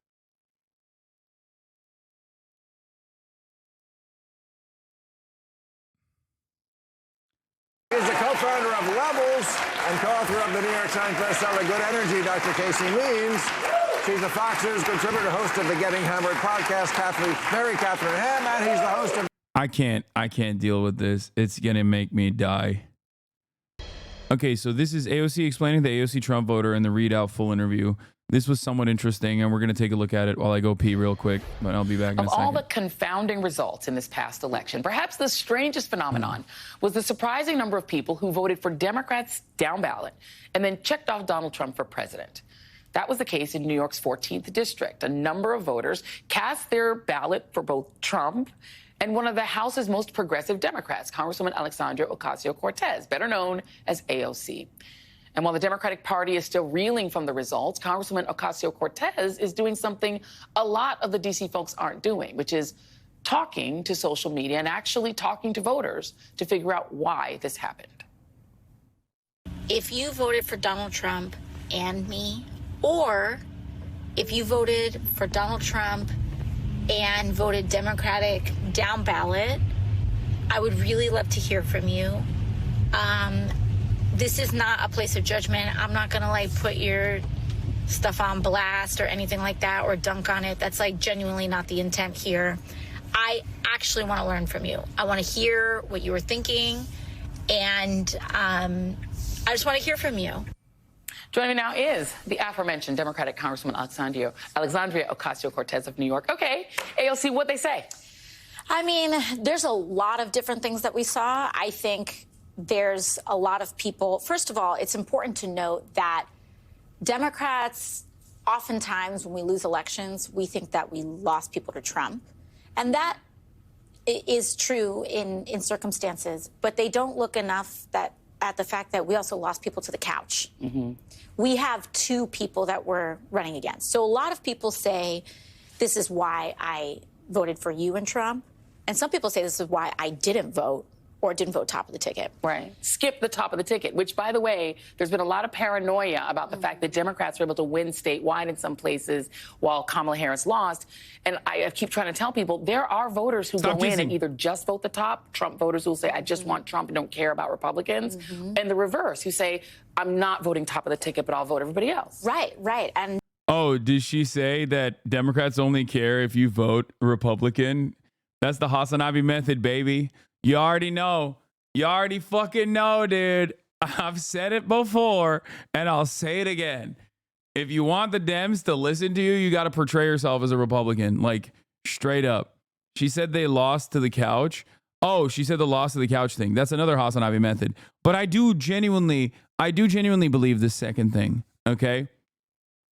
I think that if you want the Democrats to respond to you, you have to be like, listen, I am a permanent Trump voter. Okay, you got to call your congressperson and be like, listen, I am a Trump voter. And if you want my vote, I'll tell you right now, brother, you have to advocate for Medicare for all. Okay?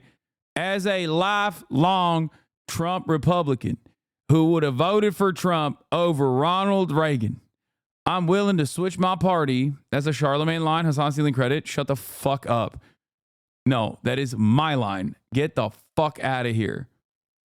Okay? The Hasan Abi method is when you call up your congresspersons and you tell them you want high-speed rail as a Republican, lifelong Republican, you voted for Ronald Reagan, you love George W. Bush, you love Donald Trump, and you will swap your party affiliation only if the Democrats push for Medicare for all and high-speed rail. That is the only way. That is the only way you can get the Democrats to listen to you. And I think we saw some of that happen as well. But when it comes to people who split their ticket, I think a lot of people cited. Oh shit, we got a golden Kappa train. Let's go. Subscribe in order to get a golden Kappa if you would like one. For $5, or not $5, $6. Or for free with a Twitch Prime, or you can get gifted a sub. Level 5 golden Kappa train, baby. Lesbian Boulevard, thank you for the 5 gifted subs. This way you also support the show, the stream. And it's ad-free, baby. And you can send me links if you want. That doesn't mean I'm going to click on them, but...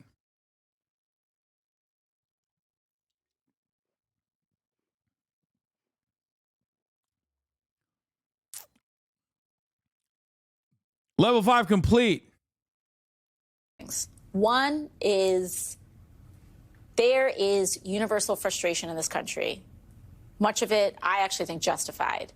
That is raging at a political establishment that centers corporate interests, billionaires, and puts their needs ahead of the needs of working Americans.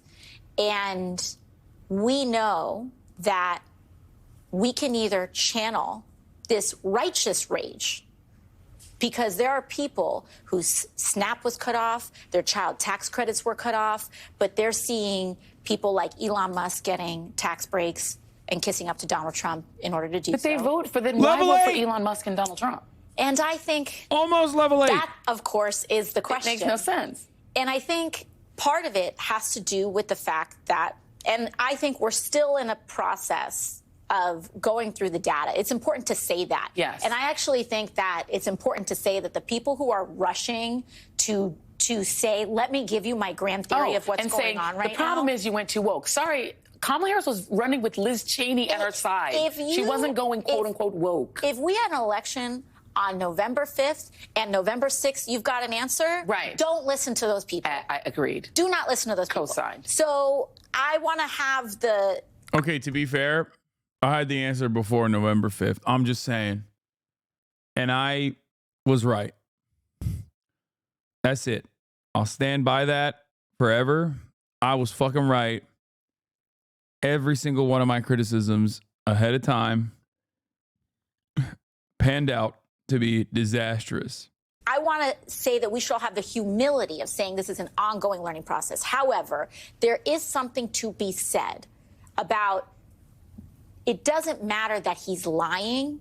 He's saying that I'm fighting for you. In all of this debate that people are talking about with this woke thing, right? Yeah. Oh, my gosh. It's because we care about trans people, and that's why. And by the way, only Donald Trump cared about trans people because he was the one running $130 million worth of ads. The Harris campaign said nothing about this issue. That's right. That's right. And listen, the ads, it's not to even deny the fact that these ads were effective in certain areas. What I think people are paying too much attention to is the first half of that ad, which says Kamala Harris is, or that said, Kamala Harris is for they, them. Everyone's focusing on that. They're not focusing on the second half of that ad, where he said, Donald Trump is for you. Yeah, yeah. And Democrats very often, in their messaging, they speak and in terms and in concepts and not in the second person. I care about you. And political races are not about one candidate versus another candidate. Too often it gets pigeonholed like that. It is a race to convince a person about who cares about you more. Let me ask you this question, because we've been talking a lot about RFK Jr. My mind is a bit blown. I mean, we knew that Donald Trump would go wild. There's no constraints on him. He could just put all his friends in. But we're talking about RFK Jr. and the possibility of people pulling back on measles vaccines, on another pandemic happening. You're talking about Matt Gaetz. There's a 17-year-old girl out there terrified that all of her records, all of the witnesses against him in this case where she was trafficked could be in the hands of Matt Gaetz, and he could be the most powerful law enforcement official in the country in a case where the president of the United States is an adjudicated sexual abuser. If you're a sexual assault survivor, you're thinking, oh my God, this country is out to get me. They're out to get me and force me to have children by sexual assault. So the message to women has been insane, okay? And the people he's nominating are TV hosts, et cetera. Do you think the people who voted for him that you've talked to were expecting this? No. Or true mass deportation? Genuinely, yeah, no. And it's heartbreaking, actually. It is heartbreaking. And people may want to take like a kind of vengeful stance about this, but Judy it Hassanarella, is thank you for the 5 genuinely gift them. heartbreaking. People need to understand that there are people, millions of people in this country, and I was one of them, where you are working 2-3 shifts a day to try to make ends meet. You're not reading the newspaper every morning with a cup of coffee. Yeah. You're not. And it's not to say that people are uneducated or uninformed or anything like that. But like, this is real life. Yeah. This is real life. You got a baby on your hip and you've got 2-3 shifts to work in that day and you're just trying to make things work and you have such an overwhelm of information. And I actually think something that is different about this moment than Kristen I saw 138, thank you whether for it was the 10 gift of 2020 or subs. after 2016. Matt NLT, thank you for the 5 gift of subs. Irish Reese, thank you for the 5 gift of subs. Stop giving a shite, thank you for the 10 gift of subs. Is that almost like right the day after, people immediately said, were coming to me and saying, he's not actually going to do that, right? And it's important to say, people may often say, he said he was going to do this. It was right here on the campaign trail. If you actually listen to him, if you listen to Donald Trump's acceptance speech, when he talked about immigration, he talked about legal pathways first. Yeah. He didn't say he was going to do. He didn't lead with mass deportation. Absolutely. Okay, I'm going to hold you. We're going to hold you over if you don't mind. We're going to hold for one more. We're going to take a quick break, pay for all of this, and then when we come back, AOC will still be right here with me. Stay right there. Berkeley Pit Power Swimmer, thank you for the 5 gifted. Is back with me. We were talking Saint a to be, little bit thank you for about the 5 gifted. the shock that people are feeling about not really thinking Donald Trump was going to do the things he was doing. Let's talk about mass deportation. Do you think the 55% of Latino men, the 40-some-odd percent of Latinas, thought he was really going to do it? No, I think what is interesting, kind of what we were discussing earlier, is that one of the things that I learned when I was asking about people who voted for Donald Trump and me, I asked them, where do you get your news from? How do you take in information, right? Yeah. And one of the things that they said is that one of their primary trusted sources of information was, they said you, as in me. Yeah.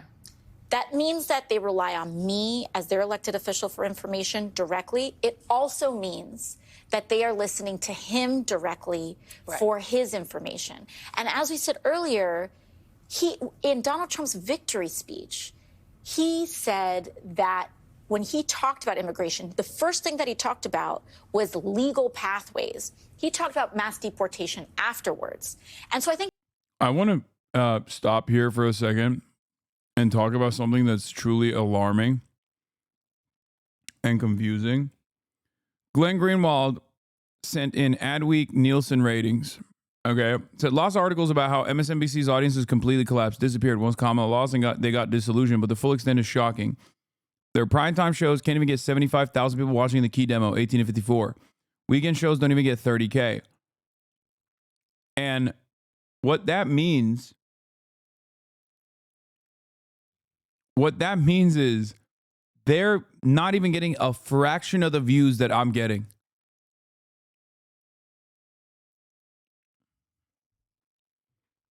No, 30K concurrent viewers, when translated to fucking Nielsen metrics, would be 300,000 almost. It's 5 to 10x. No, it's so much worse. When they say When they say 23,000 viewers, that means the concurrent, like in real time, live viewership was around 2,000 to 3,000.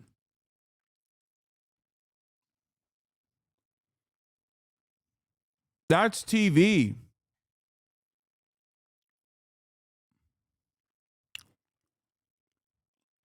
Because of the way that television ratings are calculated, what they're logging is, I mean, the way that they extrapolate this data is also kind of weird because there's like Nielsen households, and it's guesswork. But when they say like, oh, 23,000 people tuned into the show, what they mean is 23,000 unique viewers tuned into the show over the course of an hour. It doesn't mean 23,000 live concurrent viewers were watching the show. My VOD, like my actual election night coverage stream, got 7.5 million unique viewers. Okay? I had 300,000 concurrent. You're just self-glazing? No, I'm not self-glazing.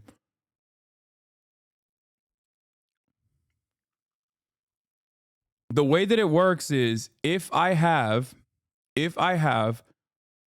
around, 30,000 viewers right now, that means I have around 5 to 10x that number in unique viewers over the course of an hour.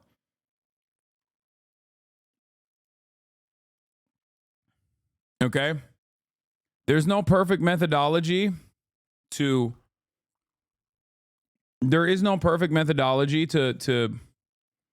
make this comparison, but that means like I'm, closing in, if not defeating, the likes of like the most popular television programs on Fox News, even. The only people that cook me are primetime Fox News. That is insane.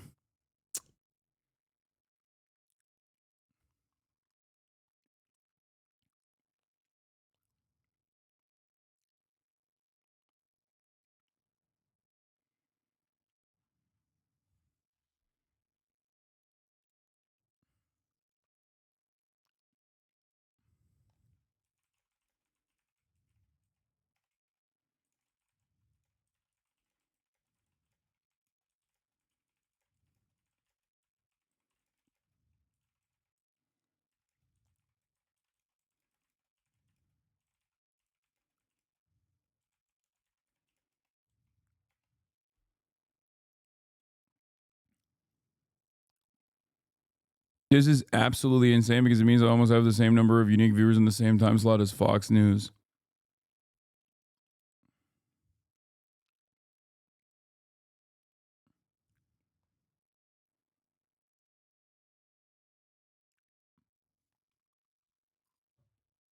Now you know why there's no new contracts. Yeah, but your viewers are probably a lot more the same people over a period of time. Then some of those networks may rotate a bit more. No.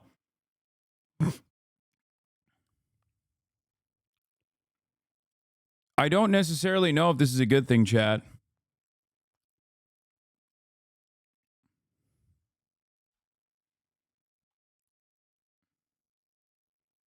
Your viewers are not in the key demo. The key demo used to be 18 to 35. Then they fucking made it 18 to 55. My viewers are in the real key demo. 18 to 35 is the real key demo for advertisers. And that is my audience. My audience is literally 18 to 35. I don't think it is. You are straight up talking to someone who did advertising. Like that was my profession. That was my career before I started doing online commentary.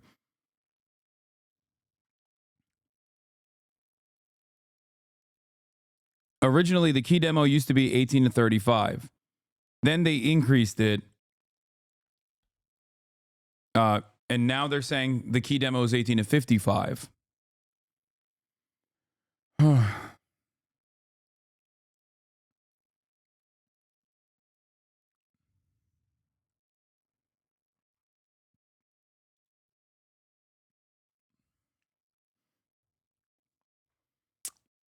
I don't think this is a good thing.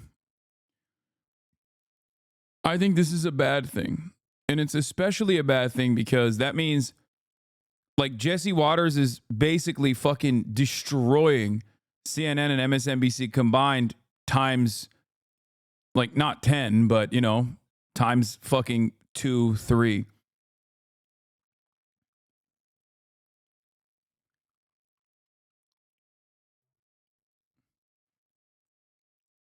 Like, look at how they're fucking putting numbers on the board, man. That is insane to me. How many 65 plus Fox News viewers do you think we are watching because they're actually dead and couldn't switch out the television before they pass? I mean, I don't know. But it is shocking.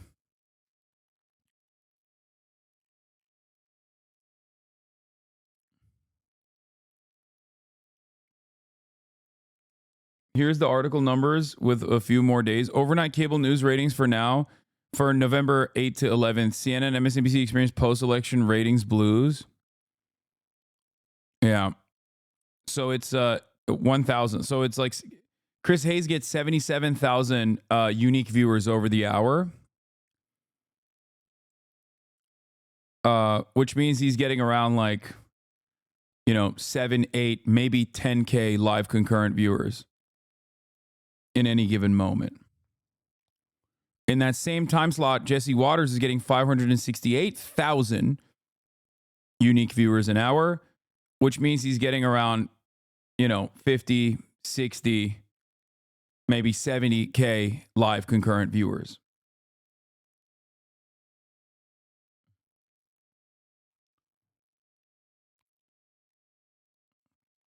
Now, on total viewers, prime time, this was, I guess, which day this was this? Oh, this was total viewers, not 25 to 54 demographic. Total viewers demographic is obviously a lot larger. Total viewers demographic comes up to 700,000 viewers for Chris Hayes, which means the overwhelming majority of their viewership comes from, look at this. Look at these numbers. 25 to 54 demographic is minuscule in comparison to the 55 plus watchers. When you add people over the age of 55 that are watching television, all of a sudden Chris Hayes' numbers go up to 715,000 unique viewers an hour.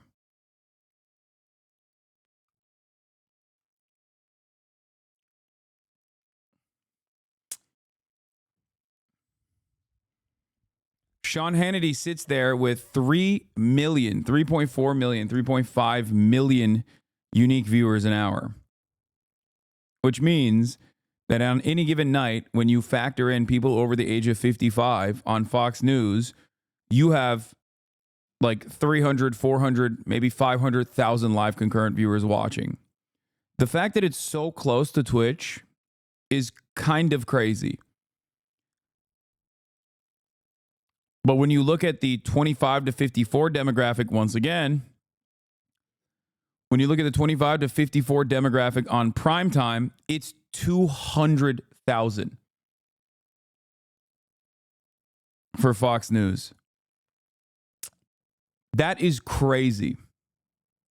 This is national, right? Twitch is global. Yeah, but the overwhelming majority of my audience is American. Like, it's not even a question. Like, I have an international audience, but the overwhelming majority of my audience is American. This means that Kai Cenat, over his fucking subathon, is reaching significantly larger audiences that are most likely under the age of 25 than all of these TV channels combined. What? Be real. Your viewers are very low propensity spenders. I feel like your audience do not have the income to spend or buy what advertisers sell if you are honest. Lol, lol. You are so wrong. Out of Twitch viewers, this community, why the fuck do you think I have more subscribers than most content creators for the past fucking 5 years in a row at this point? I've literally been at the top 5 in subscription counts. Most of my viewers don't have the time to watch the entire day, but have a job and tune in periodically. Yeah.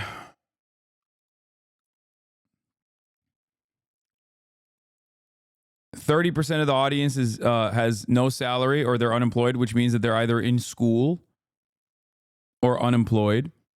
Okay. Moon Sanum, thank you for the 50 get the subs. But the second largest chunk is 50K to 100K. Third largest chunk is 20 to 50K. Fourth largest chunk is 1 to 20K. And 13% of the audience makes $100,000 plus.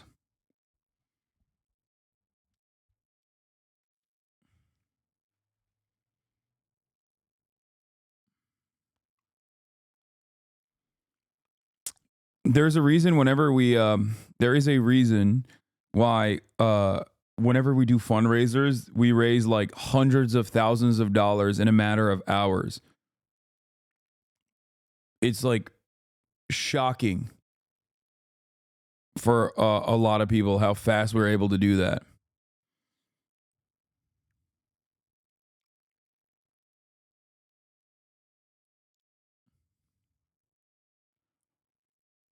That is before you consider the trust that Twitch watchers place upon Twitch upon Twitch streamers. Like direct response campaigns on this platform are infinitely more successful than any other platform. Podcasts and Twitch streamers in general are at the top of that leaderboard in terms of like how successful a marketing campaign works in communities like this one. Because the level of like a personal relationship that a watcher has, like a content consumer has on this platform, is significantly higher than you know, watching an ad on MSNBC or CNN or Fox News. Mickey Macker, Typon 2, thank you for the 50 get the subs.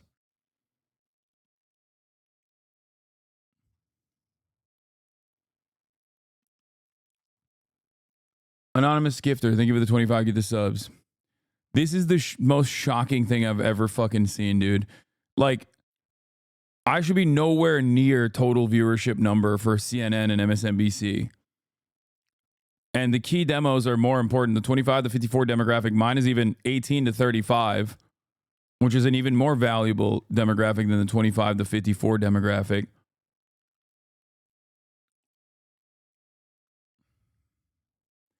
Best way to break it down is what I'm saying is your audience as an advertiser wouldn't make back its money per viewer. Same with CNN and others, but with Fox, you would make back an awesome return on investment.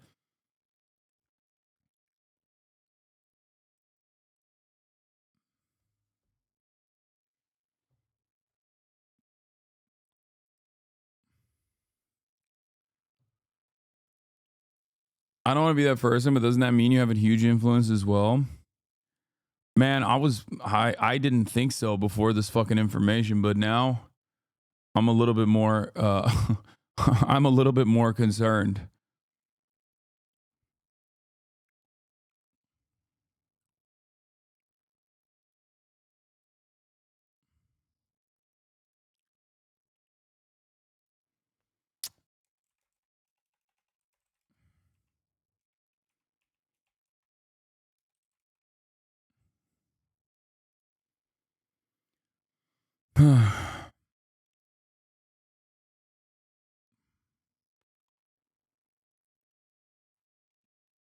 You lost the Democrats' election incoming. Yeah. The Hasan is to blame for the election. Crowd is elated right now. Yeah. Yeah, that's what happened.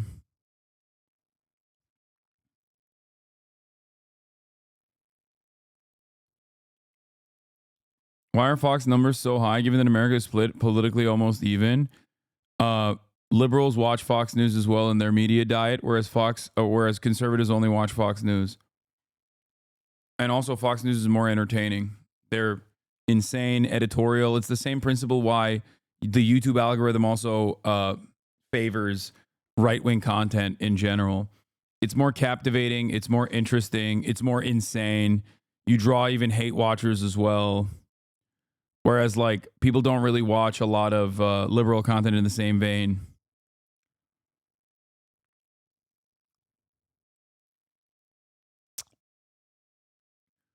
Oaksai, thank you for the 100 community gives us subs. God damn.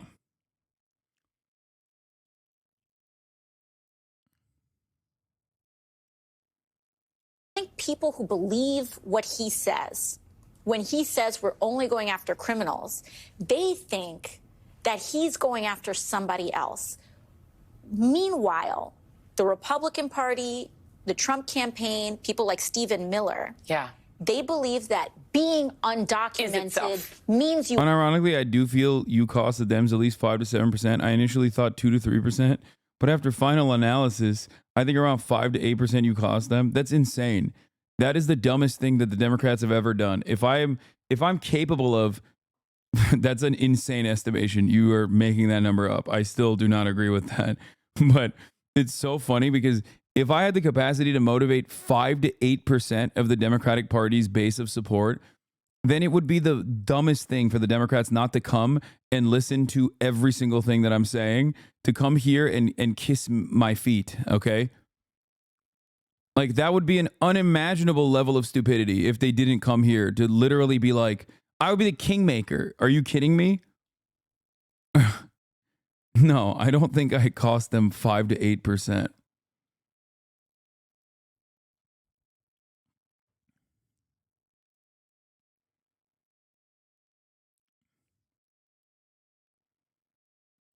You are a criminal. Right. And they don't understand that. I want to talk about a couple of the picks that, you know, as you said, people. Bro, no shade, but you don't even have 0.5 to 0.8%. I agree. I don't think so either. I think that person is making shit up. Anonymous Gifter, thank you for the 50 gifted subs. People may not have saw coming. Matt Gaetz, you've had to deal with him as a member of Congress. How concerned are you about him being Attorney General? You know, I think right now the mood on the Hill, you know, there's a lot of Republican uproar about it. I find it interesting, too. It's important to note that Matt Gaetz won general election to the 119th Congress. So he resigned his seat. That he just won. To finish this term. Yeah. The seat that he just won starts in January. Right. So he may just be away from Congress for 2 months. Yeah. Potentially just to expunge this ethics report. Do you think it'll come out, the ethics report? Well, I think there's a large jurisdiction. I don't know if the Ethics Committee has a legal grounds now to release it. Yeah. I do wonder if the Senate would subpoena it in order to understand and make have a fully informed decision. Yeah. Similar to, I think, when you had Justice Kavanaugh with credible sexual assault allegations, and there was an FBI report, and that whole investigation is something else, you know, a different matter. But the Senate, it was still relevant to a Senate confirmation hearing. And so I think that's an open question. Barron Trump and the bro vote helped sway the election. What happens next? In a big week for the manosphere. Figures from this proudly anti-feminist section of the internet, made up of influencers. My analysis is peer-reviewed and tracked. Next election, if you want Dems to win, I think you need to do your support for Republicans so it drops them around 2.5 to 4% so the Dems can retake power. I think it's important to reconsider. Yeah, I'm going to support the Republicans next election so I cost them the elections. You're right. The irony is, if I were to support the Republicans, I would get so much more prominence. My life would be infinitely easier if I supported the Republican Party. Do you understand? Like, think about all of the shit that I have to deal with on a daily fucking basis from all these psychopaths out there because my politics are not even aligned with, like, the Democratic Party to a T. I'd be in this video right now on Vice News being like, this man is the man single-handedly responsible for giving Donald Trump the bro vote. Working out every day on his Instagram stories and explaining to people why you must vote for Donald Trump to save America. And that's right. Here you can see him doing the Trump dance, singing along with Yo voy a votar por Donald Trump. True, guys. Trump's in the White House. Pundits, comedians, streamers, and podcasters are still reveling in Donald Trump's triumph. Trump! And claiming they played a big part in helping him win what is being called the gender war election. I need an abortion. Get fucked. Many of them have spent the days since Trump's victory mocking female voters. Guess what? Guys win again. It's you. Like, this guy does not represent the bro vote, by the way. Like, this is an entirely separate thing. Like, I think the Nelk boys do represent the bro vote to a certain degree. Joe Rogan, certainly. Andrew Tate, even, I would say that. But, like, this dude is just a fucking gross incel neo-Nazi, right? He's not, like... I don't think he has motion like that. I don't. These guys literally, like, he is LARPing as, like, a Korean misogynist. Okay? In the United States of America. Like, the level of hatred and vitriol that this fucking dweeb has. Who's that? Oh, it's Destiny's former friend, American Nazi, Nicholas Fuentes. Don't ask Destiny if he thinks he's a Nazi, though. He'll ban you. Maybe he might have changed his opinion on that, actually. But back in the day when they used to do collaborations, he would routinely defend that he was not considered a Nazi.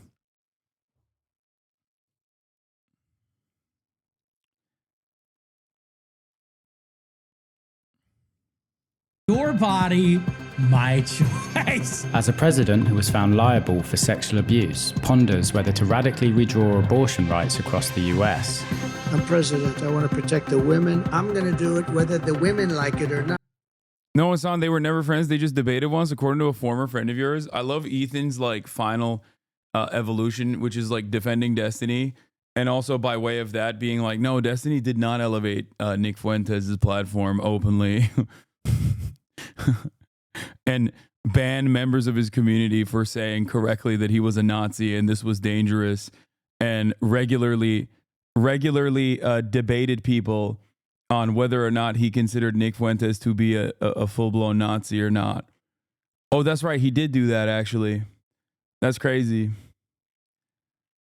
That's wild. But hey, these guys, the real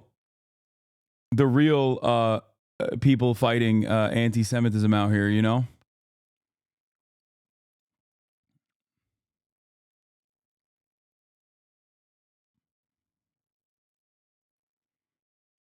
Wait, let me see if I can find it. Hold on, one second.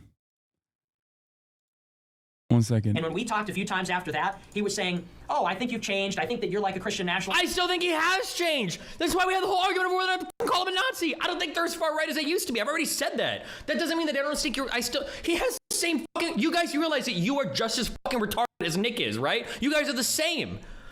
Nick hears me push back against his shit, and Nick is like, oh, you think I'm just as right as I was? No, I don't think that. You guys don't think I push back enough, and then you guys are like, oh, you think he's not as far right as you guys. How does everybody? I don't know if I have to communicate better or if there's just more layers of emotional bullshit that I have to fucking chew through with you fucking morons to try to make you understand what the fuck I think. Clearly speaking, plain English is not enough. Clearly speaking, complicated English is not enough. I don't know what it is to punch through, you fucking morons. I don't know how to get it across people's skulls. I don't think they're as far right as they used to be. Oh, so you think he's a suckdem now? You think that he's a good person? No, I didn't fucking say any of that shit, you fucking morons.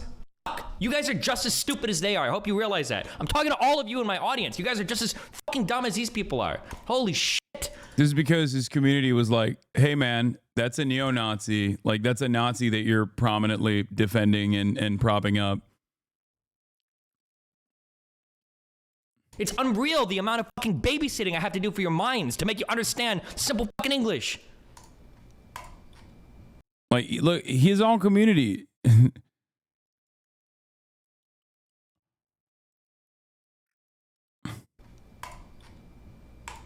Now, I don't think you're a Nazi anymore, and I think you mean what you say. And we had a few good faith conversations, and then since we got on Sneeko, Nick Fuentes on the end of his friendship with Destiny. Like,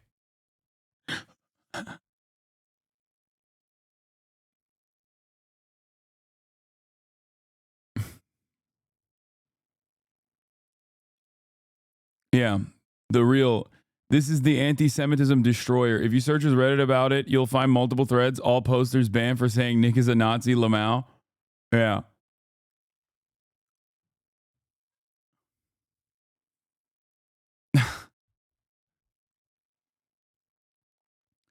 How much do you agree with enemy of my enemy is my friend? Fuck no. If it's a Nazi, absolutely fucking not. That's ridiculous. Like, Myron has actively tried to fucking collaborate with me actively throughout this entire process. And now he's given up on it. And now he just like shits on me on fucking Twitter. And he's like, these Jews will never love you. You keep saying anti-Semitism is real. And he doesn't understand that, like, I don't like him because of his anti-Semitism. Okay. And it's so fucking funny because, like, in his mind, he thinks, like, I don't get it. Like, I'm pro-Palestine too. It's like, yeah, dude, you're also a Holocaust denier. Why the fuck would I ever collaborate with you? I don't agree with you. So no, the enemy of my enemy is not my fucking friend. Okay. Yeah. What do you want me to do? Collaborate with fucking Sneeko, Andrew Tate, and Myron? Fuck no. Or Dan Bilzerian. I will always stand by my fucking principles. That's the difference. Okay. No, yeah, bro is still the enemy. Okay. Very much so. I will say it like this. Okay. Ethan Klein has actively advocated to deplatform me and ban me for the past month. And I would, in every single scenario, prefer him over someone who is anti-Semitic and a Holocaust denier. Okay? Every single scenario. Now, I don't know how he feels on this issue, but it is not even a question for me. Okay? It is not even a question. Like, not even a contest. Like, it's ridiculous. It's ridiculous. There is no world in which I would ever fucking find myself collaborating. Yeah, I mean, there it is. Destiny's incorrect. Nick Fuentes does outwardly meet his definition for a Nazi. Destiny's personal definition of a Nazi, he explained on stream, had 3 core elements. Look at, oh my God. Look at this fucking thesis. I'm happy to chat with whoever banned me. I think I've been pretty good faith about everything I put forward. Hi, I received some good pushback for parts of this post and some not so good. But unfortunately, as I'm perma'd, I can't actually reply to them. I don't want to drown this post in edits. Feel free to message me if you have questions.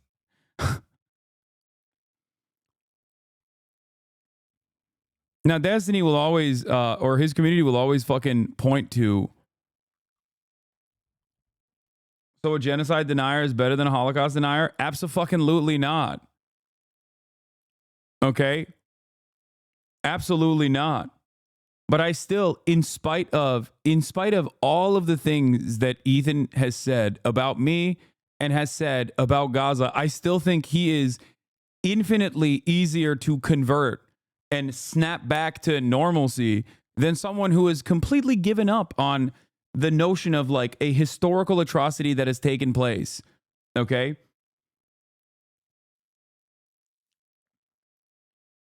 That's it. The Holocaust is a genocide that happened. There is currently a genocide that is happening.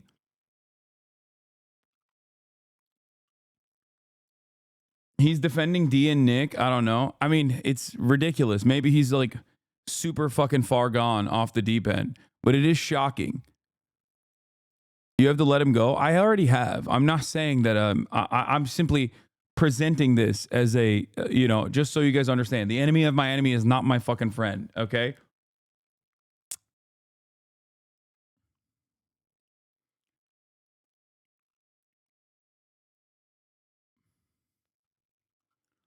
There's no reason to excuse or defend Ethan's behavior.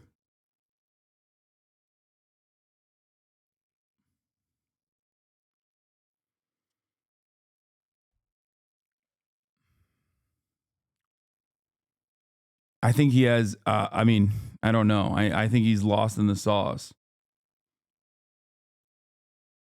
I just found out today that most of the Circle's people's content is parasocial farming, their own interpersonal relationship with their chest to watch like a reality show for the most asocial freaks online. I know. He took on this hall monitor role where he's like, on his stream? Yeah, I'm not defending Ethan, by the way. I'm just saying that, like, I think I would have a much easier time still, you know, albeit it's still impossible, but I think it would be easier to change Ethan's perspective right now than it is to change someone who, like, actively denies the Holocaust.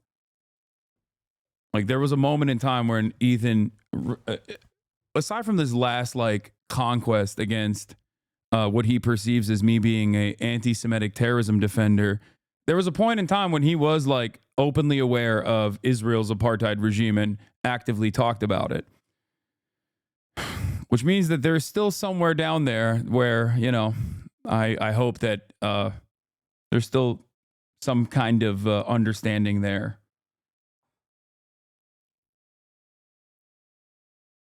Do I think E is genuinely Islamophobic? I think a lot of people are Islamophobic, and Ethan, I do think, has a healthy dose of Islamophobia, yes.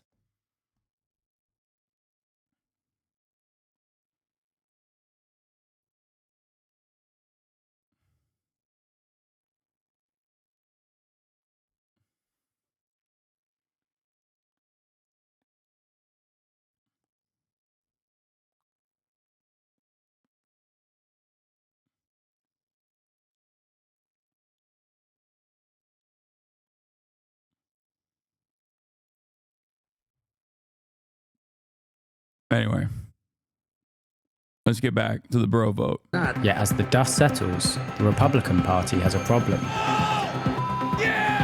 What does it do with the tide of angry young men who sent them back to the White House?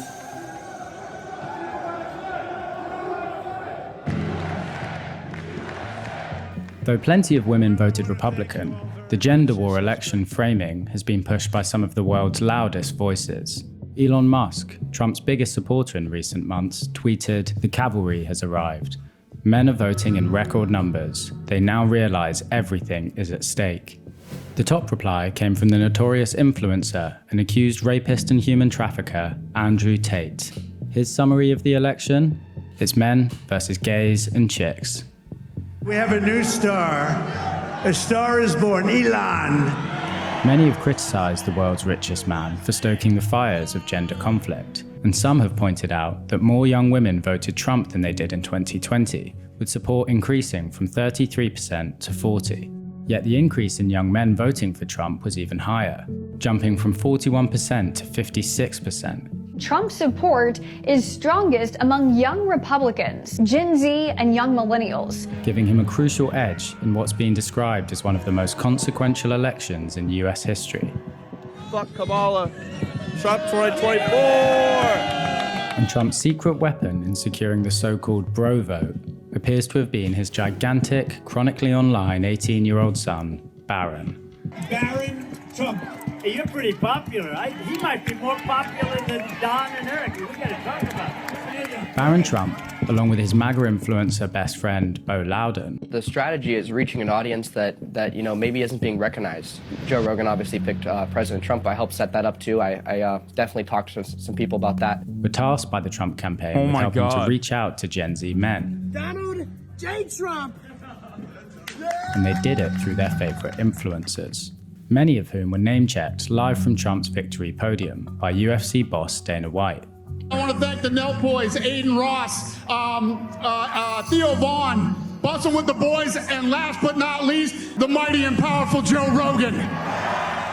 Aiden Ross is one of them, a 24-year-old streamer whose career highlights include being the man who sniffed Andrew Tate's chair after interviewing him and hosting a live stream with the incel and white supremacist Nick Fuentes. Dude, it's actually like a pleasure to talk to you, bro. A close friend of Barron, Aiden Ross hosted Trump on his stream in August of this year. My son Barron says hello. He's a great young guy, but he's a big fan.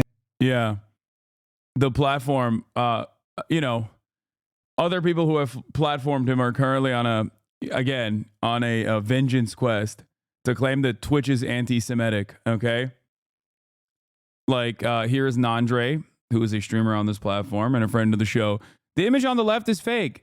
This image on the right is a screenshot of an emote on Aiden Ross's kick stream. If you actually care about anti-Semitism, tons of really gross, hateful people actually do something about over there. Oh, nice change. The change went live. That was fast. Excellent work, says Dan Can't Tweet.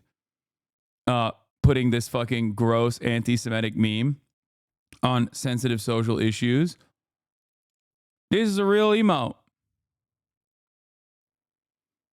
Here's what the Kick co-founder had to say. The fact that it has to be said the image on the left is fake shows us the state of Twitch more than anything else. The image on the right was a user's emote that was removed as soon as we became aware. Unlike other platforms, Kick has never banned Israelis and all are welcome. The fact that we believe this says a lot about you, actually, is amazing. Okay? No, man. That just says a lot about how stupid you are. You own a fucking platform, you dumbass. And the person who had this fucking emote, quite literally, is right here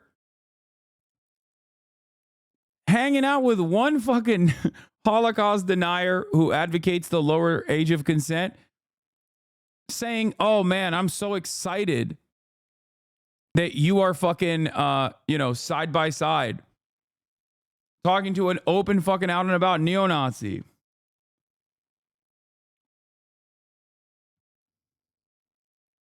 I feel like I'm losing my mind a little bit, you know? What a stupid fucking state of affairs.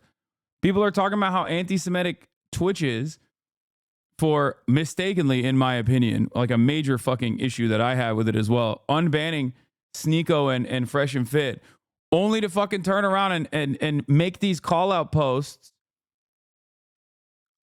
from YouTube, where those guys still stream.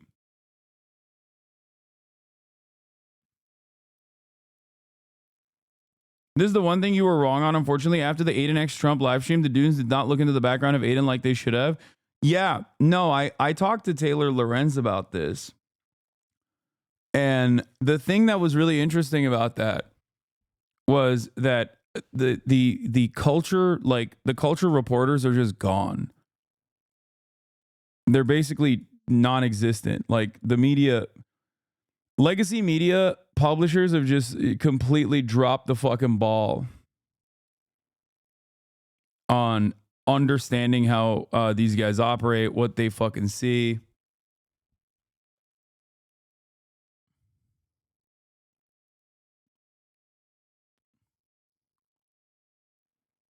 You know? It says a lot about society that I believe this fake image. It's like, no, it just says a lot about you, you fucking idiot.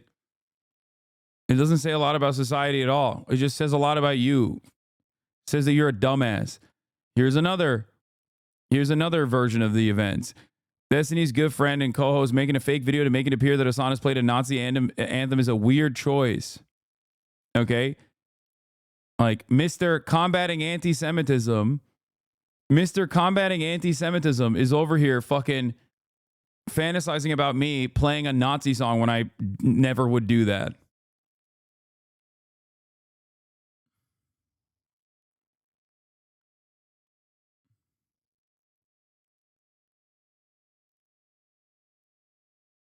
That's crazy.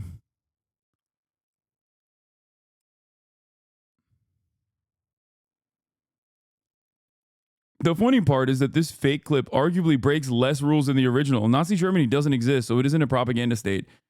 This isn't directly produced by the Nazi government, doesn't call for violence or war, etc.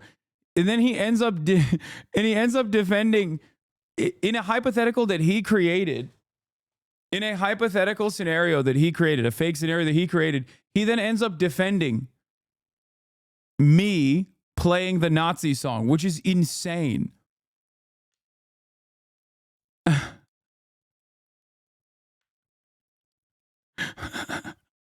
Well, he is a kick streamer after all, so that's not shocking.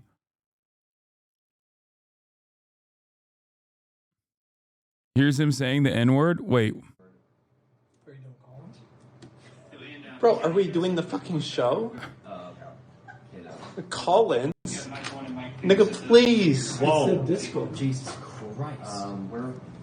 Hutch said that. Sure. Live on YouTube. No, that's you that just said that. A 50-year-old man, by the way. Lee's races cake streamers.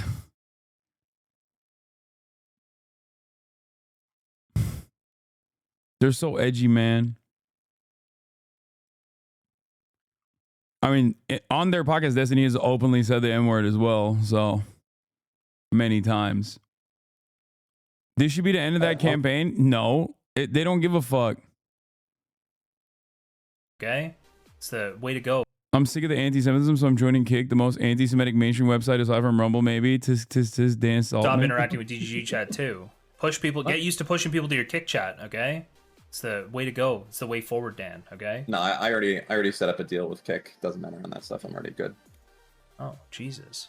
Yeah. Stop allowing groups like the ADL and Destiny. Stop interacting with DGG chat too.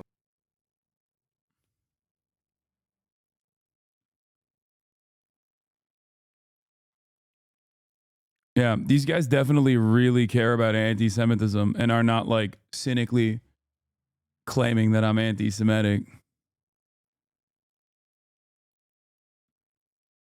The picture to the far right was the head mod of LSF.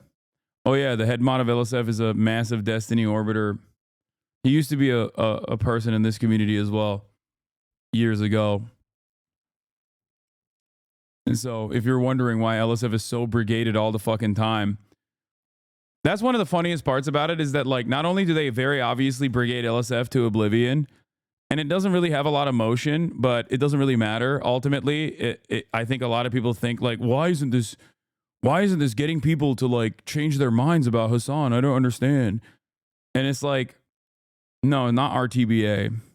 No. He's a DGG guy who used to be a former Twitch staffer. Now is the LSF head mod.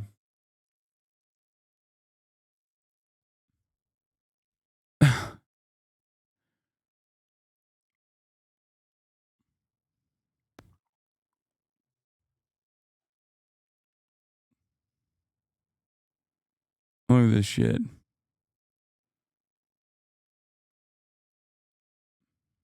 Here's Dee's friendship with Myron. 13 minutes, 13, hour 8 long. minutes. He's smart in manipulating people that follows him. But he's not a smart guy. He's actually a fucking idiot. He's a contrarian by nature. That's like what he does is like debate and argue.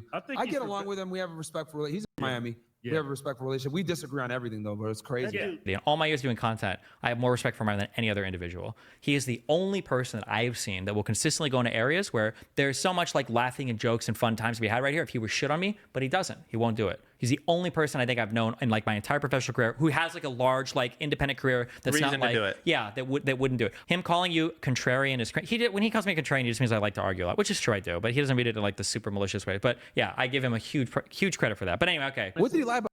Yeah. I wonder what Ethan thinks about all this.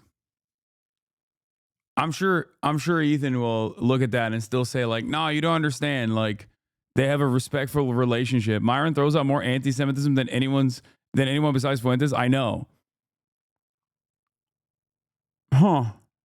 It's just weird because, Ethan is really worried about anti-Semitism because, Sabra hummus being like bad.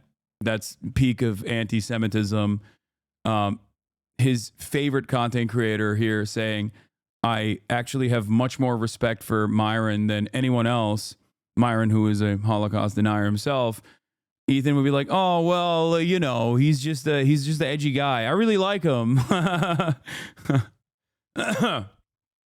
Weird.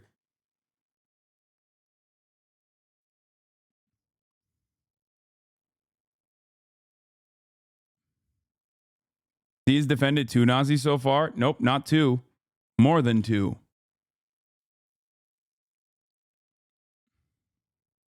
More than 2.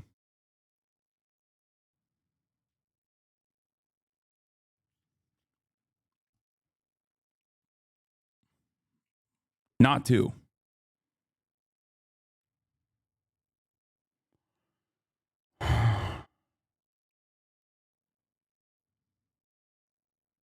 Where was it? There was another one.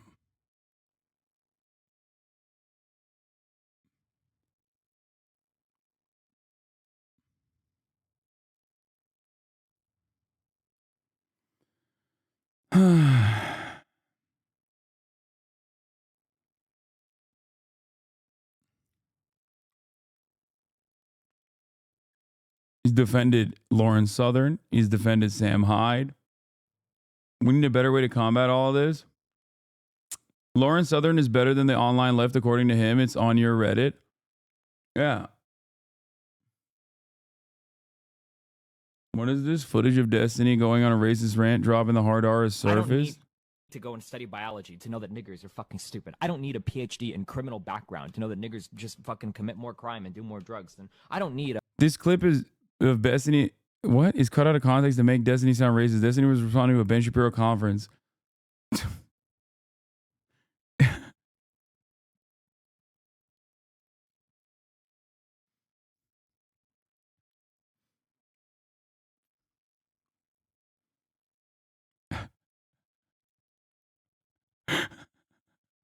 This has to be AI, right? No, it's not, man. Were you stupid?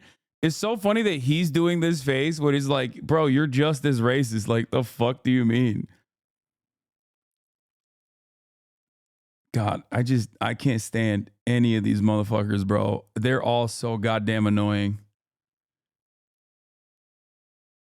Community noted. Excuse me. It's out of context. He was actually defending black people while saying the hard R.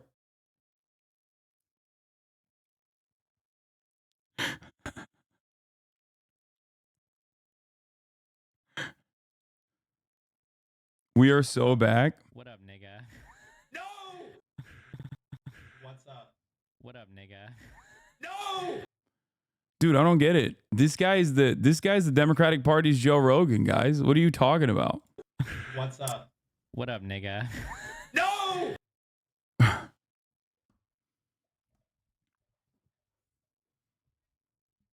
For a minute, I thought this was AI. No, this is like...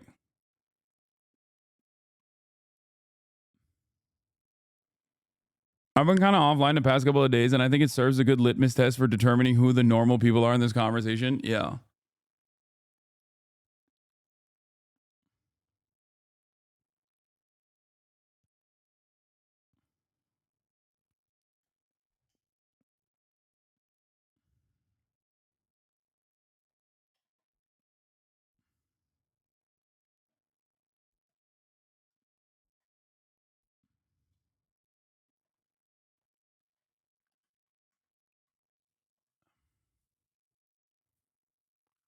Right next to him, the guy writing about advertisers leaving Twitch, for the record. Yeah.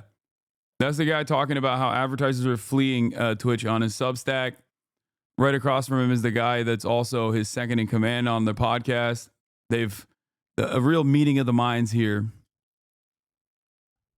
What is the context in the community knows? I need to see it. The context in the community knows is probably the longest video. Want to hear it? This is the same argument given. This same argument can be given to a million other things, right? I don't need to go and study biology to know that niggers are fucking stupid. I don't need a PhD in criminal background to know that niggers just fucking commit more crime and do more drugs. Than I don't need I don't need a background in whatever to know that faggots are fucking unnatural. I don't need to get a biology degree to know that fucking faggots like are just weird as fuck and don't belong in the internet, right? Bruh. These are the same kinds of arguments that uneducated people can make because it plays into sociology. Yeah, he was making an argument about what uneducated people say.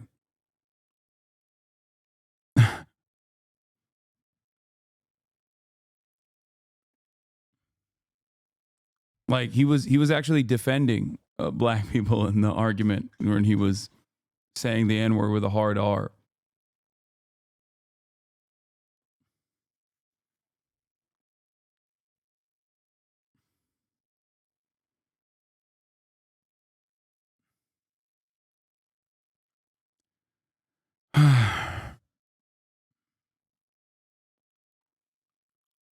Thank God Ethan is combating anti-Semitism with Destiny. Yeah.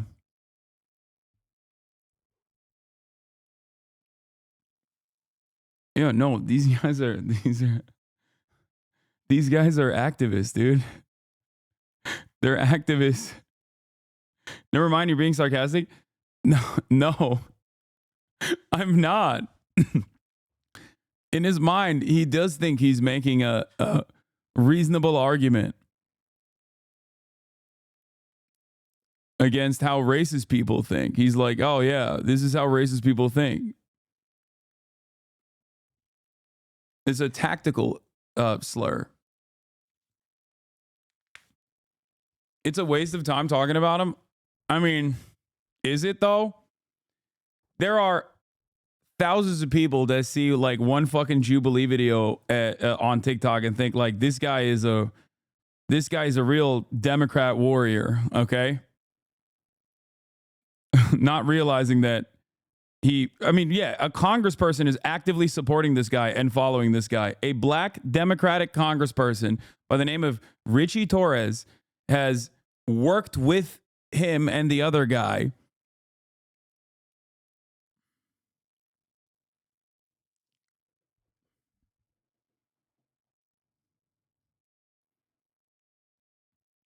Losing a debate to a podcast? Other creators into teaching moments for your audience. I try to, yeah. Like the last round of this was like so laughable to have this conversation and like with adults, but Are we bringing up Destiny? Is that what yeah, I was about to say like I wasn't gonna name names. Yeah, no, there's a content creator who like loves debating, doesn't really care about any of the things that he debates about, but like he will assume like ridiculous stances, ridiculous positions. He's relatively skilled in rhetoric, not necessarily very knowledgeable on the issues, but rhetoric. Not knowledgeable? Not anyway. So here's my 52 TikTok video thread for shit that I learned today about like, oh my God.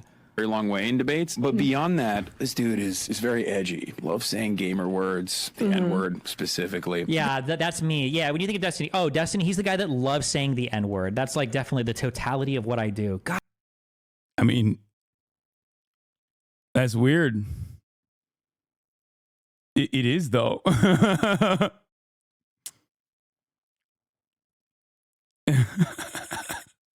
Why are you? I don't understand why he's so embarrassed. I mean, he does it, and he has defended it over and over again. God, he's such a disgusting snake worm. Fuck. Recently, I feel like that happened recently. It happened like 2 weeks ago, where he said the N-word on a podcast. In 2024. Said the N-word on a like, bro. Oh my! It's like the pearl clutching I would expect from like a 17-year-old. Yeah, I'm the one demonstrating the mentality of a 17-year-old, not the person who is defending saying the N-word on a podcast a week prior to this fucking conversation that I was having and then defending it.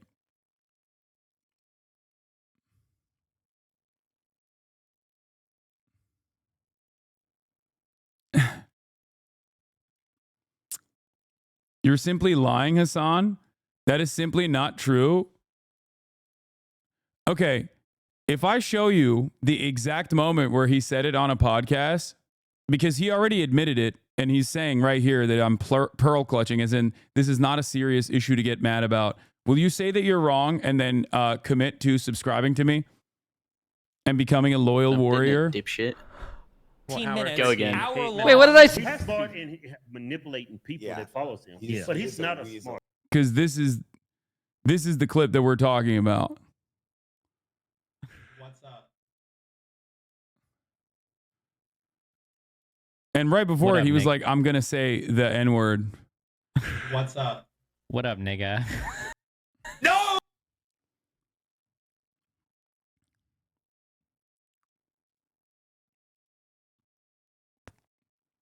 He also likes genocide and baby murder. Hasan, I was attention seeking. I believe you. I'm sorry. You fucking idiot.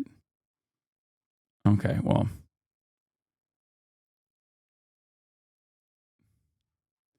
That's not all I do. Yeah, that is a funny argument to be like, listen, yes, I do defend white people's right to say the N-word, but that's not all I do. There's a whole bunch of other slurs I say as well.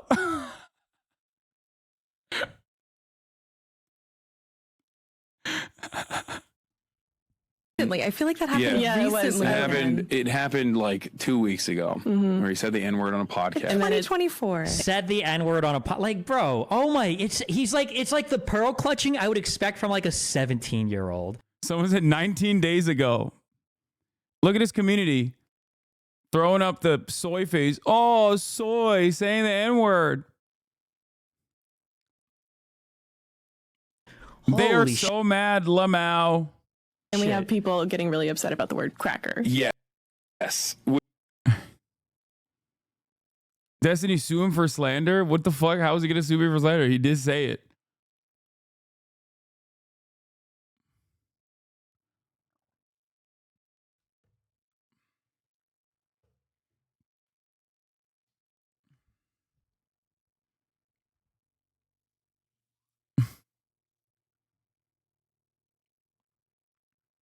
Like the easiest way for this to not be a problem for him is to just not say the N-word. They can switch up so fast. At the same time, they're pretending to care about anti-Semitism, and now they're soy-facing someone calling out racism. I know.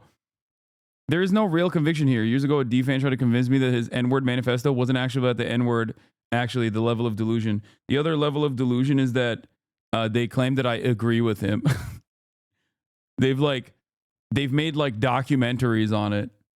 His community is so insane. And this has been going on for fucking 5 years at this point.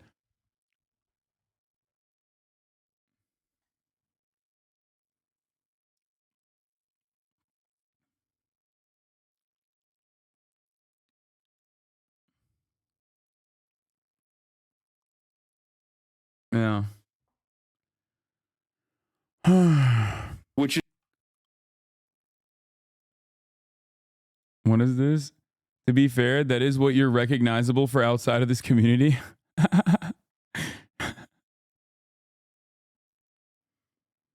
And then this is my favorite Destiny Dick Rider commentary. Hasan, you're literally obsessed with Destiny, Lamau. He's made like a post about him daily. 50% of his streams are about him. Even talked about him on this podcast, lol. First of all, they brought him up. Secondly, not only is that fucking insane, it's additionally insane for someone in the Destiny community to claim this.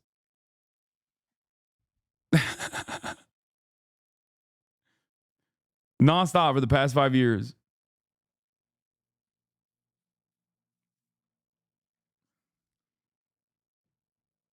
He has nonstop talked about me for the past 5 years. The E subreddit is now glazing loner box. Like clearly that subreddit has been completely invaded by Disney supporters. Is disgusting. Yeah.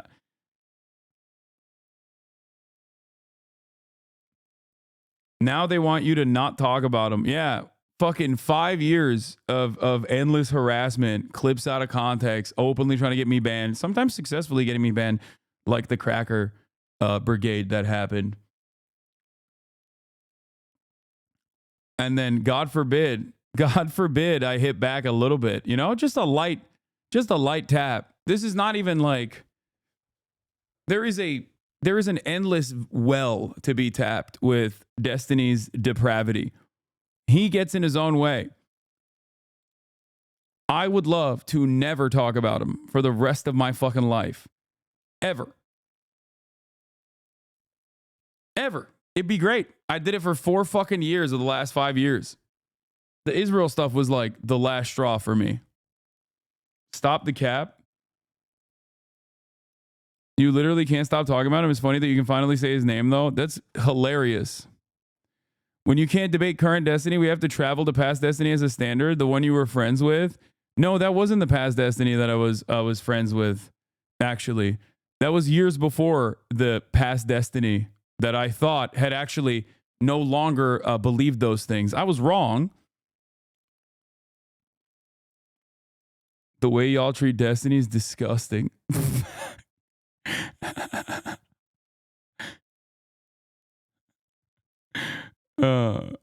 I've been here for nearly 5 years. I didn't know shit about Dia until 2023. I know.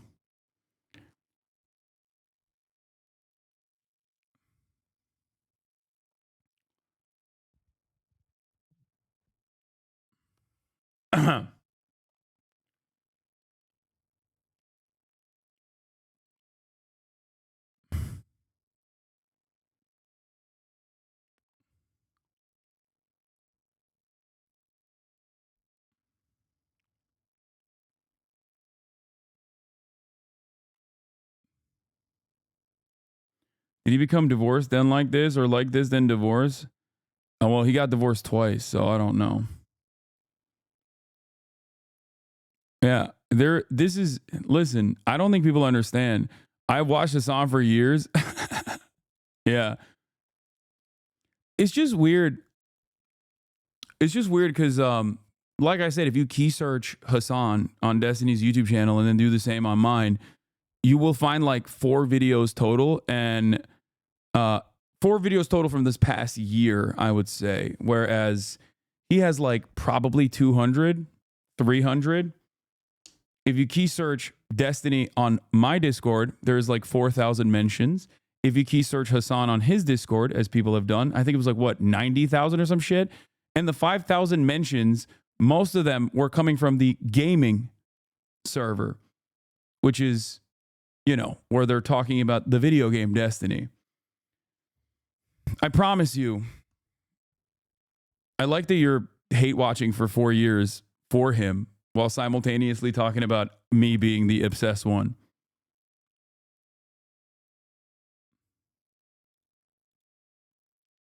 I'm paying his rent, his child support, everything for years and years. You should be thanking me.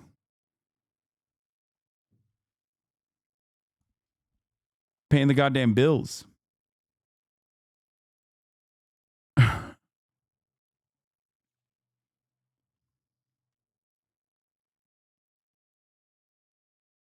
Did he really get cucked by an Arab guy and become super anti-Arab after that? No, he was always Islamophobic. He's an edgy atheist.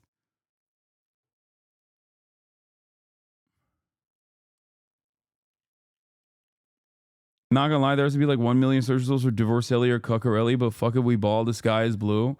No.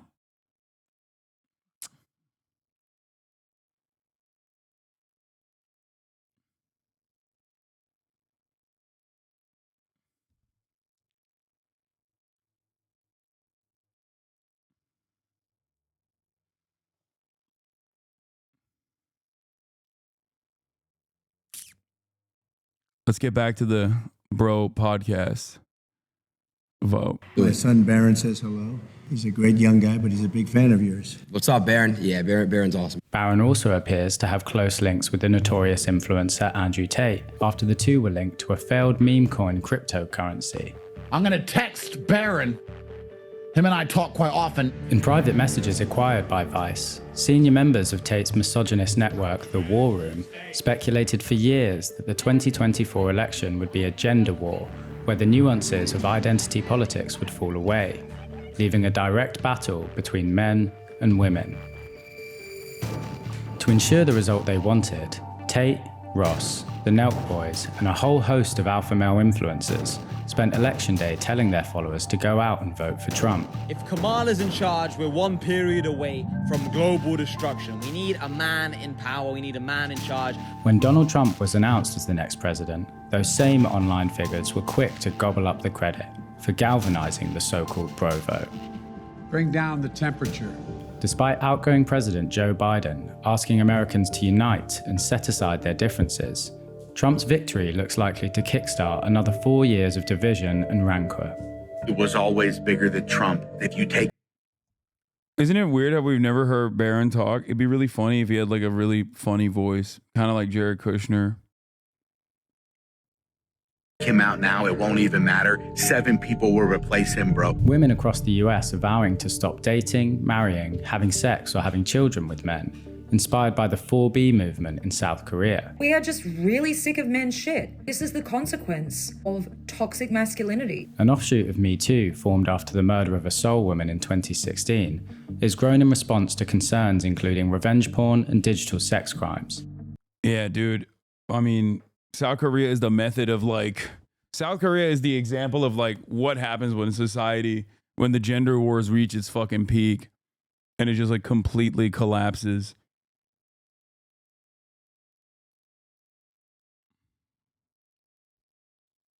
Pressing topics in the US, with women reporting an extreme uptick in online misogyny since Trump's win. And it's like, You're a fucking retard. In response, Nick Fuentes, popularizer of the inflammatory slogan "Your Body, My Choice," has been doxxed, with social media users posting his home address. He's already run into trouble with the law after macing a 57-year-old. This shit was crazy. Jesus Christ. Old feminist on his doorstep. Hi. Oh my God, what are you doing? No comment. Get the fuck out of here. Even within the MAGA camp, the celebratory tone adopted by people like Fuentes and Tate is causing division. Hillary Crowder, a trad-right political commentator, has encouraged the Republicans to disavow the red pill manosphere nonsense. The question of whether they will or not looks set to define the next chapter in US politics.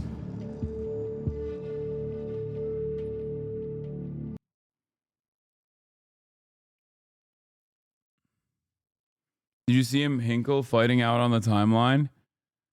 What is this? Let's see. France would be a third world nation if it wasn't for Africa. You are such a pathetic white cuck, it's unreal. You are an F word who goes on Catboy dates. When are you going to sign at Nero's contract? Your face when you see an unsucked third world cock. 3 things I can say that Nick Fuentes cannot say. I'm 100% white. I've never been out to dinner with a cat boy. I've never been in a transgender group chat. Computer enhance. Readers added additional context. This image is edited. Here's the original image from Jackson Hinkle's high school newspaper. Computer enhance. Except mine. Oh, okay. Not going to go all the way down there. Don't know what's happening here. Okay. Let's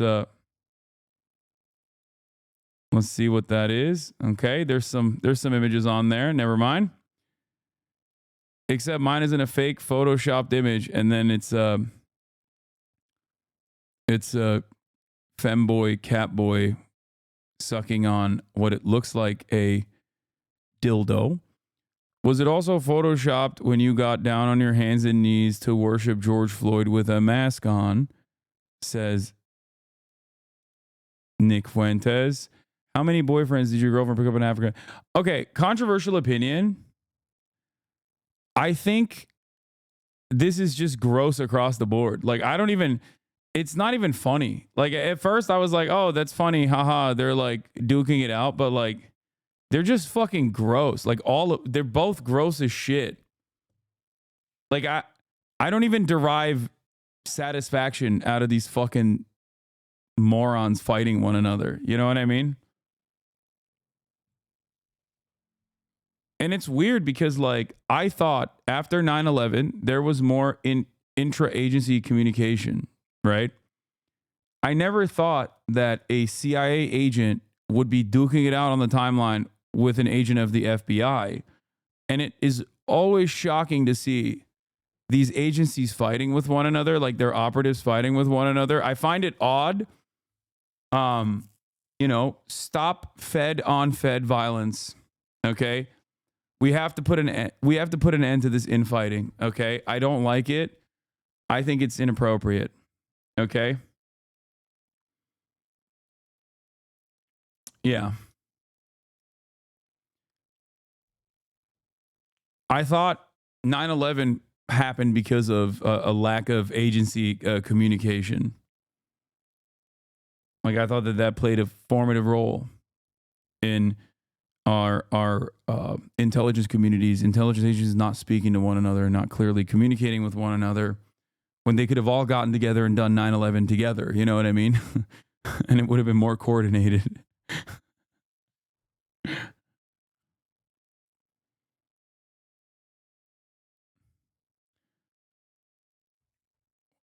Oh, what the fuck? Huh.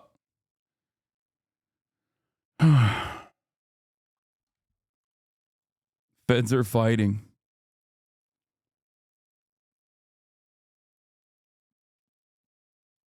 Oh, they start calling each other feds. Stop deflecting with bullshit lies. You were left untouched by the feds after ordering protesters on January 6th to storm the Capitol and disregard police. Now you're mocking the heroic and last stand of Hamas leader Yahya Sinwar if it smells like a fed.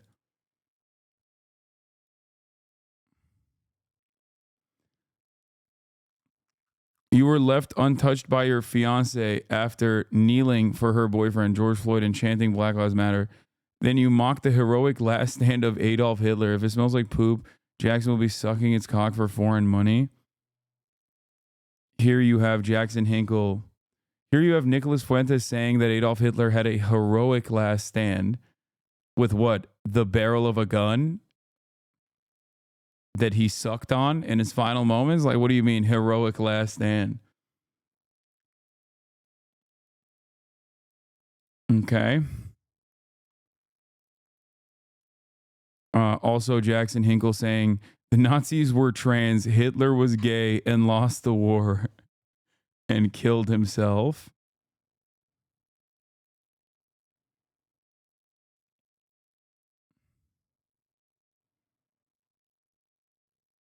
Yeah.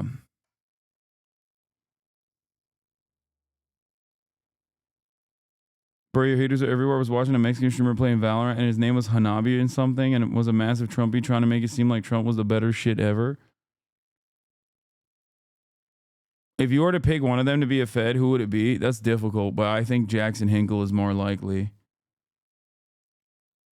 He goes in and out of spaces that I think the average American, like, you know, an American neo-Nazi there's a lot of them out there. You know what I mean?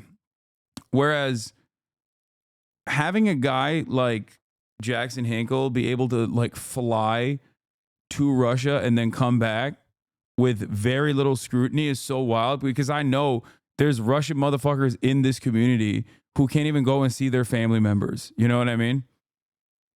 Like he is gone to Russia. He's gone to Venezuela. Like it is definitely very sus, because the American government does not fuck around with. The American government does not fuck around with like foreign policy shit. Yeah, he went to Russian occupied Ukraine. Like,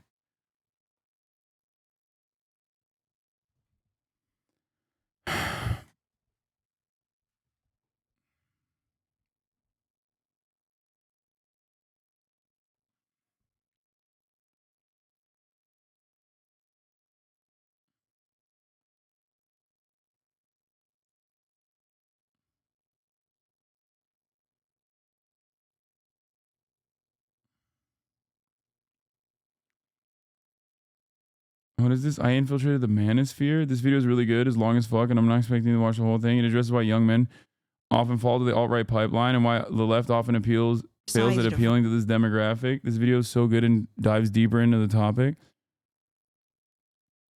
I infiltrated the manosphere by Shanspeare 2 months ago, 800,000 views. In July, I created an alias account on YouTube so I could purposely fall prey to the manosphere. I watched endless podcast videos and fan uploads of controversial stars. I allowed YouTube to mold my new account based on these habits and watched as it ushered me further down the rabbit hole. With this study, I came to the following conclusions. There's a lot we know about the manosphere, a lot we get wrong, and a lot we can do to rescue those within it.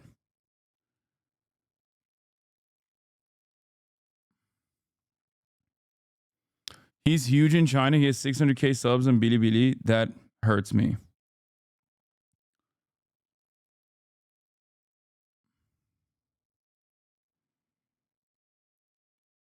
I'm jealous.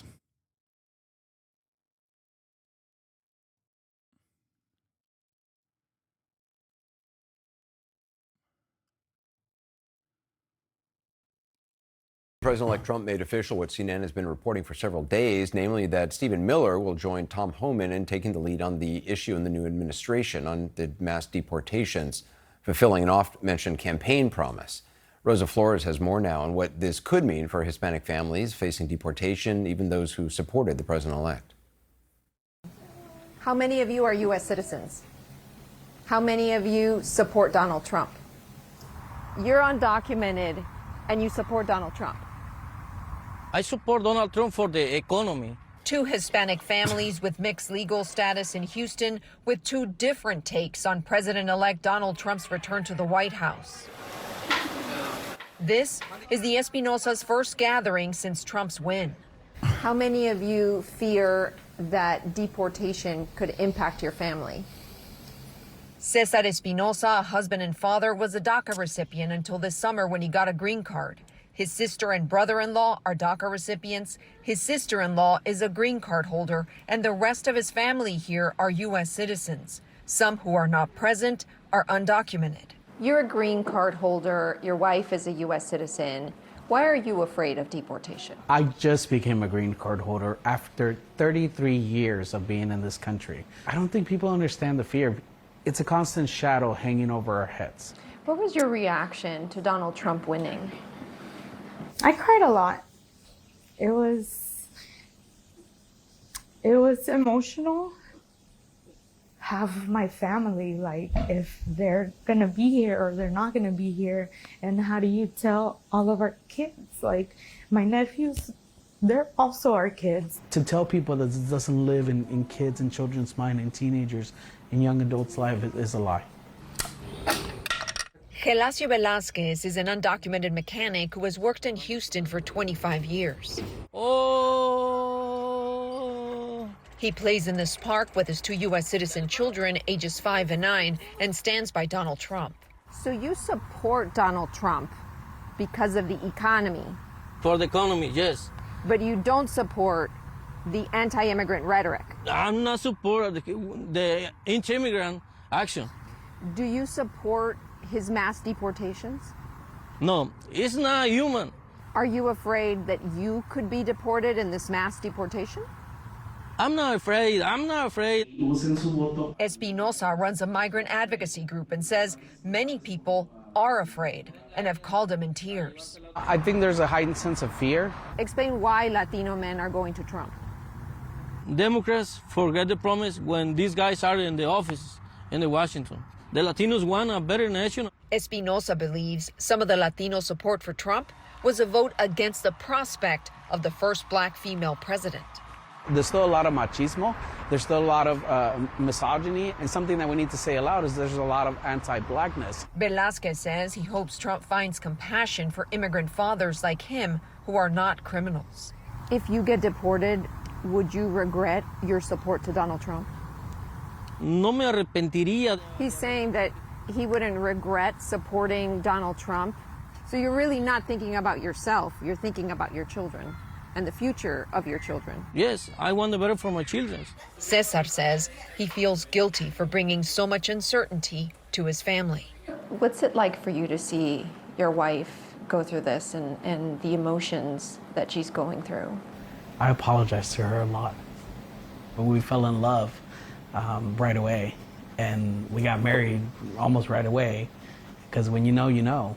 We asked Velázquez and Espinosa the same final question.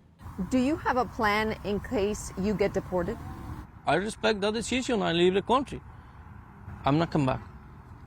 There is a plan. We've talked about it openly with our family. Turns out these 2 Hispanic families with 2 different takes on Trump's win have the same plan if they get deported.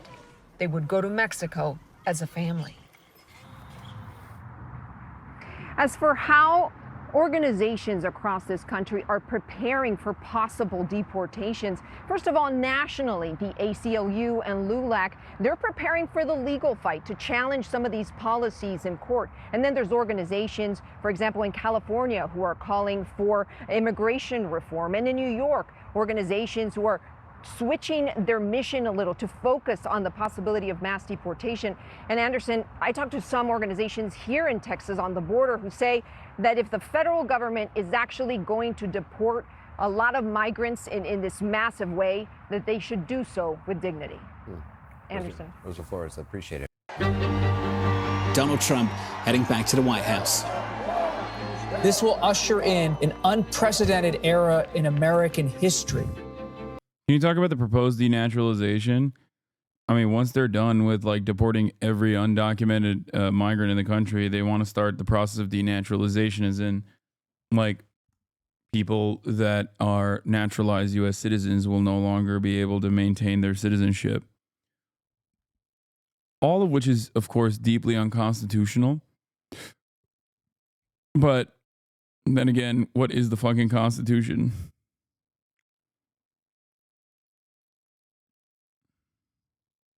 In a dramatic political comeback, Donald Trump will return to the White House. And if he's going to share the credit for his victory with anyone, it's this guy. Where is he? Come on up here, Elon. Come here. Elon Musk, known for selling cars, making rockets, became one of the biggest political donors in American history. Even with the Supreme Court's Citizens United ruling allowing corporations to spend unlimited amounts on campaigns, the nearly $200 million that Musk spent, along with his intense campaigning both on X and on the ground, dwarfs precedent. A star is born, Elon. And he's already reaping the rewards. Immediately after Trump's victory, Tesla shares went through the roof. In a single day after the election, his net worth goes up, by like 26 billion. And that's just the beginning. Trump is in a position to make him even richer. Musk is like the de facto vice president, and he is going to have a role kind of reshaping the contours of the federal government going forward. There's a word for guys like this. Elon Musk is an oligarch. And by that, I mean in the sense that he is a very wealthy business person. It's crazy to see Bloomberg talk about how a rich billionaire is an oligarch.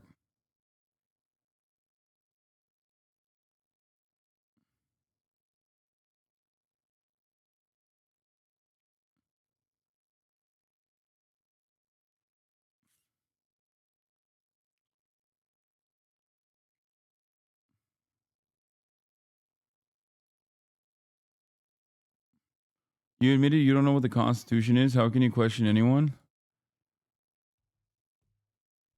Careful what you say. You just asked what the Constitution is. The media, leftist political tumor, doesn't even know what the Constitution is.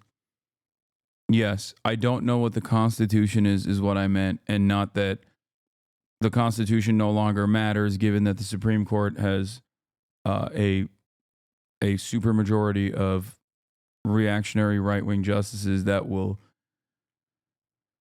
amend it in ways that benefit Donald Trump. Person who has used and seems to be interested in continuing to use his political connections to make money. Imagine Taylor Swift, Warren Buffett, Rupert Murdoch are all rolled into one. That's Elon Musk. So what does Elon Musk want from this newfound power? Musk wants a lot of things from Donald Trump.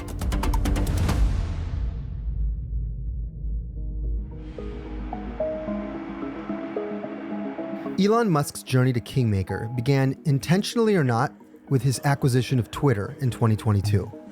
Elon Musk paid $44 billion to buy Twitter, and conventional wisdom is Elon Musk destroyed Twitter. And from a business standpoint, that is true.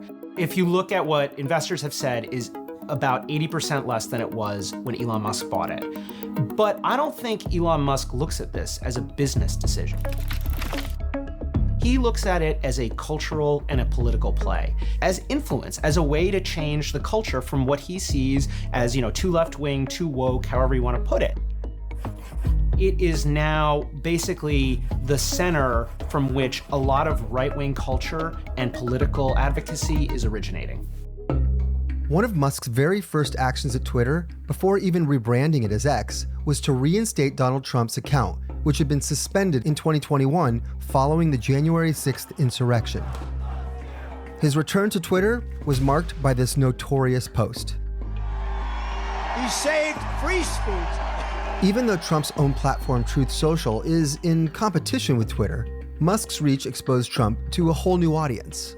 Musk kind of opened the door for a lot of people who maybe would never have looked at Trump or considered voting for Trump to take a look at him. Like the young men who follow Elon and think that Elon is great, now see Trump in a different light. And he has given Trump like a gravitas that maybe he didn't have before. It's one thing to have Hulk Hogan speaking at Madison Square Garden for you. It's another to have arguably like the most successful capitalist in a generation speak.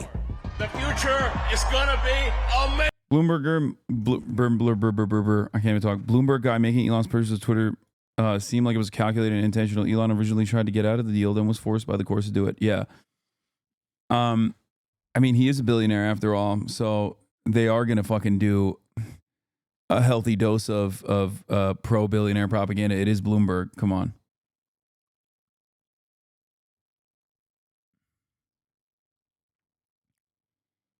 Bup. Thank you for the 5 tier 1 gifted subs.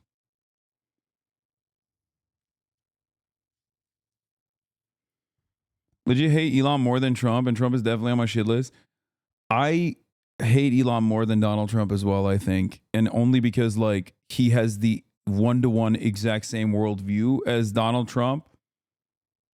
And, you know, even after Donald Trump passes away, Elon Musk will still be very much alive and pushing even worse shit, most likely.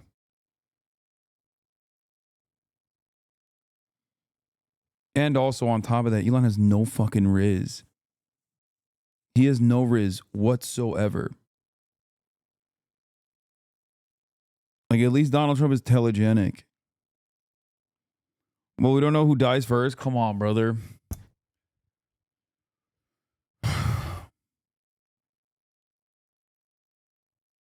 Amazing! Amazing! USA! USA! I just, like, it's burned into my mind every time I fucking see him. Ugh. So fucking gross. So goddamn lame, dude. This is like a mutually beneficial business arrangement, right? Trump got money and got elected. Musk gets sway over the federal government. This mutually beneficial arrangement includes a new role for Musk that raises a whole host of potential conflicts. At the Madison Square Garden rally, Howard Lutnick introduced Musk as the co-chair of the Department of Government Efficiencies. We set up Doge. Yes. I think the funniest name is DOGE, the Doge, Department of Government Efficiency.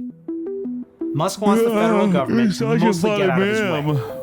It's such a funny meme, guys. Tesla is a electric car company, and it very much would like the federal government to approve its business in robotaxis, driverless cars. Elon Musk runs Neuralink, which sells brain implants. Elon Musk would very much like the federal government to legalize that. And you could kind of go on and on. While pushing for less federal oversight, Musk also stands to gain billions. Elon Musk owns a major defense contractor. It's called SpaceX. The US government is their most important client. SpaceX has already gotten billions of dollars worth of contracts between 2009 and 2024, but this could pale in comparison to future contracts under the Trump-Musk alliance. Another thing that annoys me is that this is genuinely a fucking fantastically impressive feat of modern technology. And it is all because of former NASA engineers that put this fucking project together. And we had to fucking outsource it. We had to outsource it to SpaceX in a private public partnership so that Elon Musk could eat away all of the fucking glory. And by had to, I mean we decided to.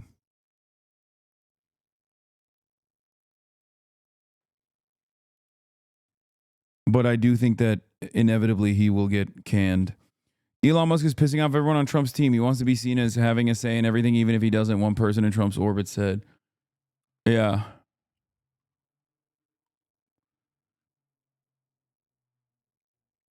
So we're getting Cyberpunk 2077? Yeah, but that's like fun to play in, but not fun to live in. It is an anarcho-capitalist dystopia where corporations run the entire world.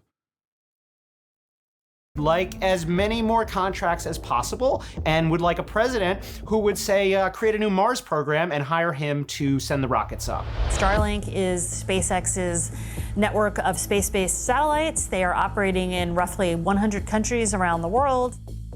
They have applied for, FCC licenses to kind of expand to rural areas. That satellite business would very much like some of its own defense contracts as well as subsidies for. That's the other thing I fucking hate about this is that Starlink is also objectively a cool piece of technology. Ugh. That is, however, the beauty of billionaire CEOs. The companies work without them. In some instances, they can even be better without them. So remember that. The technology is cool. The technology is cool. And it's impressive. And it can exist without Elon Musk. Regular people to buy internet from it. It's highly unusual for the CEO of so many companies to play such a strong role in an incoming administration where he will have sway over the agencies that the government regulates. Ideally, he would recuse himself or he would not be involved in those agencies. But this is Trump 2.0. Like the sort of old rules of conflicts of interest may be out the window here.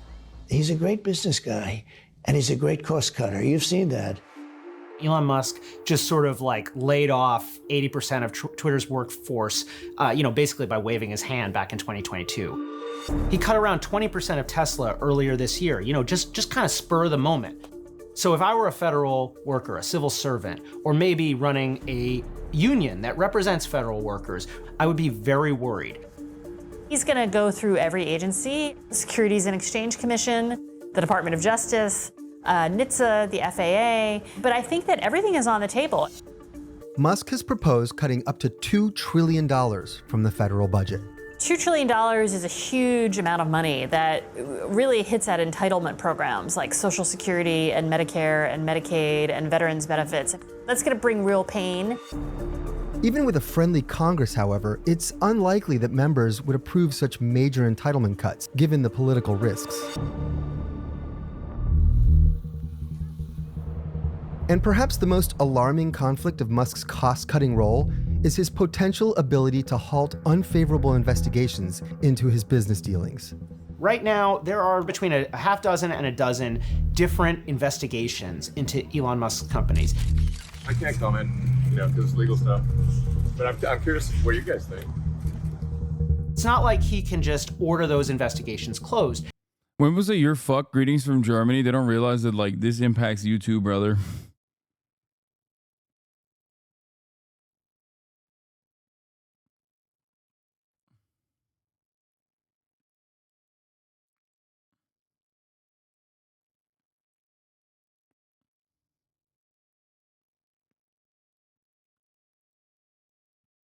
You're cooked too. Also, you got the AFD to worry about too. Didn't your government collapse recently? Shit's fucked all across the Western world, man. It is so bad. I was in a Waymo the other day and it was awesome. I'm not going to lie. What if we never got high-speed rail, but instead 100% driverless vehicles in the streets in 50 years? No. But if he is in a position to control the federal budget, what better way? Yeah, when we're talking about America, it's not about you're fucked. It's about we are fucked. Because what America does is going to ruin the rest of the planet, no matter what. To deal with an investigation than to just defund the agency that is supposed to be doing that investigation. There's one thing we learned from the last Trump presidency, which is that it doesn't really matter what your job is in the Trump White House. What matters is who is talking to Trump on a regular basis. And right now, that is Elon Musk. Musk and Trump are very similar men in that they both love to be the main character. They don't like to share the limelight. And it's hard to imagine that these two giant personalities will be able to stay in the same room and stay aligned for a really long time without running into problems. But Elon and Trump need each other. And that is what's different. And that is what could make Musk's influence much more lasting.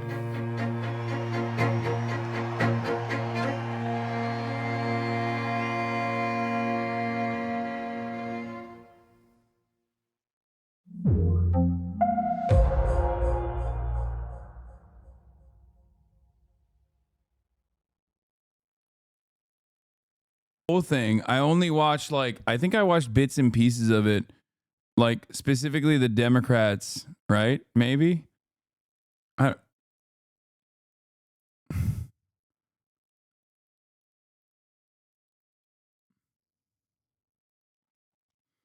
California has new reported cases of an aggressive monkeypox strain. 2025 is going to be our year.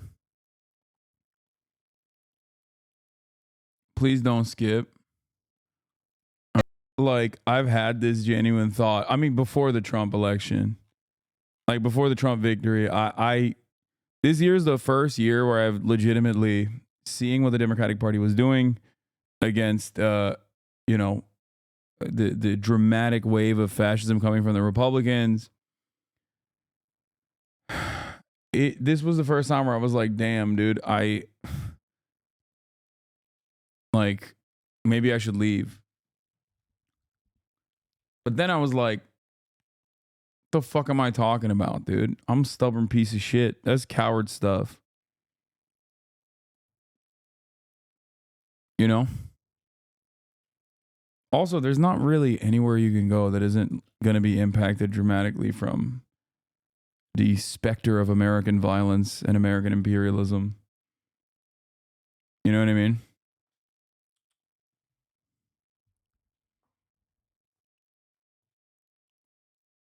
Do it, leave. Move to Ireland.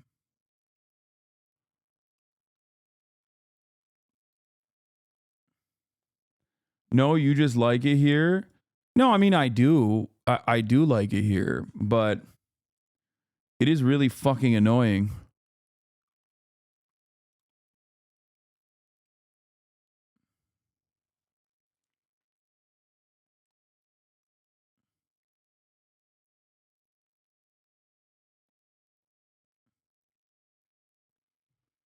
Just as a hypothetical, if there was another country to go to, which one would be? Japan.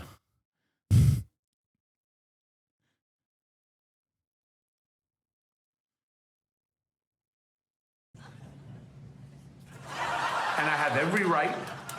Japan has 10 gigs per second consumer internet. House for Big Man and Kaya and friends are only 45K USD.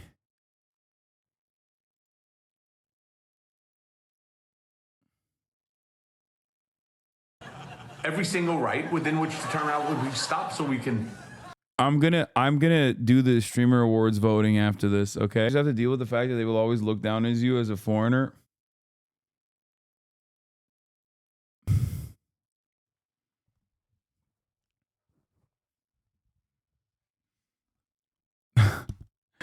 Boy, do I got something to tell you, okay? Let me tell you a thing or two about America and being named Hasan in the motherfucking United States of America.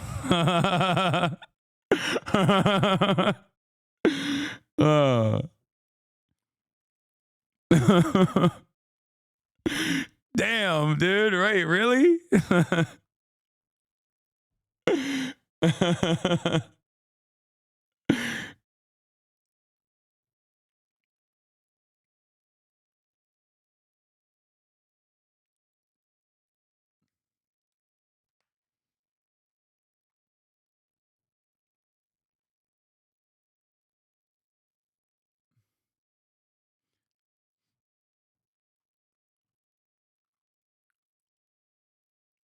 Yeah.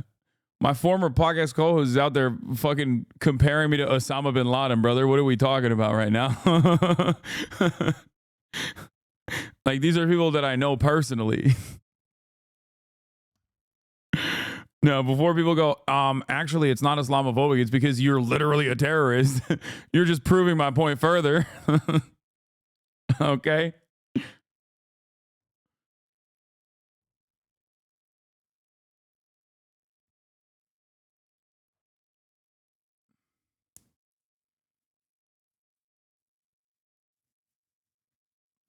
The point is, it don't matter.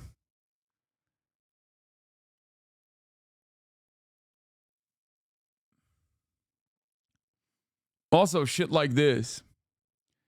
Breaking, the nonprofit killer bill is back on track. H.R. 9495 has been set for a hearing on Monday before the House Rules Committee, which could tee it up to a floor vote next week. The bill was largely designed to target pro-Palestine groups.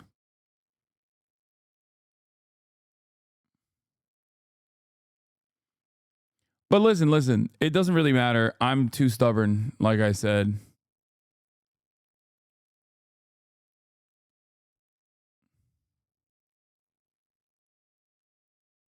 So,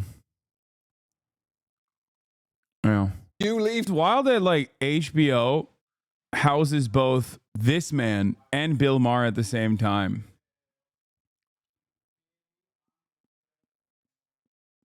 Genuinely shocking how both of these things can simultaneously happen. Fairness doctrine by HBO, yeah. Wokeism is dead. No more virtue signaling and pronouns, etc. Please, just be kind to people. Wokeism is dead. Just be kind to people. Cut it out with this pronoun shit. It's so funny. Do you want my phone? Oh, okay. Wokeism is dead. Just cut it out with this fucking what? Oh, for sure.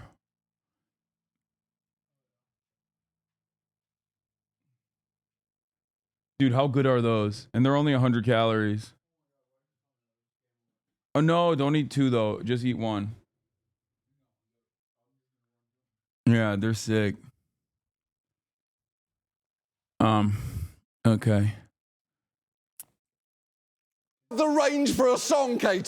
AOC removed her pronouns from her Twitter. Oh no, dude.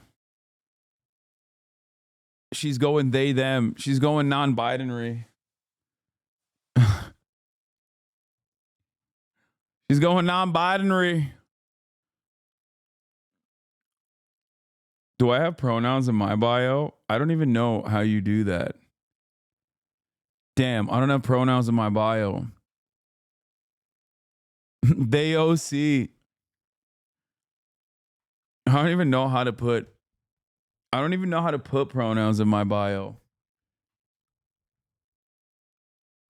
Bro, get off X? No. I'm the captain of this ship. You just type it? Oh, I didn't realize you just like type it. I thought you like write it in on your when you like edit your profile.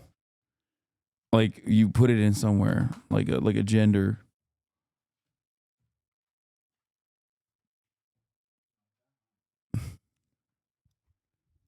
Can you put pronouns in your bio, please? I'm gonna put Latinx in my bio. I'm going full tilt on the wokeism train. I'm investing big time on the wokeism train.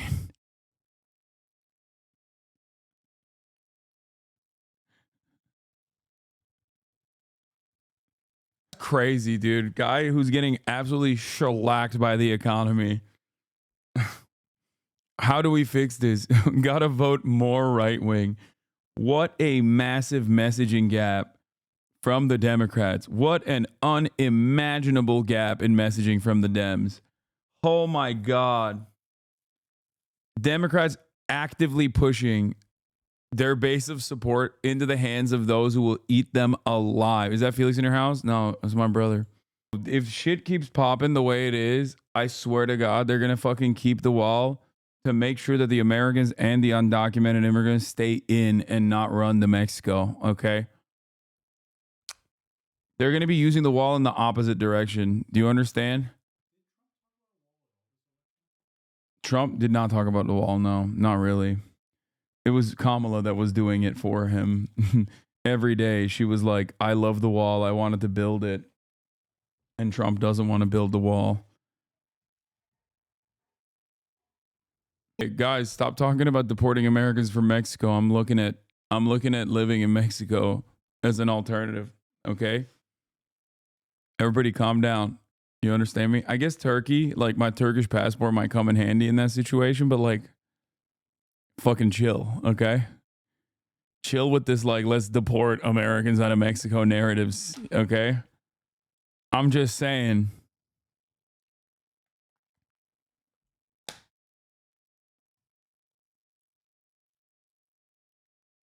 Less taxes? Ooh, bitch, I don't give a fuck about taxes. I live in California.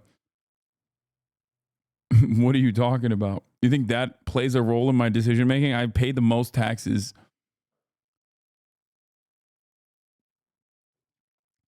Can we skip this and go straight to how tariffs will directly affect our car repairs? AutoZone has posted about this tonight. Yeah, where the fuck was that post before the election, big dog? I saw Doug talking about it too. Doug DeMuro. talking about how like what was it, E39 parts are going to be so much more expensive, and it's like, while that is far from the most significant concern here, yes, auto repair parts like are going to be unimaginably expensive if these tariffs kick in. If we get tariffs, we will pass those tariffs costs back to the consumer. And Philip Danielle, CEO, vehicle repair parts supplier AutoZone, told Wall Street analysts, will generally raise prices ahead of that. Damn, who could have foreseen this, bro? Let me tell you who couldn't have foreseen this. Every single fucking Trump supporter I talked to. I kept trying to explain to them, like, that's not how tariffs work, man. There is no part of this tariffs process where, like, if you implement it, it's going to not carry on to the fucking consumer.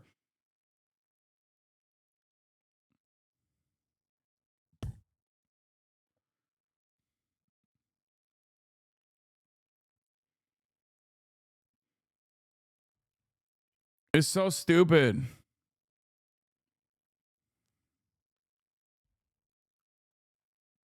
Doesn't tariffs mean more tax money, which is more money to support people? Oh my God. Brother, tariffs are a flat sales tax. Okay? It is inherently a regressive tax. Okay? Which means it harms the working poor more than it does the wealthy individuals. Please understand how any of this stuff works. Okay? Yes, tariffs are a tax. It's an entry fee that you're paying to the American government. The American government says, you know what? If you're getting stuff from these countries, you're going to have to pay an entry fee. Companies will pay that entry fee, and then they will price the end at the end point when it comes to when it gets to the consumer. At the consumption point, they will readjust their costs, as in inflate the cost of the good. Okay? It is a direct tax on the goods that are being shipped into the country, and those costs will be carried on to the consumers. This article is basically describing this process.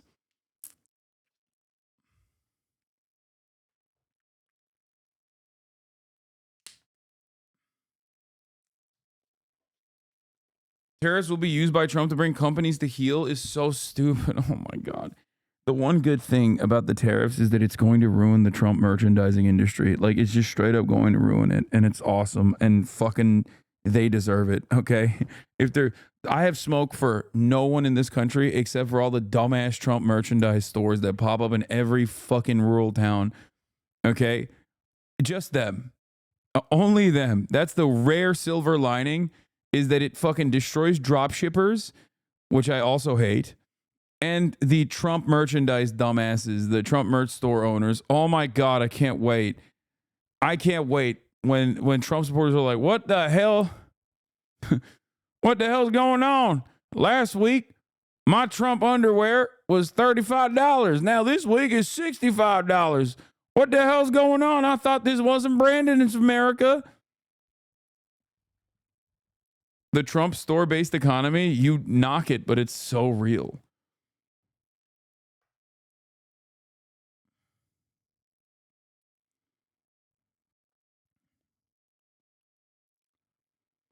They're going to use the revenue from tariffs to give the largest corporate tax cuts we've ever seen. Normal people are completely fucked. Oh yeah, that's the other side of this process. One must ask why they're doing these tariffs. And the answer is because they're going to do tax cuts. And they're not going to do tax cuts for you in a meaningful manner. They're going to do tax cuts for people like me, actually, really, and also corporations.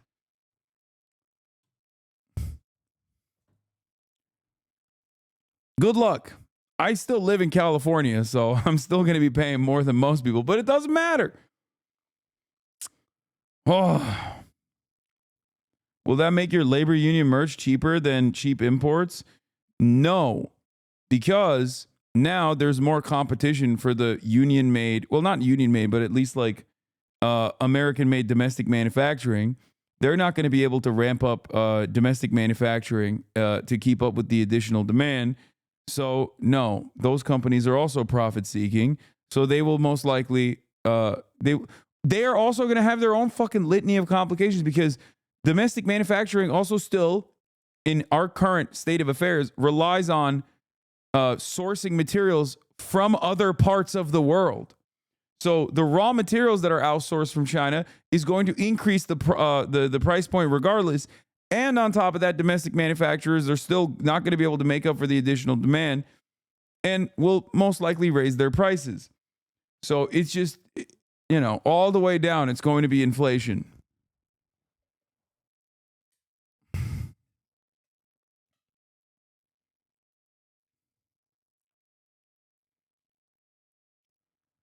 The thing is, like, there's a valid argument for tariffs if you want to bring back manufacturing into this country. But I assume the way to do that would be to first build the manufacturing capabilities up before you implement the tariffs, in an effort to have like a reasonable, competitive domestic manufacturing capability. If you don't do that, then you're just fucking adding on an additional cost to everything that you're purchasing. Also, the other side of the story, I mean, pure econ, okay? No like care or consideration for the humanity or the cruelty that we're going to be subjecting tens of millions of Americans to. But what the fuck do you think is going to happen to American agricultural production when like 60% of the workforce that is undocumented is forcibly removed from the country?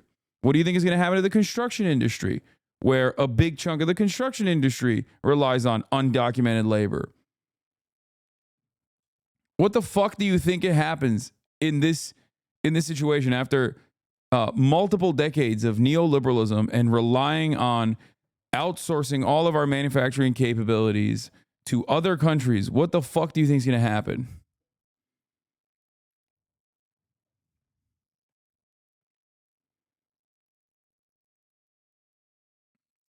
I think that it is the greatest accelerant for American fascism, really, because I don't believe that there is I don't see it, you know, destroying the American economy in its entirety and then magically people develop class consciousness. But what do I know?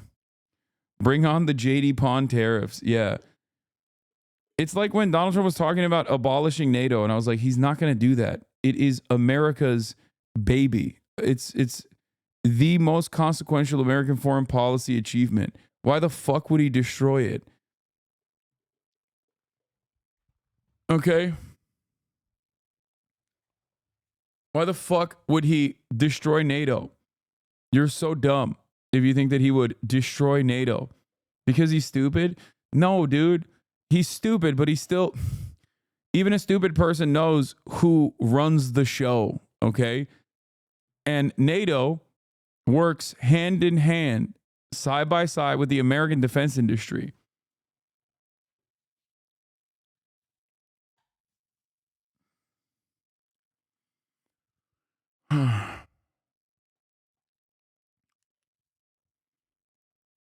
Like, it does not make sense. It would never make sense. It would not make financial sense to destroy NATO. Yeah, he'd have to not just be stupid, but delusional, and also work against his best interests.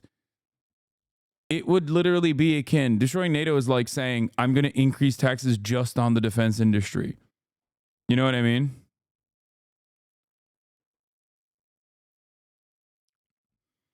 Hasan, are you insane? He works for Putin. Trump will trash NATO and has also outright said he doesn't like NATO. Okay. So what? Donald Trump says a million different things, sometimes directly at odds with one another. Just look to what he has done when he was president. Did he destroy NATO when he was president? Another question is, did he stop weapon shipments to Ukraine when he was president? No. He actually literally, the only time where he threatened to stop weapon shipments to Ukraine was when he had that perfect phone call with Ukrainian leadership where he was like, give me some fucking dirt on Biden. Give me some dirt on Biden. Or if you want your weapons, you need to give me some fucking dirt on Biden.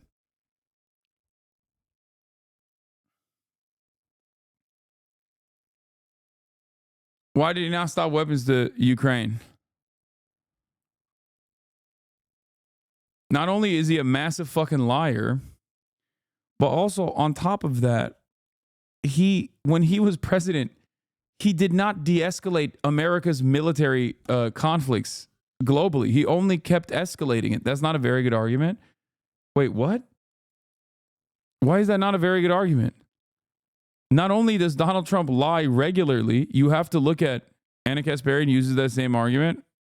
Okay, Anna Kasparian also says that she's pro-Palestine. Am I gonna act like, that's a bad take just because she said it? He's gonna be worse than last time? Oh, absolutely. I don't disagree with this at all. I don't disagree with this at all. I say that all the time. I just don't think that he is going to work against the interest of major industries. I think there's a reason for why he's doing the tariffs. And I think the reason for why he's doing the tariffs is to cut corporate tax rates even further and maybe even cut tax for the wealthy even further. And that is, I voted for Trump. I'm glad he won. Okay.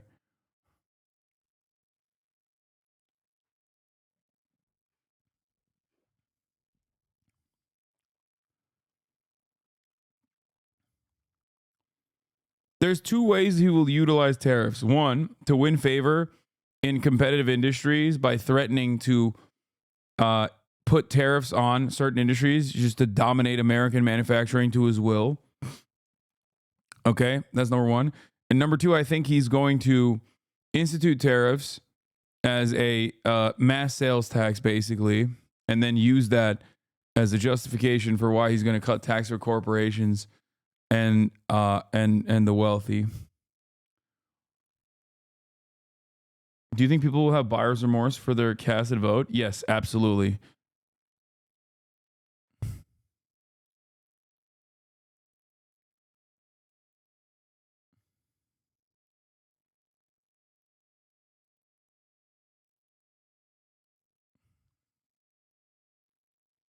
People always have buyer's remorse, and it'll get worse.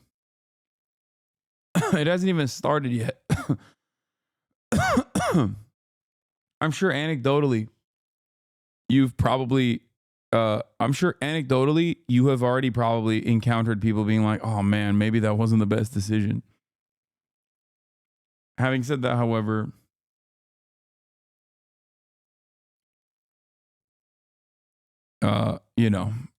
it will get far worse. All right, let's do the Streamer Awards nomination. Okay, I'm currently logged in as Hasan Abi. Your submission will contribute towards deciding the final award winners. You can skip categories that you do not want to vote for. You can also come back later and update your submission. If you're a nominee, you can request a change to your picture and clip here.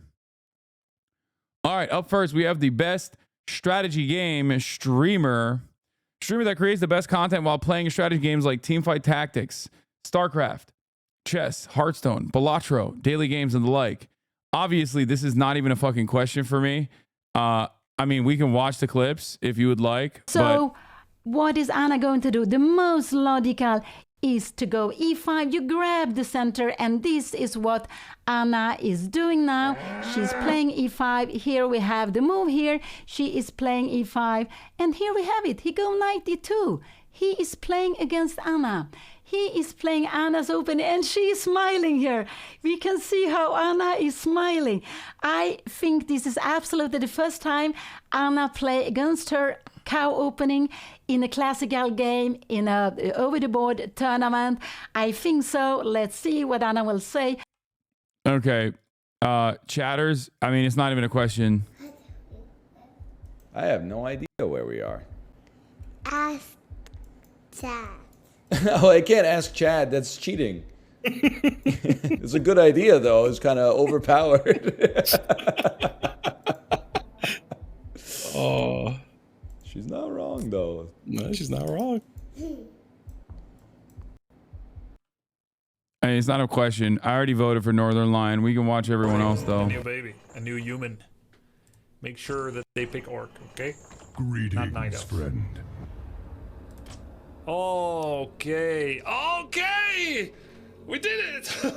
It was enough in a single game. First time in my life, rank 1 VNet. Let's go. The All grubster. right, cool. All right, we're done. Recording a new baby, a new human. Not grubby. He eats the entire strawberries with the stem. I mean, guys, I already made my choice. I love you all, Okay, and Box is dope too, but you know, that's my bald. All right, not bad. Second place from that spot. I am down. What's the RA thing? Whenever I know I'm going to die in second place, I sell my whole board for an RE1 and then put tank items on her. That way, when people look up RE's best items, they'll see that RE1 with 3 tank items has an average place in a 2. And together we can make a difference and fool some new players into thinking that tank RE is good. Cutie Chat made her really sad complaining about the awards just now, and she ended her streak. Stream abruptly. Oh my god, every fucking year, dude. It's so goddamn annoying. Don't speak hair. Yeah, that's what I'm saying. Like, none of the other candidates here are bald, and you know I'm a fucking bald fetishist. Best creative art streamer. Let's take a look. Oh wait, okay. I forgot one. I hate the way that fucking people treat Cutie over this shit. It's like, it's so ridiculous because this is, in every sense of the word, like a thankless job. Straight up. She puts this shit together. She oftentimes loses money in the process. She's like paying out of pocket for a lot of this shit. Okay. And it's fantastic for the community. It's the best fucking award show. And I despise motherfuckers who chirp and complain and cry all the goddamn time. It's just, it's so frustrating. It's so fucking frustrating.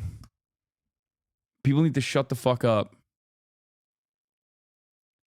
It's, the reality is,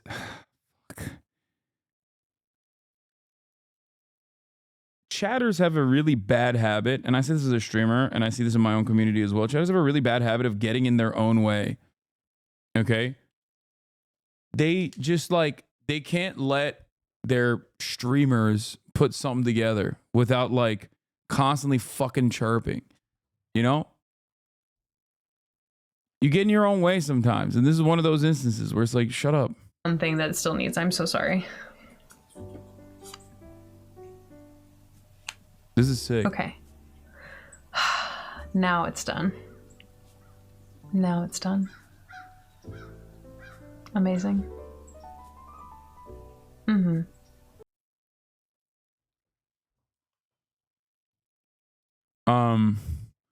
The other part about this awards show that's like really sick is that I get to meet like all these cool ass fucking streamers that I normally never encounter because of my insulated place in this space in general. So like, I love the award show. Enough, you can stretch it and then shake it and bang it on the cutting board until it gets longer and longer. And that's why it's called biang biang mian, because it's the sound of it like slapping on the cutting board.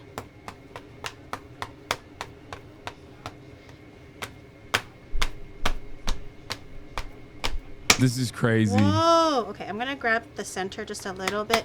I feel like the center could be skinnier. Okay, okay, something is happening. This is not realistic. At a certain point, you would end up accidentally slapping your titties.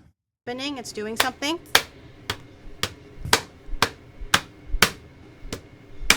Whoa, okay, and then if I did it correctly, I should be able to break it where I scored the thing and just... Whoa, do you see this? And then you smack it. Rest long. Good Lord. How big do they get? Oh my God. Best creative art streamer Max is on here? That is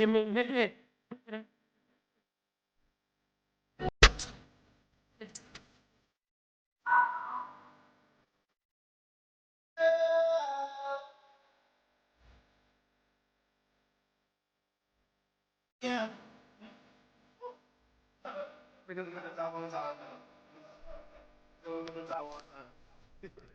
Sure. Thanks. For the top. So don't say that. I don't see how men find that attractive like real boobs. It's because men are stupid.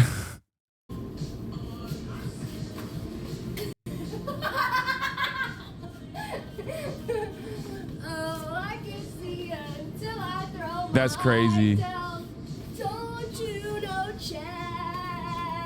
She got a hole in it. This is a holy dough. Okay, that's all I have in me. As much as I want to vote for Italian representation here, Pizza Princess, I gotta go with my boy Black Boy Max here. Okay. Best MOBA streamer, the best streamer for the for MOBA game content like League of Legends. I'm gonna skip this one. No, I'm kidding. Cadrell, Sing Sing, Arteezy, and Lol Tyler won. Let's get the ult off the W as well. Keen's gonna go down. The static shift. The reset. Yeah, I want to skip it out of principle because MOBAs are ungodly. Squad's gonna die to red buff, maybe. Ow, shit. Whip on Sterex. Where the fuck did Paige just go? He went to the stratosphere. What the fuck? That's an astronaut on Israel. He flipped him back to Korea. We're gonna win this one, boys. We're gonna win this one. That's a Baron. Cadrell had a crazy year. I'm the worst person to judge for this. I'm the worst person to judge for this because like I don't watch a lot of streamers in general, and I also. You have no idea how hyped that moment was? Yeah, I don't really understand anything. All four died from bombs. Holy shit. What the fuck? Excuse me? Arteezy.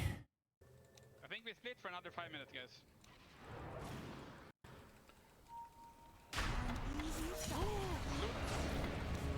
Cadrell is outperforming Riot themselves on streams for the year.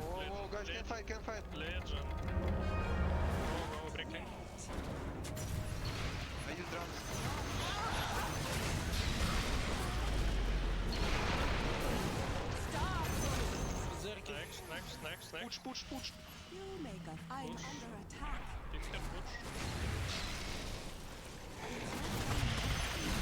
Legenda.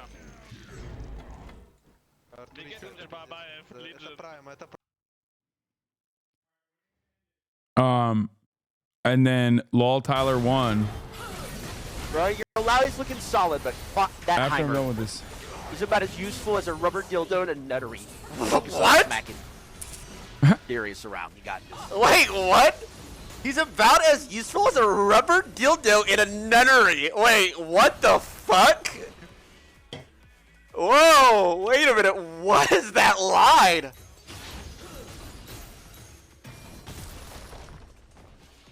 Flip a coin. What the fuck's going on? I mean, I feel like a lot of chat wants me to vote for Cadrell. The only person I know here is Tyler One, who I respect simply due to his size. I am in awe of his size as always. I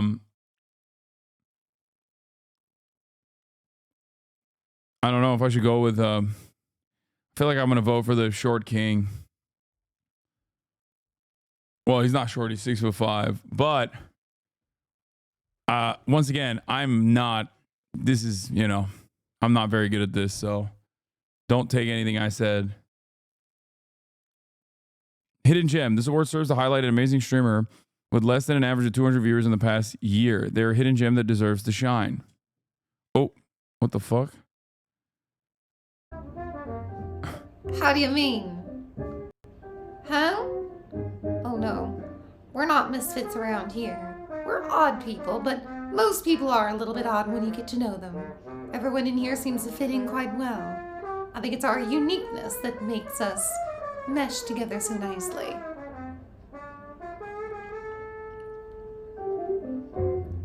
You want coffee with a shot of whiskey for St. Patrick's Day? Getting off quite a storm. What the fuck?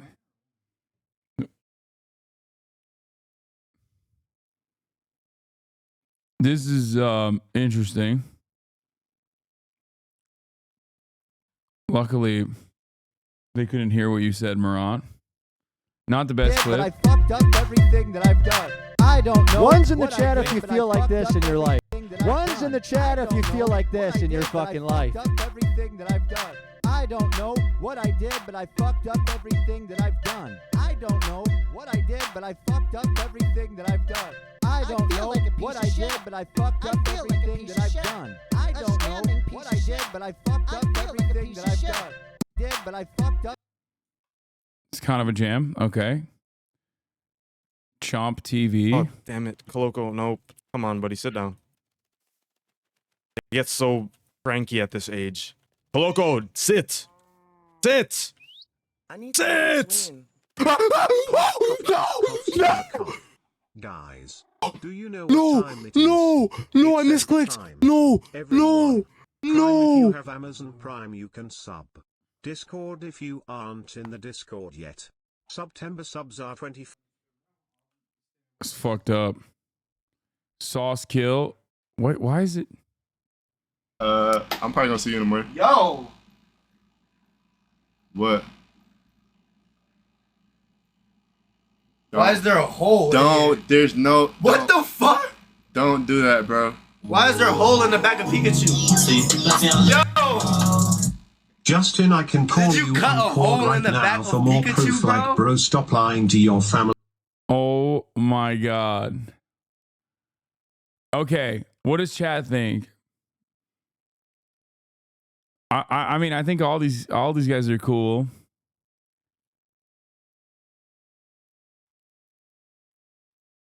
I think the most interesting one is Nicole. Out of everyone. But I don't know how much like longevity that has. I feel like that she would probably get bored of doing that over and over again, right? Best speedrun. Next up, best speedrun streamer that creates the best content while speedrunning games. Lil Aggie. What the fuck? I'm clicking on the clips and it keeps getting me to vote. This guy's crazy, right? Oh my god, it's done. Oh my god. Finally. Okay, this shit just pisses me off, bro. When I see fucking speedrunners that are really good, it dumb pisses me off. You know, I'm like, 0 hit, like, fuck you, dude. Yeah, I remember Lil Aggie. Kristen Dunst. It's so funny because Squeaks is on the speedrunner category, but like, he is so fucking talented. I don't know about his like speedrunning capabilities. I mean, assume he's great, but like, he's so goddamn good. He's so goddamn funny. I'm not just saying that because he's bald, okay? Immediately, bro. Oh my God. Immediately, okay? It's not because I'm a bald fetishist. Stop.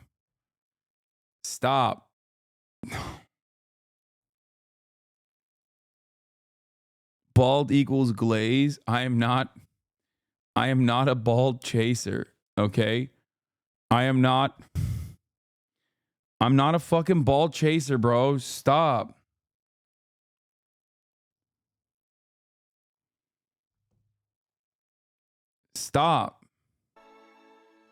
Oh yeah, who's your favorite yard member?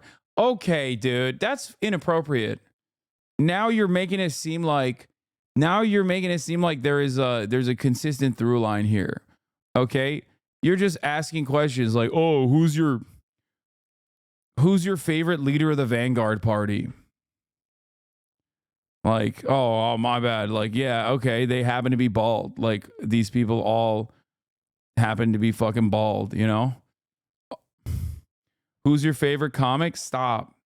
Many comics are bald. Okay? Many comics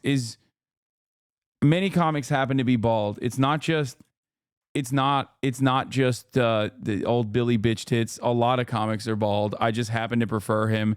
Favorite basketball player? LeBron? Okay, well, LeBron is combating baldness. I wouldn't even consider him to be bald. I would not consider him to be bald at all. I think he has hair. I think LeBron, not LeBald, LeBron has hair. He has hair, and that's why I like him, because he fuck.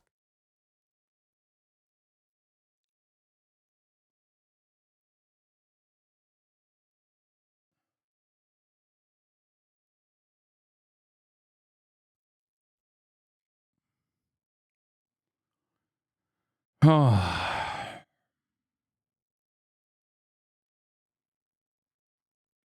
Okay, let's just continue. Amy Adams. Who's your favorite Greek? Okay, stop. Stop. Stavros is not bald. He's not even bald. He has hair. He has a full, luscious head of hair. Shut up. Shut up. Shut up. Shut up. Kajol. I'm going Bollywood. Priyanka Chopra. I can't help it. I'm going Bollywood.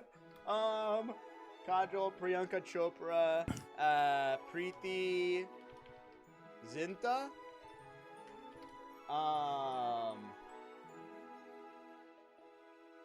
Priyanka Chopra, Kajol. What are we ordering? Zinta. I can name more Bollywood. Oh, what about Lata Mangeshkar? What a pull. Jesus. Hema. Okay. Like, is Squeaks up for anything else? This is my favorite racist.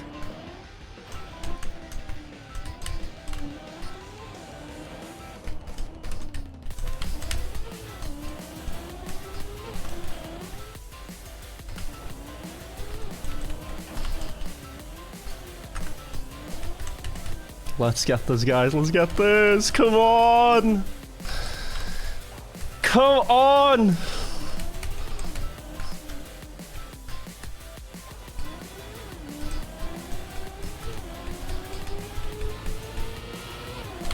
No, one more.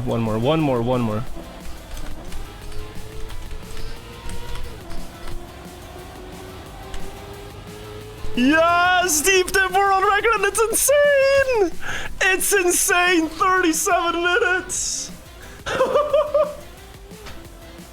Holy shit, dude.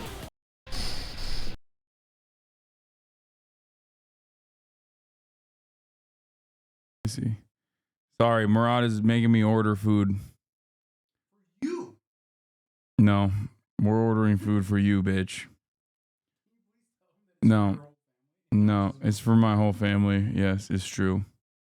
Mostly for Murad. Murad is my whole family. All right, we got my favorite racist, and then Green Suiji. Oh my god, I did it again. Oh my god.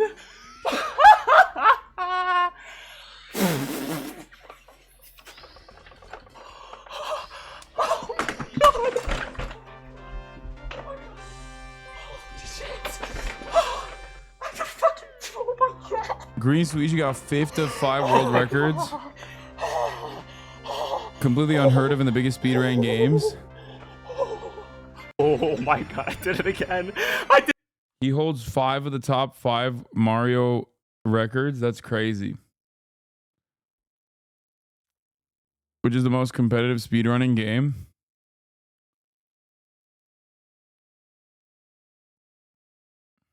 He's a god at speedrunning. Please vote Suiji. Squeaks wants Green Suiji to win. He said it on stream. Okay. Sure.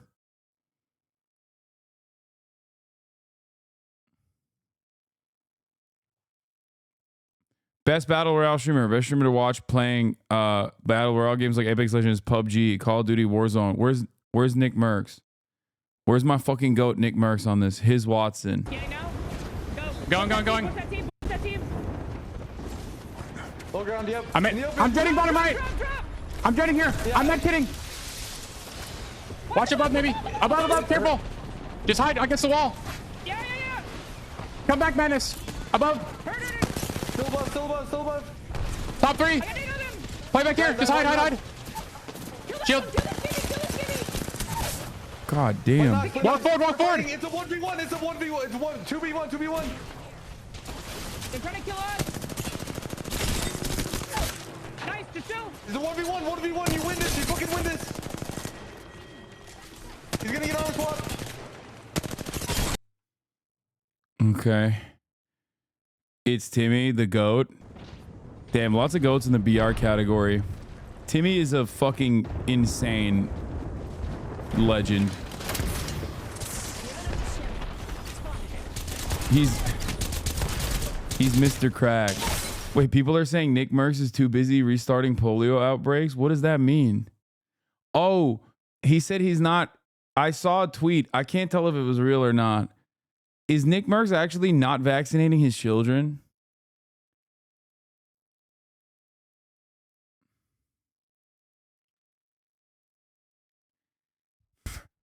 Come on. My son has 0 vaccinations. We trust the advice of our doctors and his pediatrician.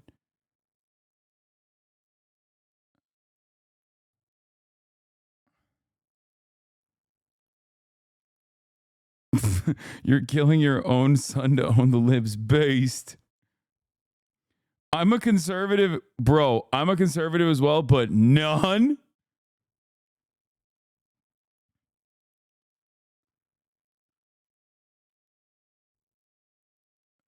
Bro, there is no fucking shot. There is no shot. Oh my God.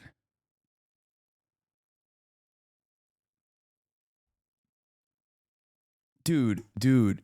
Oh my God. You guys understand that, like, if there are more people who think like Nick Merckx, people are just going to die, right? Like, right now, the only thing saving his child's life is the fact that other parents, including conservatives, are at least, like, getting their children vaccinated. Like, not even child paralysis? Oh my God, dude. Taking a shot in the dark, that's crazy. Bringing a whole ass life into this world and just being like, I'm gonna let God sort it out is some fucking straight medieval shit. Okay? That is nutty. Like that is crazy.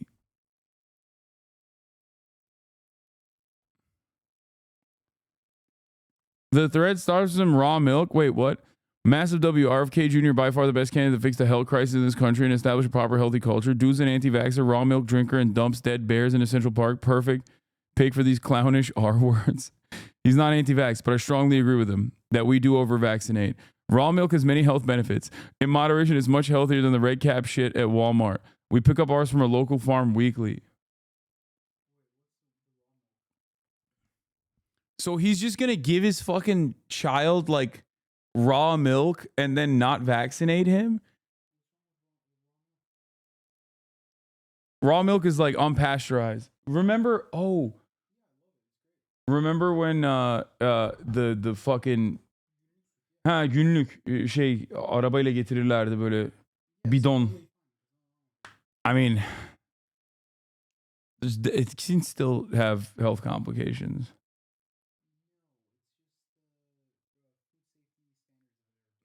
Murad is a raw milk advocate. He's saying it right now, literally. He's like, what's wrong with it? It's dope.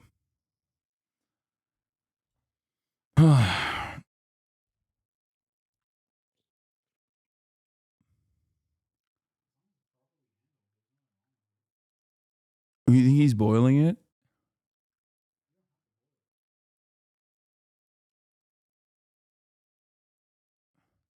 I bet he's pasteurizing it, though. A lot of raw milk drinkers don't realize that boiling the milk is pasteurization. He reacted to an election clip of you, by the way, and him in the comments were losing their minds over your pearl necklace. Classic Secure American, by the way. Brother, I am so fucking yoked. Like, what the fuck do you mean? Like, who gives a shit that I'm wearing a fucking pearl necklace? So do many football players. You know what I mean? Yeah. I'm not insecure. I'm a man, okay? Not a fucking pussy. Oh my God.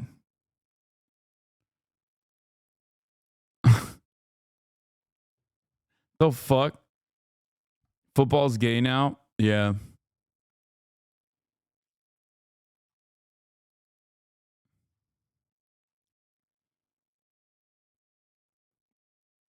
I just don't understand how you operate like this. Like, raw milk aside, especially the fucking vaccination, like the zero vaccination thing is like so wild to me because it's like, dude, society is literally designed to make you survive even if you don't want to.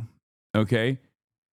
It is designed in this way specifically so that like you can be the dumbest motherfucker on the planet and you're still not going to die at least by the age of 35. You know what I mean? So the fact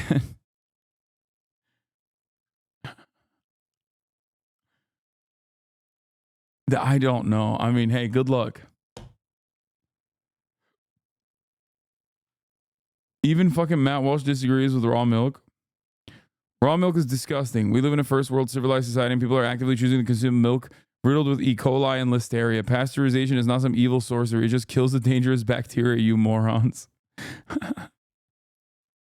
Raw milk consumption is linked to a number of foodborne illnesses that can result in serious complications and death.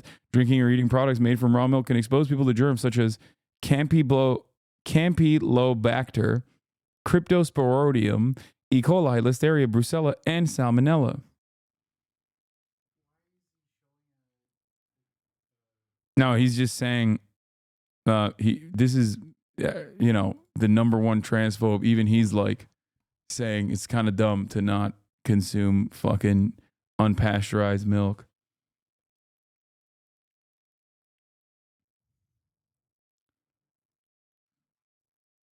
Dude, there are people who don't believe in germ theory, for the record. Okay, how do we get here? We got here because I was looking at my favorite Battle Royale streamer. I think I love Timmy. Timmy is my goat, but I think I got to give it to fucking this goat right here. Come on, baby. I'll shoot everywhere. Nice Wig has had a fantastic year. He's big in Japan, even though he doesn't ball with me any longer because he's too big. He's too big for me, okay? Oh, it is. Oh my God! Let's fucking go! Let's fucking go! Oh!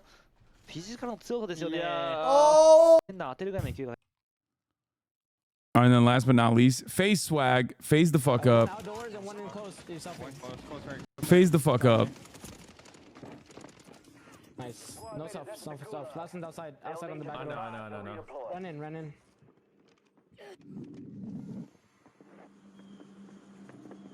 Take your time. Taking that res right there, right in front of you, right over that counter.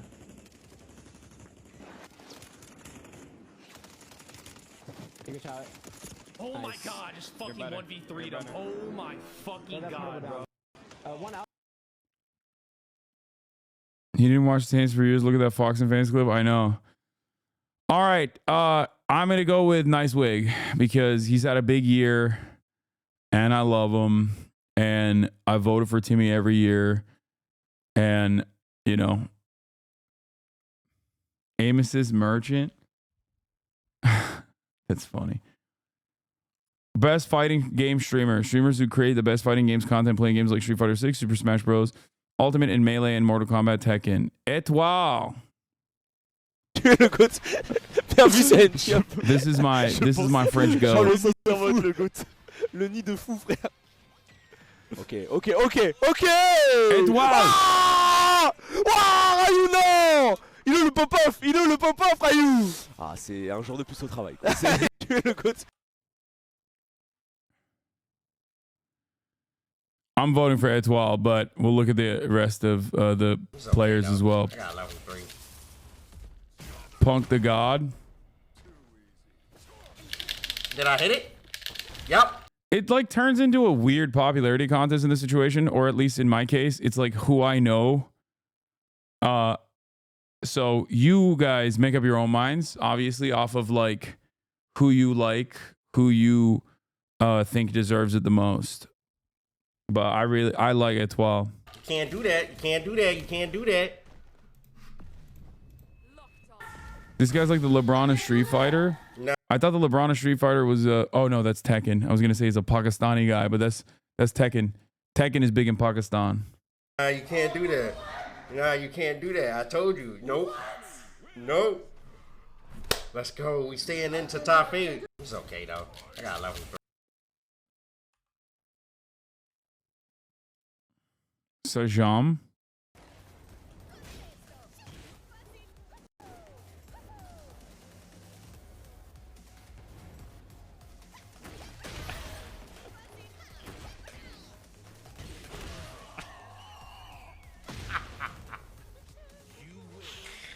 This guy's so pissed. Oh, you know, every time he sees an Aussie center from now on, he's gonna be so mad. Sajam. Sajam. He did the Sajam slam, and then Lily Pichu. Yes! Yes! Die! Uninstall the game! Get shit on! Picking you mean.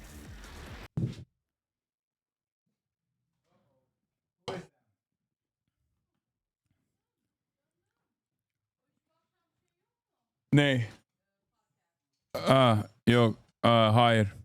Best sports streamer. Angry Ginge. That sounds like... Bro, that literally sounds like a slur. Fucking magic. Fuck off.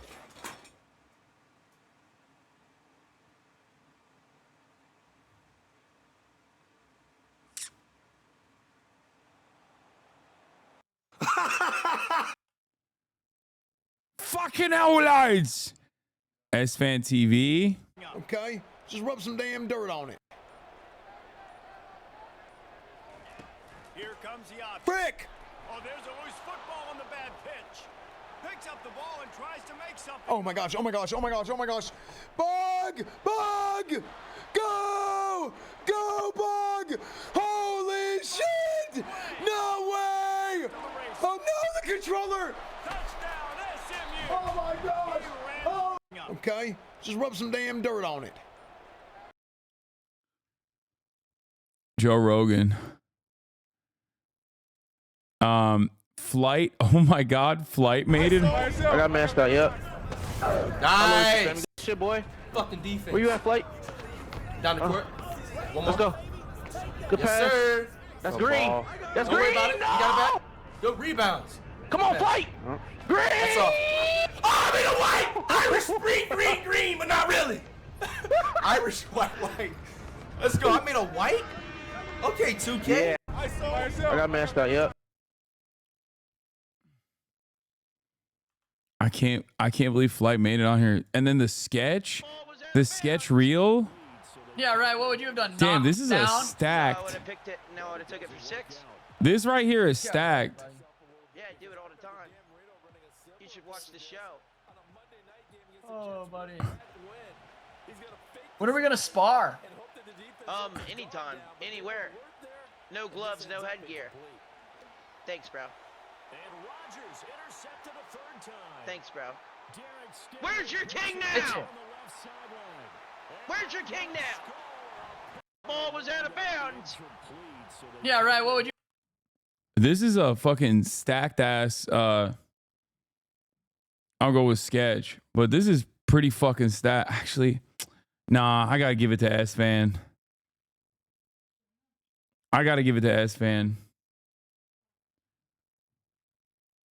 Also because Sketch stole Cutie from me for the election coverage. S-Fan does a lot of sports content.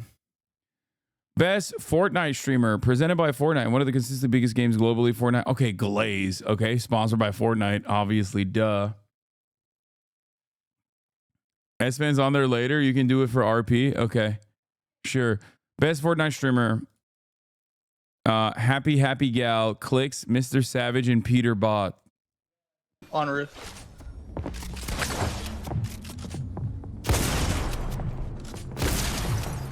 I'm dead this storm. You can't get hit by storm. I know. I know.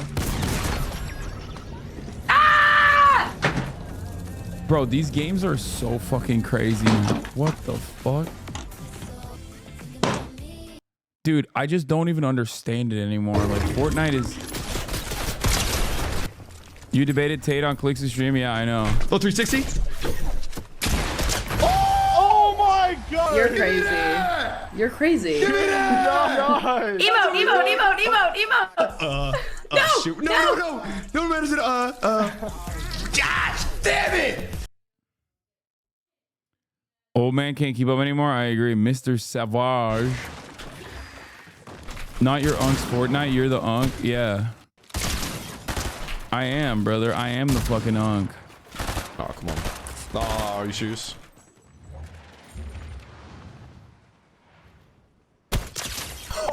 That's crazy. That's what you get for stealing my fucking kill, bro. What a sexy snipe. Holy shit. Oh.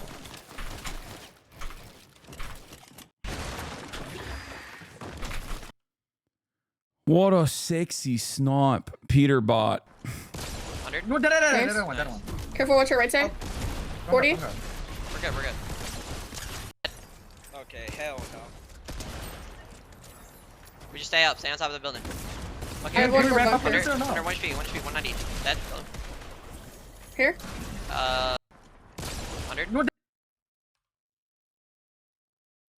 Okay. Clicks. I'm gonna go with Clicks. The only name I recognize. Mr. Savage is Norwegian.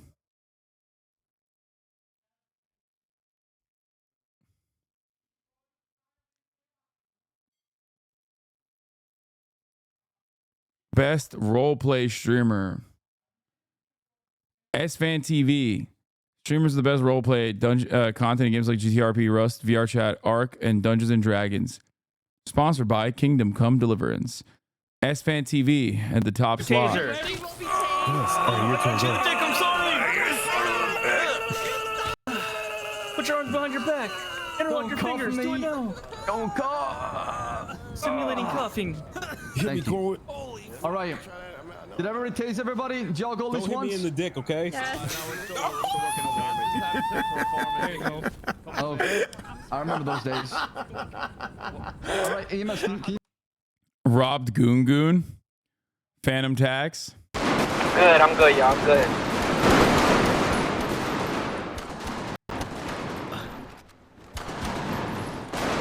Oh shit. Oh shit. Oh shit. Oh shit. Oh shit. Oh shit. One more. Wait. To the right.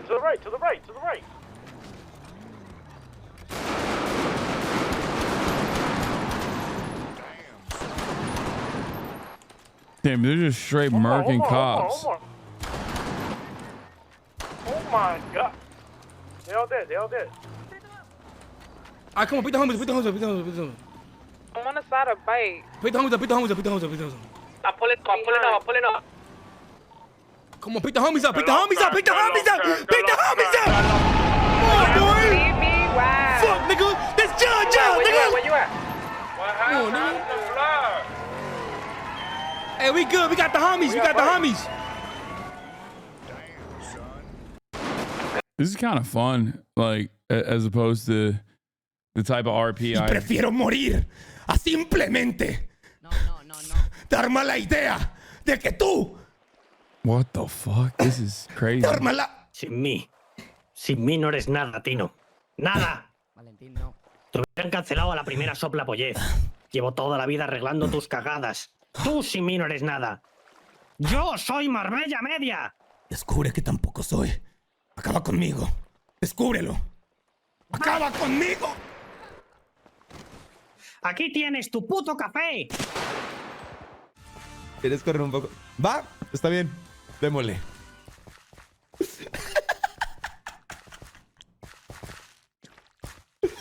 Cuidado con la oveja fea. ¡Corre, Bubu! ¡Corre! ¡Más rápido, Bubu! ¡Más rápido! ¡Rápido! ¡De regreso! ¡Never surrender, Bubu! ¡Vamos! ¡Corre! ¡Eso! Muy bien, Bubu. Puedes descansar, amigo.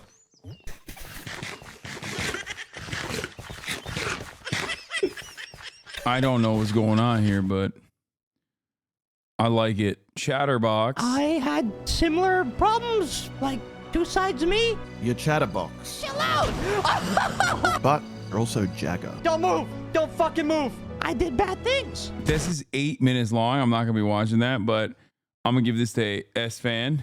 Okay. You know, because I feel like he's done a lot of work. Stacks Wopo snubbed. I don't think you can unveil Stacks Wopo on a broader audience like this, okay? That's crazy. I shouldn't even know what that is, okay? The fact that I know what that is a little sus to begin with. If I showed one Stacks clip in this community, oh my God.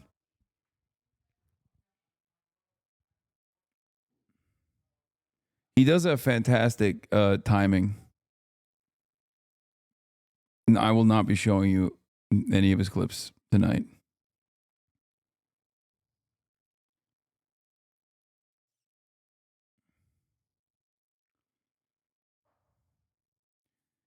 He just does a very convincing racist white man voice among many of his characters.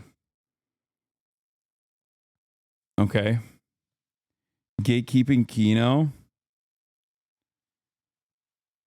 How do you know Stacks? I just know. I just know. Wait, is he not black? No, he is, but he is black. But he also he is black. He, however, when he's doing RP, bro thought jokes would fly. Exactly. Jokes do not fly.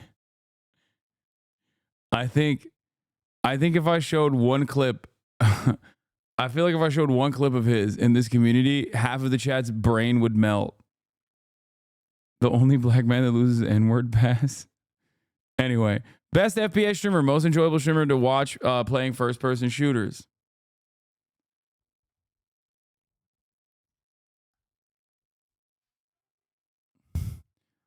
Chat is like, oh, jokes? Can we hear jokes? And Azan is like, not a fucking chance in hell. No. Most enjoyable streamer to watch playing first-person shooter. Games like Overwatch 2, Call of Duty, Valorant, Halo, and Counter-Strike, to name a few. Foolish. I didn't clear backside. That's my goat. This is a stack. This is a stacked ass category. This is a hard one to pick, dude. I'm gonna TP. Okay! Yeah. You wanna come with me? Oh. Fuck off! You guys wanna come with me? Start a new life? He's so good. Holy shit! You guys have no clue the journey I just went on. Wait, what happened? What happened? Dude, Gecko ulted. Gecko flash. Breach flash. Gecko ISO ulted. Jinxie. Okay, that's good. You're in the floor. I'm not even Queso, you're in the floor. I'm glitch. It's glitch. You fell through the map. What is going? Queso, you fell through the map. Oh my god, you're back. Nice, you got it working. Okay, nice. There's no way it won't support me. Okay, we're good. No, you're good. You're good.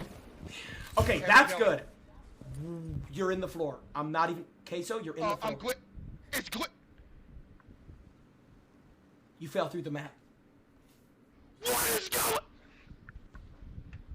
Queso, you fell through the map. Oh my god, you're back. Nice, you got it working. Okay, nice. There's no way it won't support me. Okay, we're good. No, you're good. You're... That's crazy. Shroud, the GOAT, the legend, the man, the myth. Oh no. Dude, everyone on this category is so fucking stacked. This is the most stacked category we've encountered thus far. It's kind of crazy.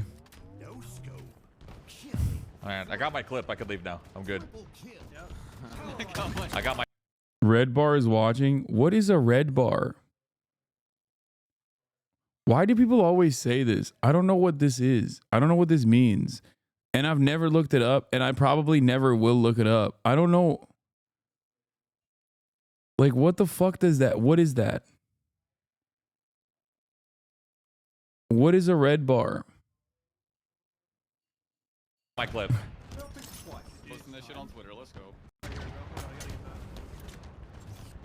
Oh no. Anyway. Halo is an automatic disqualification. It ain't been relevant since Osama was alive. You want to play? Let's play. Let's see. Of course, they're going C. Good luck. That's that's fucking so dumb. Okay, those guys were. That's crazy. That's crazy. That's insane. God damn it, dude. It's disgusting. He is a disgusting monster. He's a fucking crazy person. Look, I'm gonna go with foolish because you know, I like to root for the underdog. But this entire thing is just like, he retired a week after that clip, by the way. That could have been you if you never stopped the grind set. Rising Star Award. Oh shit. This is also kind of stacked. We got Mr. Arthur. Arthur. What? Oh my god, I do. Oh my god, bro, I was zoned out. Did he moan? It's not here yet. I was zoned out thinking about something that was not related. I swear to God, that was not related. Listen. Wait. Look at his mouth. Arthur. What? That's crazy. I just wasn't making the noise. I was literally zoned out. Yeah, what were you thinking? I didn't even think about her. I promise you, I would never think about anybody else. Oh my god, I'm gonna fall. Bro, what is this game? Just out of Dude, what the fuck is chat? Tell me what this game is right now. What is this? What is this game right now? 5 Hearts Under One Roof? Is that the name of the game? I need to know what the game is called. What is the name of the game? 5 Hearts Under One Roof? Is that what it's called? Okay, hold on. It's irrelevant to the, what is it called? 5 Hearts Under One Roof? $20? That's crazy. The fuck? Okay, adding to cart. Hold on. I'm just, you know, I'm just fucking around, you know what I mean? I'm not like downloading it or anything. I'm not downloading the game or anything like that. Anyway. Okay. All right. Okay. That's cool. All right, got it. All right, let's get back to it. Okay, I just wanted to see what the game was so I could avoid it. A Korean dating sim? I hate that. I just want to avoid it, you know what I mean? All right, Park and Harbor.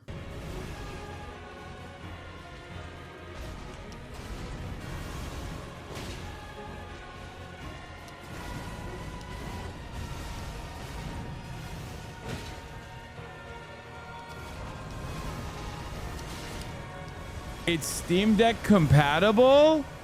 Oh, hell no.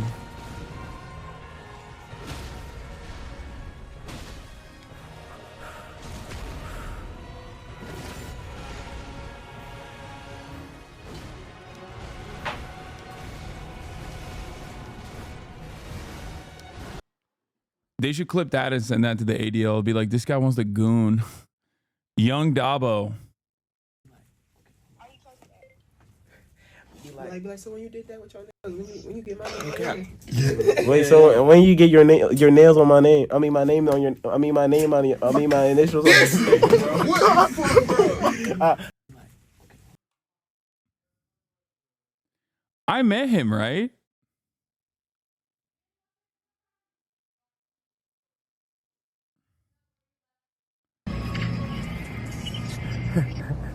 phone call. Arky. This is where you turn in. Oh my! This is where we're at. You better go park real quick, okay? All right. That's crazy. This is a tough one because I want to give it to Arthur. I want to give it to Mr. Arthur, but also like, fuck, I really like Arky too. This is tough. This is tough. I think Young Dog was really funny too. I don't really know enough about Park and Harbor, but damn, I gotta flip a coin. Nah, Arthur has carried me, like straight up carried me before. I gotta give it to him. If you don't vote for Arky, you hate black people. Excuse me, you don't remember? He's a white man from Ohio. Or Jason the Ween collab. Arthur is at like 10K viewers. He don't need to give it to Arky Law.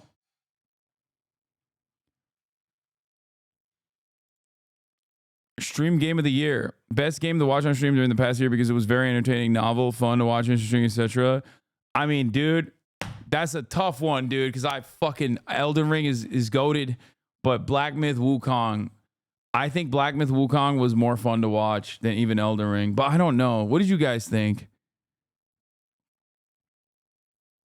I gotta give it to China, dude. I gotta give it to China.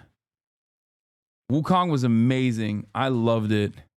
Best content organization: Shoujo, FaZe Clan, OTK, AMP. Hey, what is that? What is that? What is that? That's right. Big year. Big fucking year for FaZe Clan this year.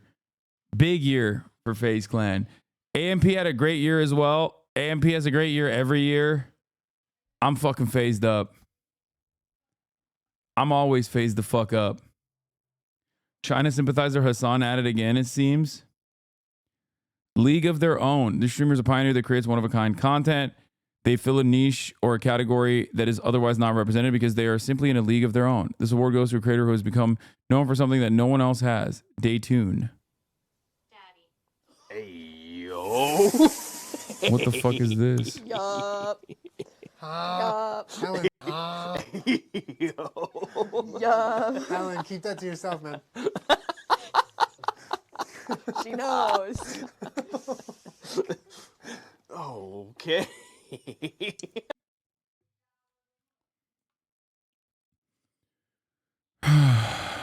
Okay, RDC Gaming. But so I thought Hogs. Man, shut the fuck up right now. What you mean? It's not what you think Pogs is. That's what I thought it was talking You a about. dumb I was nigga. like, So why you is thought the whole Pogs community was fat ass white girls? That's what you Fat thought. ass white guy. I said I don't get what the fuck they keep talking What? about. No way, man. No way. What the fuck is that? P-O-G-G-E-R. You're too old to be that horny, bitch. Bro, it's not even close right now. It's the exact same. Hey, bro. It's the exact same. I didn't Hey, know. nigga, I'm about to to Somebody move said, around, bro. Ben, you freaked the fuck out. No. I know it's not. But like, no. No, This nigga said, this is outrageous. I'm about to move around, bro. Bro, I swear that's what I thought, bro. I think it didn't make sense to me. That's why I couldn't understand it. Ben. Man, y'all boys stop, man. For somebody What? get That's disrespected, bro. That's not the craziest. But so I thought.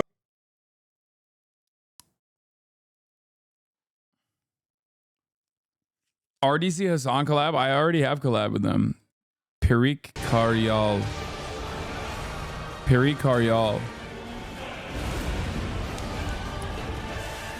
Mind control.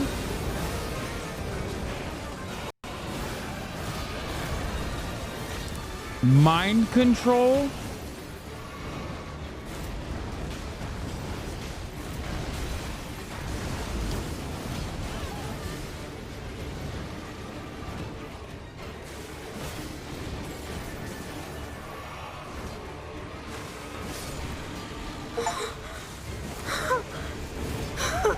That's weird. Why did that pop up?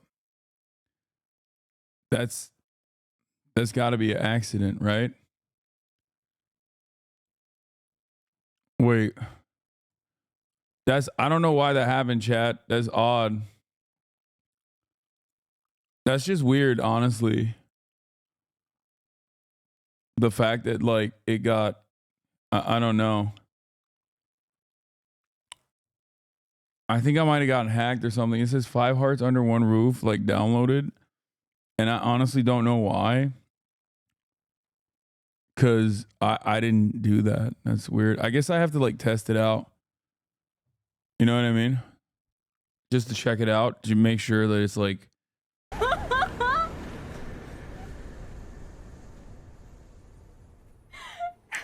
It's a known bug on Steam. Sometimes you block it. Yo, what is this? Is this like Neuralink? What the fuck? This girl's crazy. Pyrus Software. Development. It's not an easy thing, but you have to be up to the challenge and try things, and you will be. Don't worry about how. Bro, this is also kind of stacked too. God damn, these categories are crazy. How difficult it is. Worry about how to solve it. Worrying about how difficult it is just you trying to put a barricade in your own way to stop you from trying. Don't. Game development. Damn. I don't know. I feel like I got to give it to her. That's crazy, dude. I got to go with the underdog. The mind control shit is insane. Sorry, but have you seen E's latest thumbnail? No, I haven't, because I don't care. Please stop showing me Ethan crash outs. Best IRL, get off your ass award. Best IRL streamer presented by Mountain Dew.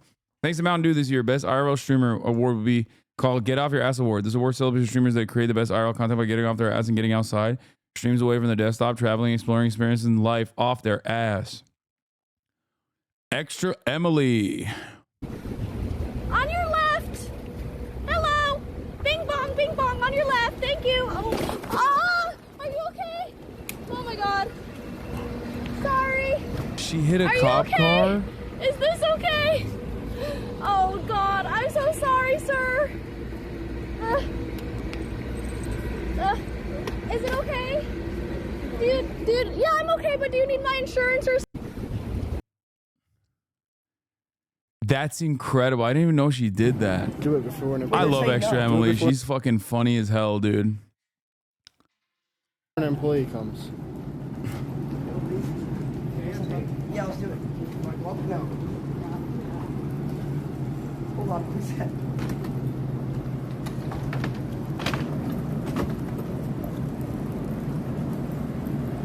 Wait, who's gonna get her at the top? Can we take it up here? Oh, yeah.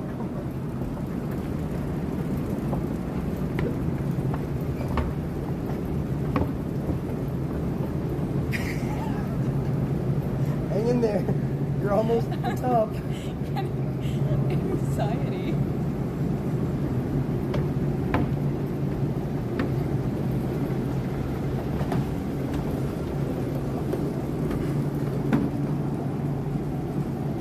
Chat workers love it when you do this. Is their favorite. Yeah, that's what I've heard as well. I mean, don't act like you wouldn't want to try that, you know? Okay, I show speed. From my cousin. Boys, you want me?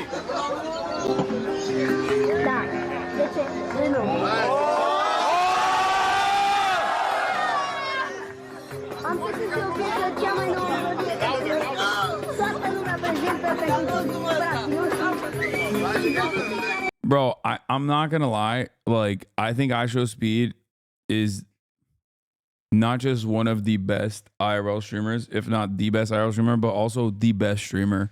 I think I'm probably gonna pick him as my top streamer this year. So for that reason, for the IRL, I'm probably gonna go give it to Extra Emily. What a fucking year this has been. My name's Ron. Just real quick. My name Duke, bro. Nice to meet you, bro. Jason. Duke. Wait, Duke, you don't know me.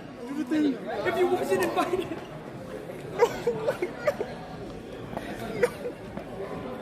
I mean, these guys are all fantastic. Like, Lacey's hilarious. Ronaldo's hilarious. I Show Speed is incredible. I got to give it to Extra Emily. because I think she has so much variety in her IRL. They're all great though. Best stream collab. When streamers collaborate, communities grow. And when they bring in creators from outside the space, the streaming space itself grows. This award goes to the most exciting collaboration in live streaming during 2024. Now, this is tough because I am a shipper. Okay? I'm a shipper. So this one is one of the most controversial categories this year. Okay? Why is it controversial? Well, there's a couple different reasons why it's controversial. Number one, you have Agent Zero and Senna. I love both of them. They're both fantastic. And together, they make incredible content. I am, as you guys know, a shipper. Right. But then, like right now, I normally would say let's go to bed at 3, and I've been going to bed at 5 because I thought that was negotiation. But now, because remember, we talked about it, you were like, you gotta go to bed later. I was like, okay. So then we're like, all right, we'll go to bed at 5. But now, then we set 5 as a negotiation, but you want me to negotiate again to 7, which I said is fine if we can go and wake up at On God, I lost interest. Bro, yo, as she was talking, like, I could see me not give a fuck. And then I zoned out, no cap chat. I started thinking of Krispy Kreme donuts. Right. But then I also ship Aiden Ross and Donald Trump. Ew, kick clip? No, thank you. Not touching that. Okay. Then you also have Kai Cenat, Kevin Hart, and Drewski, which was like probably the biggest collaboration of the year. It literally had like 7 quintillion fucking views. It was insane. Game changer. Kai Cenat is a game changer. But there's one other person on this list that I have not mentioned yet, and that is, of course, Connor Eats Pants. Connor Eats Pants, collaboration with George Santos, I think, did a lot for this space. A lot of people don't understand that Fortnite Friday, not Fridays, but Fortnite Friday, in and of itself, is a door that opens to a world that you have never actually peeked into. Okay? Many people collaborate. Connor Eats Pants does something more than simply collaborate. Now, obviously, there's 2 political picks on here. I'm afraid I'm going to have to go with Connor Eats Pants. This was a true game changer. Probably more politically important than the Aiden Ross Donald Trump collaboration, if I'm going to be real. Okay? I look forward to seeing more Fortnite Friday collaborations from Connor Eats Pants. Let's see what this clip is about. Do you know who my skin is in Fortnite? I have no clue who that is. Who is that? OJ Simpson. Oh my fucking God. Did you see his, He died. Did you see, oh, he just died. Did you see, Kim Kardashian's, little thing about the Menendez brothers should be released? That they're not monsters, and she knows. She spent a lot of time, she calls Kyle Lyle. I don't know who is that? What? The Menendez brothers, a little too monsters. I love Messy Gay, so George collab wins. Me, a Messy Gay. Series that came out on Netflix. Yeah, this was fantastic. We watched it. Best streamed event, Streamer Games with Ludwig, Cyclothon 3 with C-Dog Va, Creator League Basketball at DreamCon with RDC Gaming, Road Trip to TwitchCon with NMP Law FanFan and Extra Emily and Mr. Arthur. This is also a fantastic one. Very hard category. I will tell you this much. Okay, I'll tell you this much. I did not participate in this. I did not participate in this. I did not participate in this. I did, however, participate in this. This played a very important role in my heart, at least. Okay, it was my pop-off moment. I only dropped 5, but it's all good. Ball is fucking life. I stay true to that. Anytime, any place. You fucking come to me, you say, Hasan, we need you to play basketball. I'm a goddamn mercenary. Okay, we can see the back of your head in the clip. Great. Best marathon stream. This award goes to the best stream that did not end until a goal was completed. Whether it be the end of a subathon timer or completing a difficult game after days, this stream kept going until it was accomplished. Mafiaton 2 Kai Cenat is not even done yet. And it's on here. FaZe Clan Subathon by FaZe Clan is on. That was fantastic. Iron Mouse Subathon was crazy. Spinning box stream I was not familiar with, but this one was oh wait, I do know this. Will showed me this guy, I think.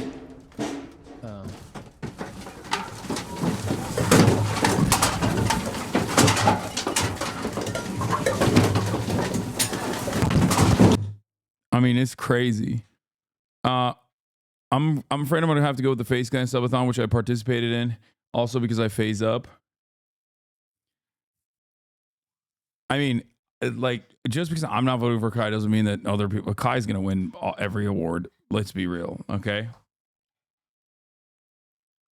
He's gonna win every single one. Best VTuber. Not even okay. That was one frame. One frame. One frame. Not that's come on. Best international streamer. The top streamer excelling in content creation for a global audience. That's so funny. I Show Speed. International streamer I Show Speed. Isn't he from fucking Ohio? What the fuck do you mean? He is our global ambassador, bro. FPS Shaka, Ibai, Papa Plate, Amine Matue, and I Show Speed. Yeah. I'm gonna put I Show Speed on this. I don't know. Ibai probably the top streamer excelling in content creation for a global audience, specifically catering to the international or non-North American English speaking audience. I mean, Ibai is like, I mean, that is he has done the thing. He's done so many insane things, especially this year. Best breakout streamer. Ooh, tough. This award goes to a streamer who's unprecedented growth and rose to streamer fame over the last year and has established themselves among the top streamers. You may not have heard of them before, but after this past year, everyone knows their name. I mean, come on. That's Nephew. I love Jake. Jake Weber is the GOAT. Sketch is incredible. Love Cinna. Ray is awesome too, but for me, that's Nephew, you know? That's W Nephew right there. Best variety streamer. Dude, where the frick is the food, by the way? This is crazy. Best variety streamer. Best streamer who delivers entertaining variety of gaming content, seamlessly switching between genres while keeping their audience engaged. Elijah's, RDC Gaming, Agent, Joe Bartolozzi, and Keizo. For me, this is between Agent and Keizo, but I think I'm gonna lean on Keizo on this. But Agent, fuck, this is tough. The reason why it's tough is because Agent is, I think, not even sneakily, like, because this is not like disrespectful at all, but Agent has some of the most creative concepts. He does some of the most creative shit in his variety streams. He actually does. But Keizo also is, I mean, I have Big Boy Solidarity. I have Big Boy Solidarity with Keizo. I feel like he's going to win. I mean, he had a fucking banger of a year. Keizo hates Mountain Dew. Damn, you're right. Agent is also a big boy. What am I talking about? Best just chatting streamer.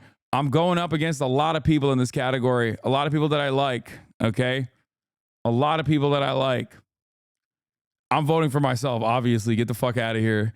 Best streamer that regularly does just chatting content, such as conversing with chat, video commentary, reacting to the news, sharing engaging stories, entertaining group activities, and the like. Let's take a look.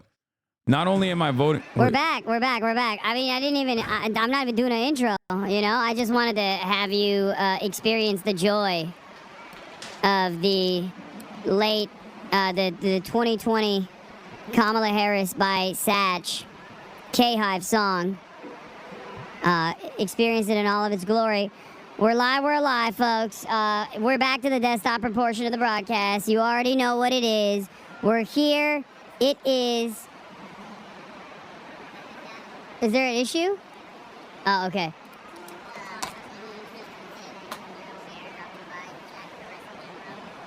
What? I mean, sure. I mean, that's a fire clip. That's a banger clip. Once again, vote for me. If I win this category, like I said, I'm going to do a tasteful nude photo shoot dick outline maximum. Okay, not doing. Yeah, I'm not above it. Okay, I will go out there. I will whore myself out. Okay, dick outline at most. Nothing past that point. But tasteful nude. No penis. Okay, go out, vote, get your friends to vote. Okay, for just chatting streamer for me. How did the bar drop so low? Wasn't it Texas going blue a few weeks ago? Wait, what? No, I never said that. I'm addressing material concerns. Yes. Yeah, go and vote for me for best just chatting streamer.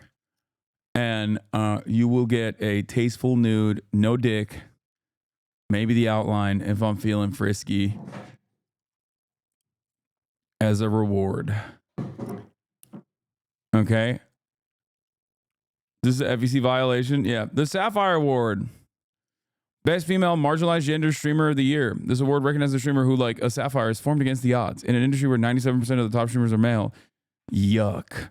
This award is dedicated to streamers who identify as female or a marginalized gender and have excelled in entertaining at the highest level in 2024. You literally said on election night that it's Texas or Florida turn blue. You'd do a nice tasteful photo shoot. I mean, I said that it was unlikely and it was never going to happen. Okay.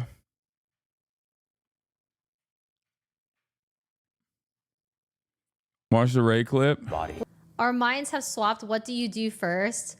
Oh, yeah, nah. If Can you get that I away from her, swapped please? bodies with a dude, the first thing I'm doing is masturbating. And I'm also going to stick my dick in various substances just to know what it's like. Can you get that away from her, please? If I got one day to do Please, it, I gotta someone- figure it out. I need to know. Nah, don't act like your answer is any different, you liars. Actual liars. We all know the answer to this. Is Helicopter, What's that? yep. I'd have sex with myself, but we'd have sex. Let's run it back. Oh, you have sex with yourself. Sorry, I thought you were saying as like solo, like dick in your own butt. Well, yeah, I'm gonna seek you out, me. Yeah. Like, hey, Yeah. agreement? Because you probably want to know what it's like to have sex as a woman, and I want to know what it's like to have sex as a man. He's sweating. Did anyone catch that sweat drop off his hair? I get really hot when I drink. Is there any of your Get roommates this guy that a you fan. prefer would take a bullet? All right. Miss Mika, Extra Emily, Cinna, Iron Mouse. I'm gonna go with the Republican vote on this one. She's started her own animation studio, production house, and a new podcast to boot. Doing the most out here. Gamer of the year. We got 2 last ones remaining. Okay. Gamer of the year. We got Keizo, Kaisenat, Tens, Clicks, and Jinxie. Well, now I know where I'm voting for Keizo. There it is.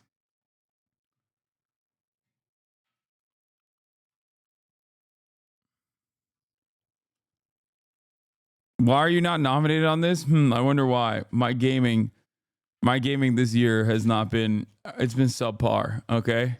I know it was an election year, so shut the fuck up. What I was actually snubbed for was streamer of the year. Okay. Now, normally I don't nominate myself for anything, but at least you guys will go and fucking put me up there in these nominations. And I feel like it's, I got enough motion to at the very least get on a couple of these fucking leaderboards. Didn't even get on streamer of the year. Got fucking snubbed this year, but it's all good. You didn't even mention it, bro. I know. Well, it did happen. The nominations process for this was happening while the elections were happening. Okay, I ignored my base like Kamala ignored hers. Yeah.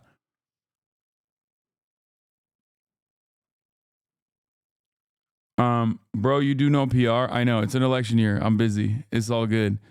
But best overall streamer of 2024. They saw great success with their entertaining content. I think, again, incredibly stacked nomination. Kadrill, Emaru, Pyro Software, iShowSpeed, and Kai Cenat. But for me, I mean, I think Kai will probably win this again. But I think, I'm a speed stan at this point. You know? ever since he said Turkish donor is the best donor and then did a backflip, he's won my heart. And I perfectly understood why he has so much broad appeal, like global appeal. He will identify a thing that like an entire nation cares about and he will ride for it. He'll be like, that shit is sick. And then people will never forget it. Okay? And what he did there with the Turkish donor, W donor, it lives in my heart. Let's see what his clip is. Oh, the clip is the jumping over the... Come on! He's also one of the most athletic human beings on the fucking planet. Like, it is so stupid. Come on! Come! Another one! Come! Come!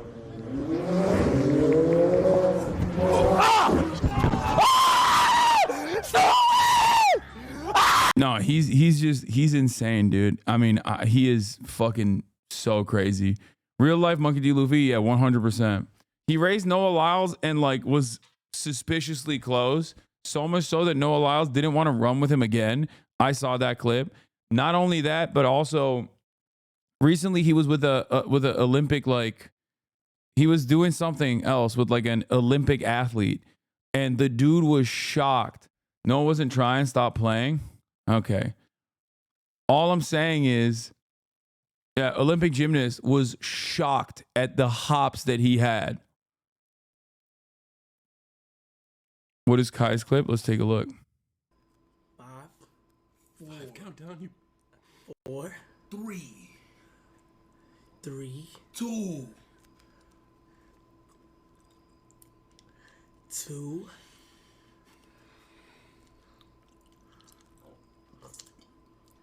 1.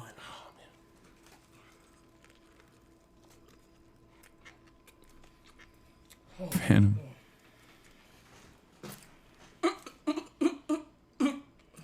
The McDonald's press lately is wild. Yeah, bro. They've been actively, I think, going crazy over the since the BDS stuff. They've just been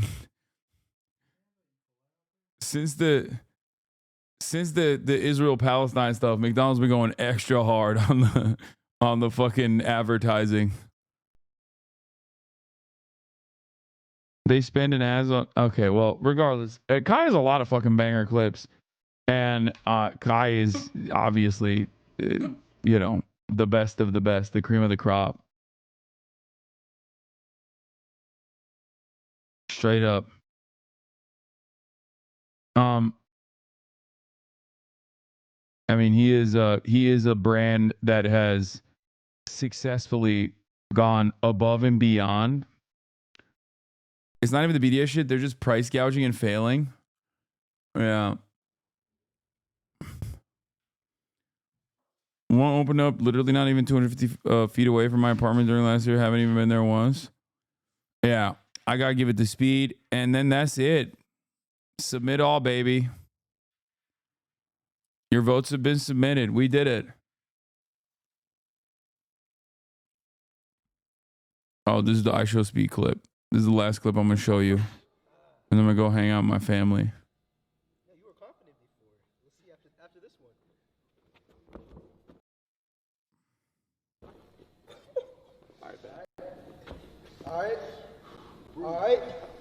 All right. Let's see. I can do it. Okay. I'm not gonna do what you just did, but hey, come on, stop playing. Okay. Come on, we can go higher. We can go higher. Come, like Chad. He cannot jump higher than me. I can jump higher. He cannot jump higher than me. That's insane thing to say to a fucking Olympic gymnast, dude. But yeah, no, he ends up clearing like even higher than that. And speed can't clear it, but like it is so shocking how fucking insanely athletic he is. It's crazy. But on that note, ladies and gentlemen, that'll be all for today. Okay. Hold on.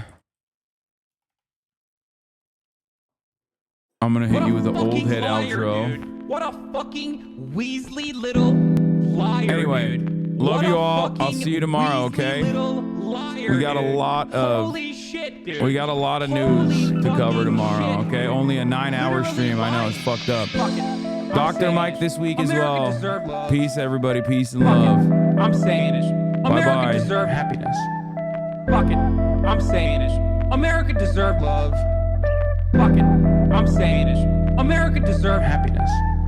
Oh, you're such a big, big man, Hasan. Man, Hasan. This is a deranged pervert. This is a deranged pervert. Oh, you're such a big, big man, Hasan. Man, Hasan. This is a deranged pervert. This is a deranged pervert. I bet he's got some big old, giant bitch tits. I bet he's got some big old, giant bitch tits. I bet he's got some big old, giant bitch tits. I bet he's got some big old, giant bitch tits. Hasan Pecker. Can't make up that name. That's his name. That's his name. Hasan Pecker. Can't make up that name. That's his name. That's his name. Fuck it. I'm saying it. America deserve love. Fuck it. I'm saying it. America deserve happiness. Fuck it. I'm saying it. America deserve love. Fuck it. I'm saying it. America deserve happiness. Fucking liar, dude. What a fucking Weasley little liar, dude. What a fucking Weasley little liar, dude. Holy shit, dude. Holy fucking shit, dude. Literally lying. Still lying